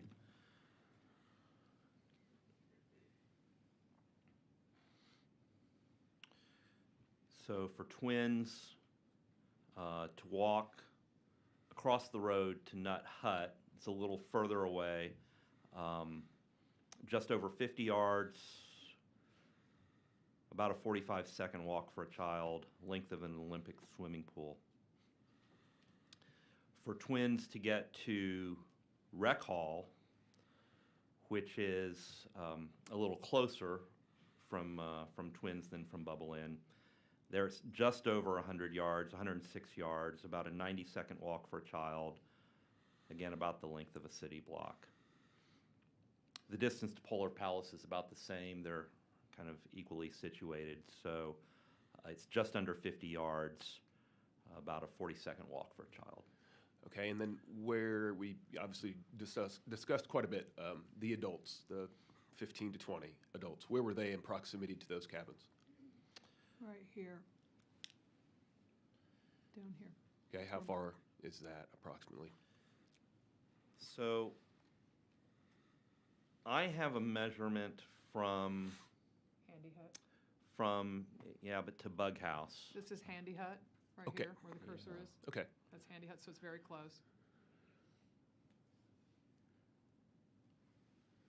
I don't have that measurement ready for you, Mr. Chairman. If you could provide that, that'd be great. I Yeah, think it just sure. gives us a sense, Yeah, again. no. We can include these measurements in the report. I think it's a good idea. That'd be great. And also the length of that drive as well to Bug, from Wiggle to Bug. It appears long on So the I- map, but again, getting back to the senator's point. I do have from Handy Hut to Bug House. Right, so Handy Hut's right here. Okay. All the way to Rec House. That's 286 yards. So it's about a 4-minute walk, about 2 to 3 city blocks. Okay, and then something that struck me earlier today, which honestly I know we had numerous phone calls and meetings, and we have been going over this for months and months and months, but it struck me today, and I can certainly ask him tomorrow, but what time did Edward tell Jumble House to walk? Sure, that would have been the second evacuation attempt. Okay. We know that Jumble House was walking into Rec Hall at approximately 3:26 because some of them were in that picture. So it would have been just moments before 3:26. Okay, so did he tell you, and I will ask him tomorrow for sure, so he told Jumble House to walk. Did he then hit Nut Hut and tell them to walk? Did No. he then hit Chatterbox and tell them to walk? Did he then hit Bubble Inn and tell them to walk? Did he hit Gigglebox, tell them to walk, Wiggle Inn to walk, or Twins 1 and 2 to walk? No. He not didn't to my say, knowledge. although he did specifically tell Jumble House, it's time to walk, it's time to move. Yeah. Yes, he did. Counselors inquired, should we walk? And he said yes. We don't have any evidence that he told the others. What we do have is, in fact, evidence of telling the counselors in Twins 1 and 2 and Bubble to stay put during the back and forth, they were told to stay put because they were going to come back and get them. Obviously, it wasn't like nefarious that they told them to stay Of put. course They not. intended to come back and get them, but no, they did not tell them to walk. All right, so we did Yes, tell sir. Jumble to walk, but we didn't tell the other ones to walk. Not to my knowledge. Okay. And then, is there anything? Obviously, we've all been aware that there's court cases going on and media coverage. Is there anything about what you have presented this morning that you believe is different from what we see kind of on the outside narrative? Go ahead. Yeah, I think it's an important question, Mr. Chairman, because as Ms. Garrett said, we are paying very close attention to what's happening, the news reporting, what's happening in these lawsuits, what's being said in the courtrooms. And the presentation that was made this morning by Ms. Garrett, obviously a ton of work has gone into this. Nobody else has had the access that we have had and the opportunity that we have had to speak to the people at Camp Mystic, the families who are grieving, all of the people that we've been speaking to. We have not been encumbered by working through the process of ongoing litigation. And as has been said repeatedly and accurately, we've gotten a lot of great cooperation from everybody we've spoken to. True candor, vulnerability, honesty in our assessment. I think it's fair to say. And so what we have strived to do, and what I think everybody had a chance to see this morning, was an objective and balanced presentation of facts, not filtered through any agenda of trying to place blame or even necessarily to impose conclusions. But what today's presentation was about was presenting facts to you that we've learned, and it's a telling of those facts that is, I think, materially different than any other report that's out there until today. So I think it's been important. I hope it's therapeutic in some sense. I suspect that there's a lot of people who learned things today, had questions that have been on their minds for a while, and have learned answers. But primarily, today, the narrative we've presented today has been about objectivity and balance and precision. I agree with all of that, for sure. I would just add one slight comment about we were there all day Monday for the testimony. Nothing that was testified on Monday was a surprise to us, based on our interviews, our lengthy interviews with the Eastlands. So nothing out of that day of testimony was a surprise. Obviously, you know where we were on Tuesday, which was with you in a briefing. And I'd received information during those days, and we have since seen the transcripts. And again, there's really nothing that came out in that testimony that hasn't been consistently, described in our interviews. It's, in other words, the Eastlands have been consistent in terms of our interviews and what was said on the stand. But I completely echo Michael's comments that obviously we had a different aim than we weren't involved in understandably advocating. It was advocacy. It's advocacy in the courtrooms, and for us, it was interviews. And so they've been consistent. Right, and so your entire goal throughout this process has been objectivity and transparency. Is that accurate to say? Well, I definitely would like to say that. That's what we've strived to do at every angle. Yes, sir. Yeah, I wouldn't just say to say it. I say that you have shown it here today, and I know we as a committee, all of us up here, appreciate it. Thank you. Senator Hughes. Thank you, Mr. Chairman. And again, we thank our investigators for your continued work. Couple of things I want to make sure I'm clear on. We've learned a lot today. Everyone has learned a lot today.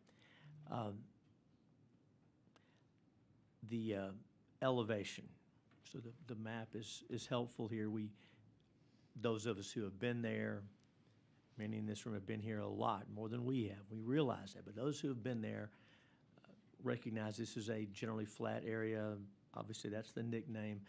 Do we know the relative elevation, say, from one end to the other, and which cabins are higher or lower than the others? If you know, I'd like to know that, and was that information available? Tell us about that. That would obviously inform who's at the greatest risk, how we might prioritize in a situation like this. And I've asked a question I don't know the answer to, which is not a good policy, but I'd like to know. I'm going to take a stab at this, Senator. So the short answer is yes, we have the information. I'm not prepared to give you a lot of detailed data, from this seat about, the relative elevations of the different structures on the camp. We have all that information. And it is a topic that is discussed in some ways in connection with this incident. And it's come up in the context of the civil litigation. It's related to the flood maps that are in existence, and so the definition of what's a 100-year floodplain, a 500-year floodplain, other things like that.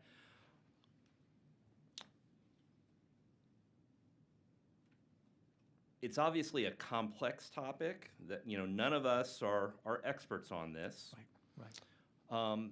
And it's fundamentally our judgment that we didn't have to become experts about it because it wasn't necessary to tell the story we told this morning. I can see how that information could come into play in the kinds of questions that would be posed in a court of law or to an arbitrator or a jury, however a civil lawsuit ends up getting resolved. But we really didn't have to resolve any of those kinds of questions to tell you the timeline. Is that helpful? It is. That makes sense. That makes sense. In media coverage, in previous hearings, even in testimony today, we hear the term, is it alert fatigue? And whenever that's said, everybody nods their head because we think about things that we get on our cell phones as regular everyday people. And so we know that's a factor. I do want to focus on Dick Eastland, Mr. Eastland.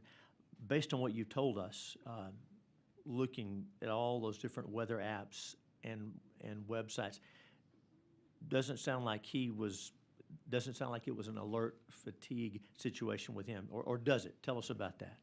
Yeah, no, I agree with you, Senator. Everybody would describe him as vigilant about weather. Everybody would describe him as vigilant about safety. It all comes back to that trigger point. Yes, ma'am. It really does. I don't necessarily have any evidence to believe that Dick Eastland had alert fatigue. I just think it became an assessment, a moment-by-moment ad hoc assessment on his part that ended up being a failure for obvious reasons. And to Senator Perry's point, I think that many other people were engaging in that same type of behavior in the care of children and in youth camps. So I do think he was vigilant. I don't think he was suffering from alert fatigue. I just don't think he pulled the trigger at the right moment. Well, that's pretty clear. Thank you. We were talking about the ground crew and the other adults who were on the scene I guess at the bottom of the map we're looking at here, whatever your perspective is, and how frustrating to us now that they were not aware, not engaged. We may not know the answer to this question, but after the equipment was moved, there's a photograph of Dick with some of those ground crew members Yes, sir. inside that garage, the first floor, and even the first floor of that building did not get any water. Is that right? That's correct. And then there was the second floor, obviously super safe, completely available. Do we have a sense for what happened between the time he was gathered with all those other adults and the time he was in his vehicle toward the end trying to rescue when it was too late? Do we have a sense for what the communication was between them, if there was any? Well, we know that that picture was taken at 2:14 a.m. We know that they went back, they meaning Dick and Edward and Glenn, went back to the front office where that was kind of their gathering area. I can only assume, so I don't want to over-assume, but that the grounds crew, I do know that they were cut off from their quarters, which were farther up that hill. It's called like Heartbreak Hotel, but you had to pass over Edmondson Creek up at the top of that hill. So they were kind of stuck over where they were. I assume they stayed in the garage. We know that that's probable because they were part of that group. They actually helped Frank Albritton get out of Squeeze Inn, so we know that they were there. They helped Richard get the infirmary nurses out. Again, not that they were in danger, but that the water was coming up and they brought them up. And we know that the grounds crew was then available at daybreak to go down to help rescue people. So no reason to believe that with the information they couldn't have gotten down to the office and down to those cabins to help. Correct, absolutely. There's absolutely no evidence that there was radio communications going on, like, hey guys, I need you back over here. Come back over where you just were and help with this. There was really very little or no evidence of radio communications at that point. I would just say, Senator, remember that around 3 a.m., 3:05 a.m. at Bug House, which is the cabin closest to the river, Edward told us there's about an inch of water on the road just after 3 a.m. So, up to that point, there's no reason to think there was any obstacle to those adults being able to get to the other parts of the Guadalupe River camp that were, on that side of Edmondson Creek. Definitely not. It's so hard to talk about these things, and let me again thank everyone who's having to listen to this and relive this for many people in this room. But as I ask that, you talked to us about one little girl who was caught up in the current, but then rather than ending up in that grove of trees, she was able to grasp one of those columns on the porch of one of those cabins along the bottom of that ridge. Would you tell us a little bit more about how she told us she was able to stay there for that long? I think that's worth remembering. It's a sweet story. Her parents describe that like a little monkey, right? She had her legs wrapped around the column. She had her arms wrapped around the column. And she described to her parents that she was digging her chin onto that limestone and using her chin too, right? And gripping in that column, and had to climb up a little to keep her head above water. And she described to her mother how she would grip with her legs so she could relax her arms to rest them. And then she would grip with her arms so she could relax her legs. And then she would use her chin, to help so that she could alternately relax her body to survive on that column. She's a deeply traumatized little child. The parents have said she's really been struggling since this. Obviously, that's, the thing of horror movies. But she did it. And then you told us for those campers and those who were taken by the current back into that grove of trees, and there was that one tree you showed us, and you gave us an idea of how high it was, how high the base of it was. You mentioned that the tree, what happened to the tree. Would you walk us through that after the the water has receded some, and folks were able to get in, and they've got ladders. They're getting those little girls out of that tree. Tell us again what happened there and what happened after everyone was off the tree. Sure, that was something that that Edward described as well as Richard. After they got all of the girls out of the tree, which was of course no small task, they held them to. They used ropes to hold them together so that they could walk behind Bug House. Apparently, they believed it was still safer for them to walk behind the cabins to safety. But as they got the last people out of that tree, the tree just fell over. So it lasted as long as it needed to. Thank you, Mr. Chairman. Members, any other questions? Yes, Chair recognizes Chair Darby. Thank you, Senator, for your questions. I did have a kind of a follow-up. One of the things that's been troubling to me is the Eastlands went down to the end of the line. What's the difference in elevation between Bug House and Twins or Bubble Inn? That's a great question, and we're going to get that information to you. And that was something that somebody told me early on, somebody that's really familiar with the area. The Bug House, linear distance, obviously, from the river, it's the closest to the river. And if the river's rising, it's the cabin that's going to take on water from the river. And so it's always been the first, all throughout those flood slides in 87 when those girls were evacuated, it's always been the first cabin to be thought of to be evacuated from a rise in the river. But to your point, this wasn't just a rise in the river. It was a flash flood. It was the confluence of Cypress Creek and Edmondson Creek and the Guadalupe and the stalled rain system that was making water sheet off of the hill.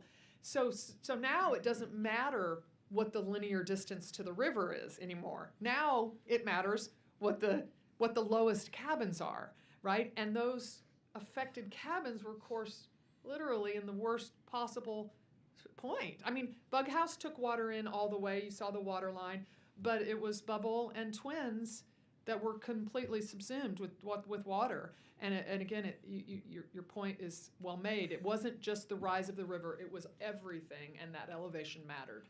And don't you think that the Eastland's response was conditioned upon what had happened in '87, that those cabins flooded first, and so in their minds they were thinking, let's evacuate those cabins first, because everyone on this dais, and I'm sure everyone in the audience, first reaction would be, get the youngest out first.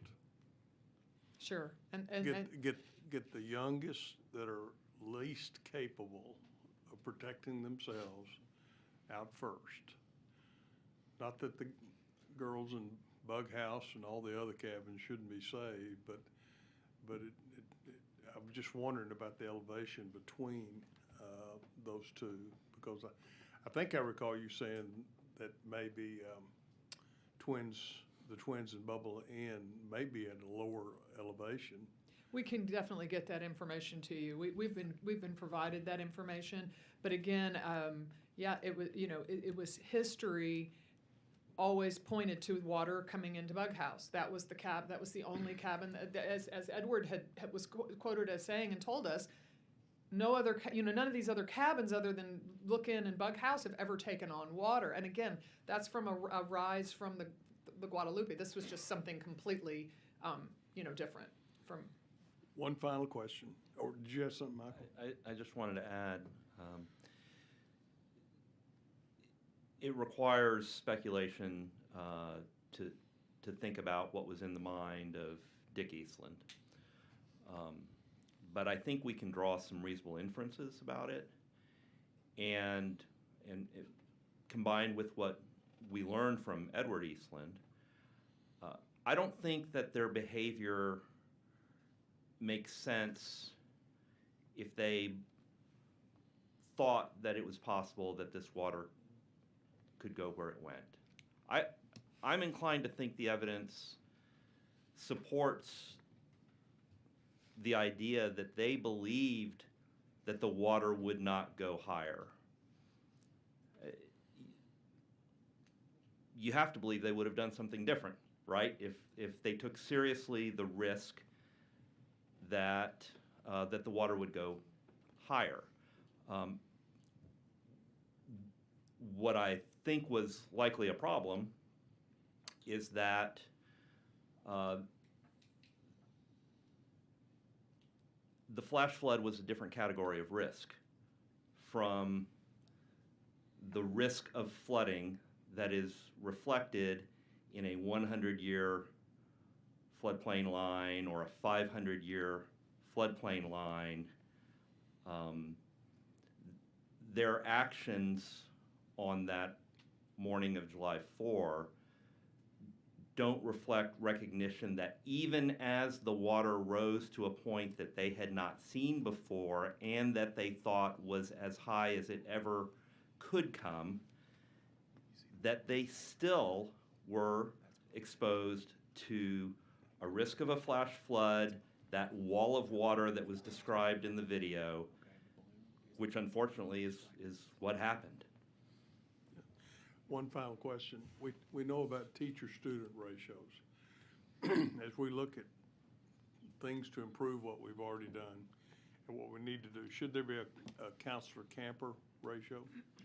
There is a camper-counselor ratio in the administrative code, and I don't necessarily have a problem with the way it's structured necessarily, but I do believe that it's impossible to only have 2 counselors when counselors get nights off. It's just simply, to me, it just feels simply impossible, even from a minor standpoint, like the examples I gave. If a child was inconsolable or a child threw up or just any number of scenarios. So it's not so much the ratios that and of course, let me be clear, I'm certainly not an expert in that, right? But that's not what jumps out at me. What jumps out at me is the understaffing. And the age. And the age. And just strength in numbers, right? 3 people can make a better decision. And if something weird happens in the middle of the night, you have somebody that you can dispatch to get the help that you need. And now with walkie-talkies, they'll be able to ask for the help they need. Thank you again. Yes, sir. Thank you, Mr. Chairman. Senator Perry. Thank you, Mr. Chair. Real quick, a couple things. Map up their floodway, and I've gotten more pushback than you can imagine of not wanting to comply, or that's going to cost me money, or I'm going to lose cabins, et cetera. All of those would meet those criteria pretty much. I think Twins was kind of right there on the edge, but under the new law, there would not be kids sleeping there. But the industry has not been happy about that, just to say. The trigger point. Let me give you the other trigger point conversations. It's the biggest weekend of our community. It's the most time when everybody's here. We don't want to sound a false alarm. So that's the conversations, right? I can tell you there was changes or things not done because not this particular instance, but this culture, this industry has lots of political pressure put on it, right? If something doesn't go well for a kid, then phone calls are made and things are changed or things are not done or things don't want to get done. So it's a bigger than just the Eastlands. It's a whole mindset. And these families got caught up in some of those histories of we not want you to do that. That's not something my kid wants to do. I can hear it now. We all can. So there's that element to it. You said it to effect. You articulate really, really well. I'm a CPA. I'm not supposed to talk well. I just do numbers. I don't know. My husband might disagree with you. I would say the other thing too, and I don't think this happens with intent or with awareness, but confidence can breed subtle arrogance that's inherent, that you just take it on. I've got this, right? But to your all's conversation, Chairman Darby and the judge headed out there right off the bat when we started back on the questions, and he was spot on. Because of that particular, I got this, I'm going to run this, or not, they had no plan for a flash flood. Correct. They had none. And the reason they didn't have one that was effective is because they never planned for it, and if they had planned for it, they would not have trained for it under the current leadership. So it would have done no good to even have the flash flood plan, because the very frontline people charged with getting out of it would never been made a part of it. I used to do cruises. I don't like to do cruises anymore. But the muster drill, I grew up. First thing you do, you get on the boat, you get settled in, and all of a sudden you're called out in the hallways and you're throwing your life jackets on and doing the whole thing, and you're like, really, why bother? And I think, I'm not sure, and I'll be corrected, I don't think they do them anymore on some cruise lines because people push back. I think the last one I did, I don't think we did one, and I asked about it. And I think they just kind of gave a general speaker of evacuation plans. So there's enough change that needs to happen to go around for all parties involved. But this one, because of that, I did this in '87, so it's going to work in 2025. By the way, I know smarter than everybody, collective minds together. My mind's going to beat everybody as a group. Those kind of attitudes and arrogance that comes through with that, whether it was, it just is deadly. Senator Because Perry, they had no plan. I could not agree more, and I just want to point out something you're saying, that this pushback that you're getting is just, it's deadly. Because one thing that I forgot to say in the 1987 flood is, of course, that 10 campers died. And so I was in college in 1987 in Austin. So I was an adult when 10 campers died, and I'm an adult now, 38 years later, when 27 campers died, and Dick Eastland. And am I going to be 70 when boys at La Junta die, or Camp Stewart, or Rio Vista, or any of other those? I mean, when is the complacency of building sleeping cabins on a river gonna, when are we going to zoom out and look at every couple of decades? Are we prepared to sacrifice campers on the altar of having cabins on the waterfront instead of up on the bluff? I mean, I understand that there are people listening to this saying I don't understand and et cetera, but I mean, that's why you're here. I'll make the one point, too, that's been made clearly, and it's the sad irony of it, the obedience factor. If you would have had a plan that was practiced and mustered and taught, the obedience, the culture of obedience and a submission to authority in that culture with those counselors and those people that would have been dedicated that responsibility to actually do the plan would have been 100% successful. And that's what the irony in my mind I keep twisting. These kids would have done anything you asked them or told them or taught them or asked them to do, but for lack of just a whole host of things we've talked about, they didn't get an option to be obedient for the one thing that could have happened that night. When I picked the trigger point, what I was told is you have somewhere between 2 and 3 hours before a flash flood occurs or does not. And I made a comment, there may be a lot of checkers playing in the rec halls, but that's a cost I'm willing to take. But the point, I guess, is it just shouldn't have been here this way. But the obedience of those kids, if properly instructed and trained and shown and walked the path when they got there, the first 30 minutes, we're going to take an evacuation route. If this one's not good, take this one. It just solves a whole host of issues. They would have done it and done it well. They'd have known immediately. The chaos. When you said those kids and that one little girl turned back to get her blanket, well, she was, to your point, there was no rope with a line and kids staying in it, or, fire drills. You go out in the hall, tornado drills marry, and you stick your head in the knees, and you don't say a word. It's automatic. No excuse. But I want to keep going back. It's not just Camp Mystic. No, it's not. And when Dishes comes tomorrow, I'm interested to see what the new form has on it and what detail it goes into and how depth and how check the boxes isn't an option. I'll see where they're at. Members, any more questions? None. Senator Menendez. Thank you, Mr. Chairman. Chairman Perry covered a lot of the ground I wanted to go over. One of the things that I think that we, as policymakers, I think the theme for today is we need to take out the human factor.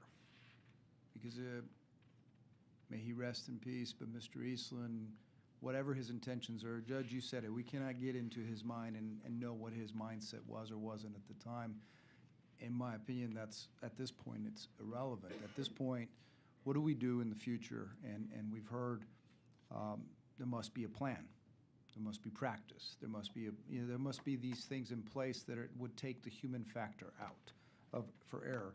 But one of the concerns that I see, and I was reading an article about how when FEMA in 2011 had a lot of their buildings, the Camp Mystic buildings, in the floodplain and flood zone, that there was an appeal that in 2013 FEMA then went out and pulled some of those buildings out, and then back they went again and did it again in 2019, 20. Did y'all go over that at all? Did y'all review those?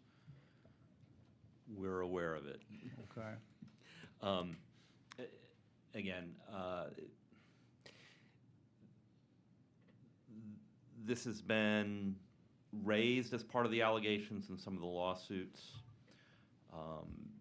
I think there's nothing inherently sinister about people seeking a review of how a floodplain line is drawn on a map, if it affects your property. I think it's a complex question that, you know, may or may not end up being the subject of litigation as to, you know, all of the factors that went into that, how it occurred, whether it was justified, whether it has any impact on, you know, anything that happened. I will reiterate, I don't think that had an impact on the story that we felt like we had been primarily charged to investigate and report to you about. And as I said, a complex question that, you know, was not part of what we've tried to resolve ourselves. Okay, Judge. Thank you, Judge. One of the other questions I think that Chairman Perry talks about the 2 hours from the flood warning. One of the things that's different that I'm not sure if you visited with any meteorologists or experts in the topography of the geology of the region. If you have the confluence of the Edmonton Creek and the Cypress Creek, and you're at the headwaters, and then you've got cliffs on both sides, it seems to me, based on the timeline, that flash flood, where it went from, I guess, wherever it was to 29 feet, that was about a 45-minute window, if it's what it seems like to me. I see one of your teammates nodding. So did you meet with anybody? Because, I mean, that means that's how much less time they have. Has anybody testified to, or did you talk to anybody about that? We have not. We have not. Okay. No, sir. All right. Well, that just makes that flood warning trigger that much more. More imminent. Yeah, more imminent. Yeah. Thank you. Thank you, Yes, Mr. sir. Chairman.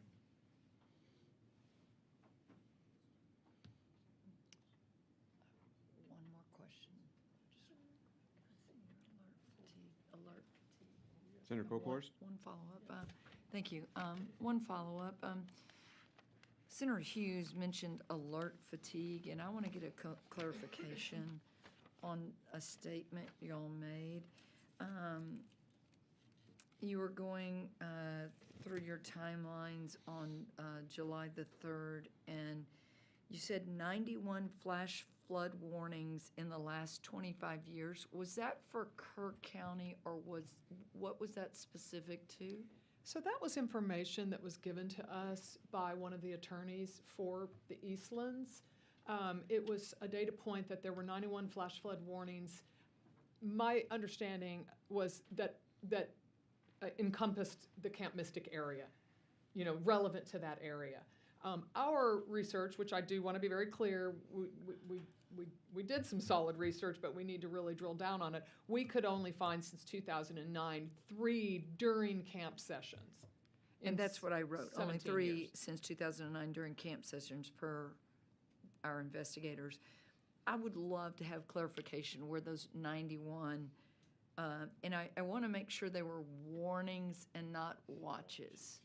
And one of the things that we found through our summer, for those of us that served, I see there's probably about 4 of us that served in the special sessions.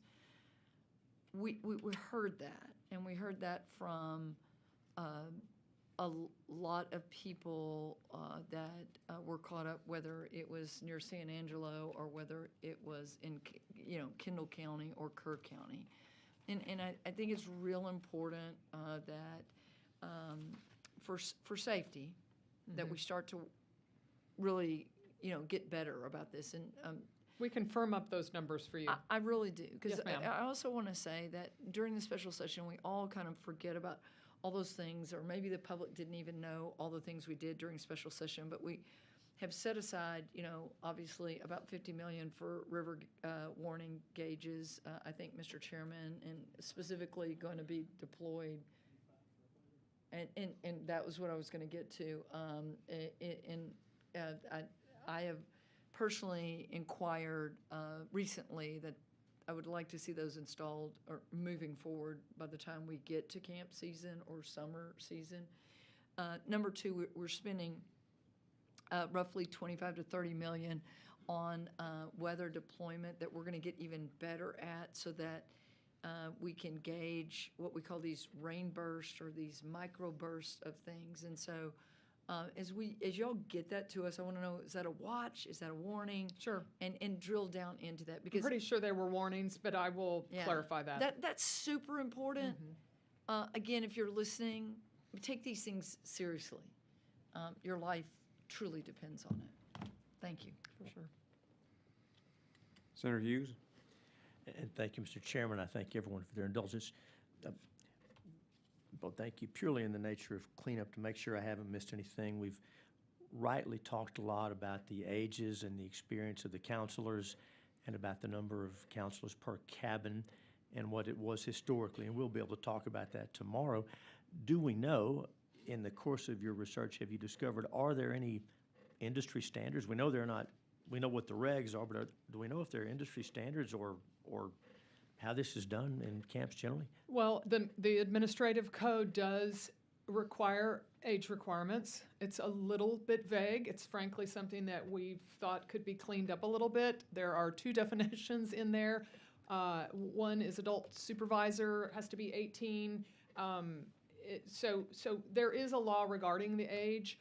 It's not perfectly written there, and then there are the ratios in that same admin code. So the ratios are set up already. The age requirements are set up. The admin code doesn't say there needs to be 3. It says there needs to be this ratio.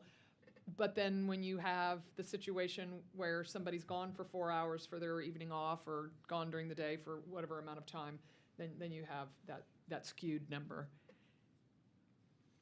Thank you. Thank you, Mr. Chairman. Yes, sir.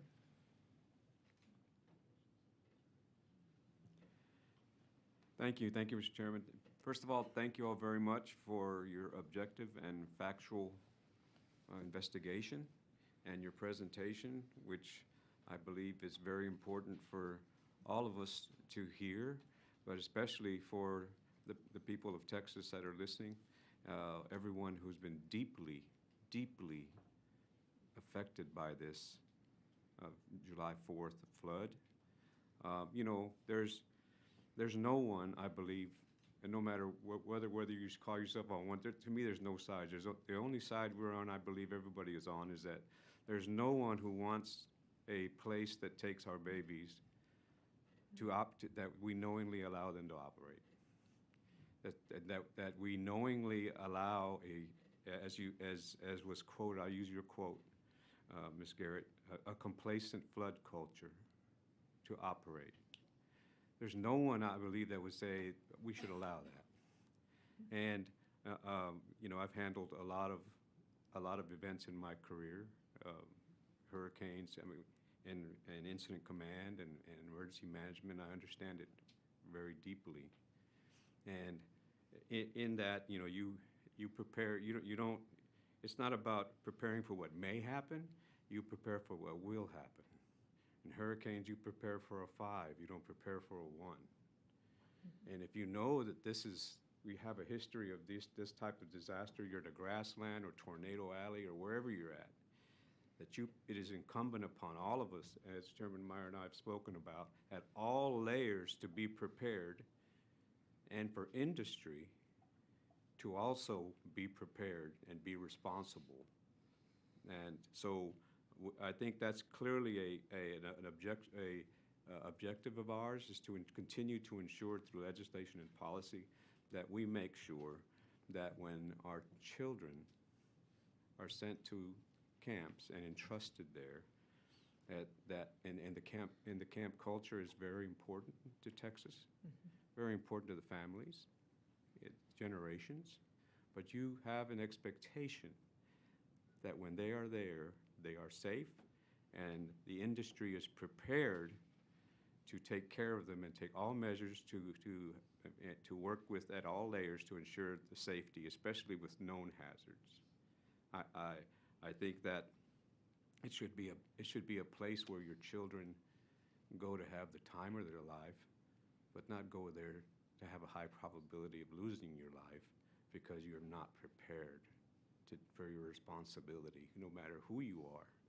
At the same time, we want to be able to make sure that all of our Texas citizens, no matter where they're at, in river basins, all over Hurricane Alley, that we do everything we can to make sure that the agencies that are working there to ensure their safety, that we're working lockstep to make sure our Texans are safe. I just wanted to follow up with the tour that we made and some comments of yours, especially Ms. Garrett, the 21 steps. So when the young ladies, and correct me if I'm wrong here, but they went from Chatterbox and Nut Hut, and they were told to walk, or was it Nut? And they're asked to walk, they walked right by Twin and Bubble. So their younger sisters, the babies were there, they walked right by them and to the rec hall. And so at that point, am I correct or incorrect to state that at that point, as the older girls were walking right by their sisters and the babies, could have said, let's go, and they would be alive today. Had the counselors been told in Twins 1 and Twins 2 and Bubble to join Jumble House and the others walking to Rec Hall, they certainly were able to do that then. And you touched on one of the impact crater things, is that there are several families sitting behind me whose daughters did walk by their younger sisters and did ask, can I get my sister? And they were told they're okay, they're with their, they're gonna be fine, right? And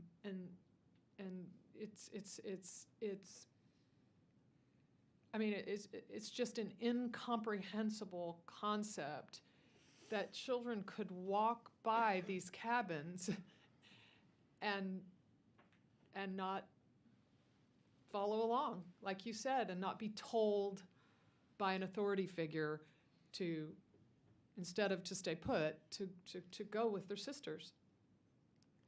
So the planning across the board through all layers as we move forward to take action on the facts that you all have presented. The ultimate goal, I believe, is to ensure that we're ready for when this happens again. Texas is better prepared. Would that be an accurate statement? Absolutely. I mean, it's not a matter of if it'll happen again. It's a matter of when it will happen. We've seen that. We know that. The history is clear. We can't have an attitude that something is unprecedented or can't possibly be this bad. I mean, that's just such flawed thinking. So absolutely, we have to be prepared, and there cannot be a slip back into complacency. We can't allow that. So would you agree that complacency kills? For sure. No, unquestionably. So it's incumbent upon us all, those of us in doing policy and those out in the industry and throughout the state, that we take away this, as you said, your quote, complacency culture would be the big step in the right direction. I think we've done that with a lot of legislation that we've had, but I want to again thank you all for the facts, objective facts. That's what we wanted, and we wanted our fellow Texans to hear. And so as we move forward to tomorrow, we'll be hearing more from Dishes and Tatum and the families and the Eastlands, and then we'll be able to go on with this this conversation. Thank you, Mr. Chairman. Just one more thing. Ms. Garrett and Judge Massingill, thank you again. Obviously, we appreciate all the hard work and effort. I was wondering if you each had a moment, if you wanted to provide any closing thoughts on this as a whole. I would like, I know we all here would like to provide you the opportunity, as you've been digging in for months and months and months and 140 interviews and all the, I would just like to hear any closing thoughts that you may have before we adjourn for today. Sure, you go ahead, and then I'll take over. Sure. Well, our process is continuing. We are looking forward to hearing what will be said here tomorrow, and I think that there's an opportunity for some follow-up questions. I think today's discussion has highlighted some things that you may want to ask of all the different people who will be appearing before you, and I hope that that they're all having an opportunity to hear what we're discussing today, to be prepared. I'm hoping that that the Eastlands will take advantage of an opportunity to speak to you, but also to these families. I think this is an important opportunity. And I guess I just want to emphasize that we're going to be listening to that, to take it into account into the report that you've asked us to work on. And so all of the information that we've shared with you today is based on our best understanding of the facts as we've learned them so far, and we'll continue to try to refine and improve all of those understandings for that report. And I think it's an important thing you've asked us to do, so we appreciate the trust that you've placed in us. Yes, sir, and I would just say that I think I summed it up at the end of my remarks already. So, but give a lawyer a microphone, right? And they will say it as many times as people will listen. One of the things that has made Michael and I so effective together, and Heather and Kim, but is that we have been a real yin and yang in Uvalde and here, right? You can see that I'm a little bit more emotional about things. He's always very deliberate. But it is true that I have absorbed a lot of grief. I'm thankful for it. I thank God that He prepared me for this job and that I could help bear the burdens of these people on both sides. I'm thankful to them for opening up their hearts and their vulnerability and their family stories. Some of the things they told me were deeply personal, that I would never share in public, but that I will always hold very, very close in my heart, okay, and my soul. And again, everybody in this room, both sides, as for lack of a better word, Chairman Flores, you pointed that out, doesn't have to be sides. I hold these stories with just, great deference and gratitude that they shared them with us. And as I said in my closing remarks earlier, I'll just reiterate, I am so trusting of you guys to do something with these stories. Let it not just end after the report is finished being written and adopted. I remain, even after 58 years on this planet, hopeful in our system and hopeful that this profound call to action will not fall on dead ears, and it's not. It's clearly not. And I just really look forward to seeing where you guys take this pain and this grief and this event and all the good that you're going to do. So thank you for the opportunity to work for you. Very good. Thank you both. We appreciate you. The state of Texas appreciates you.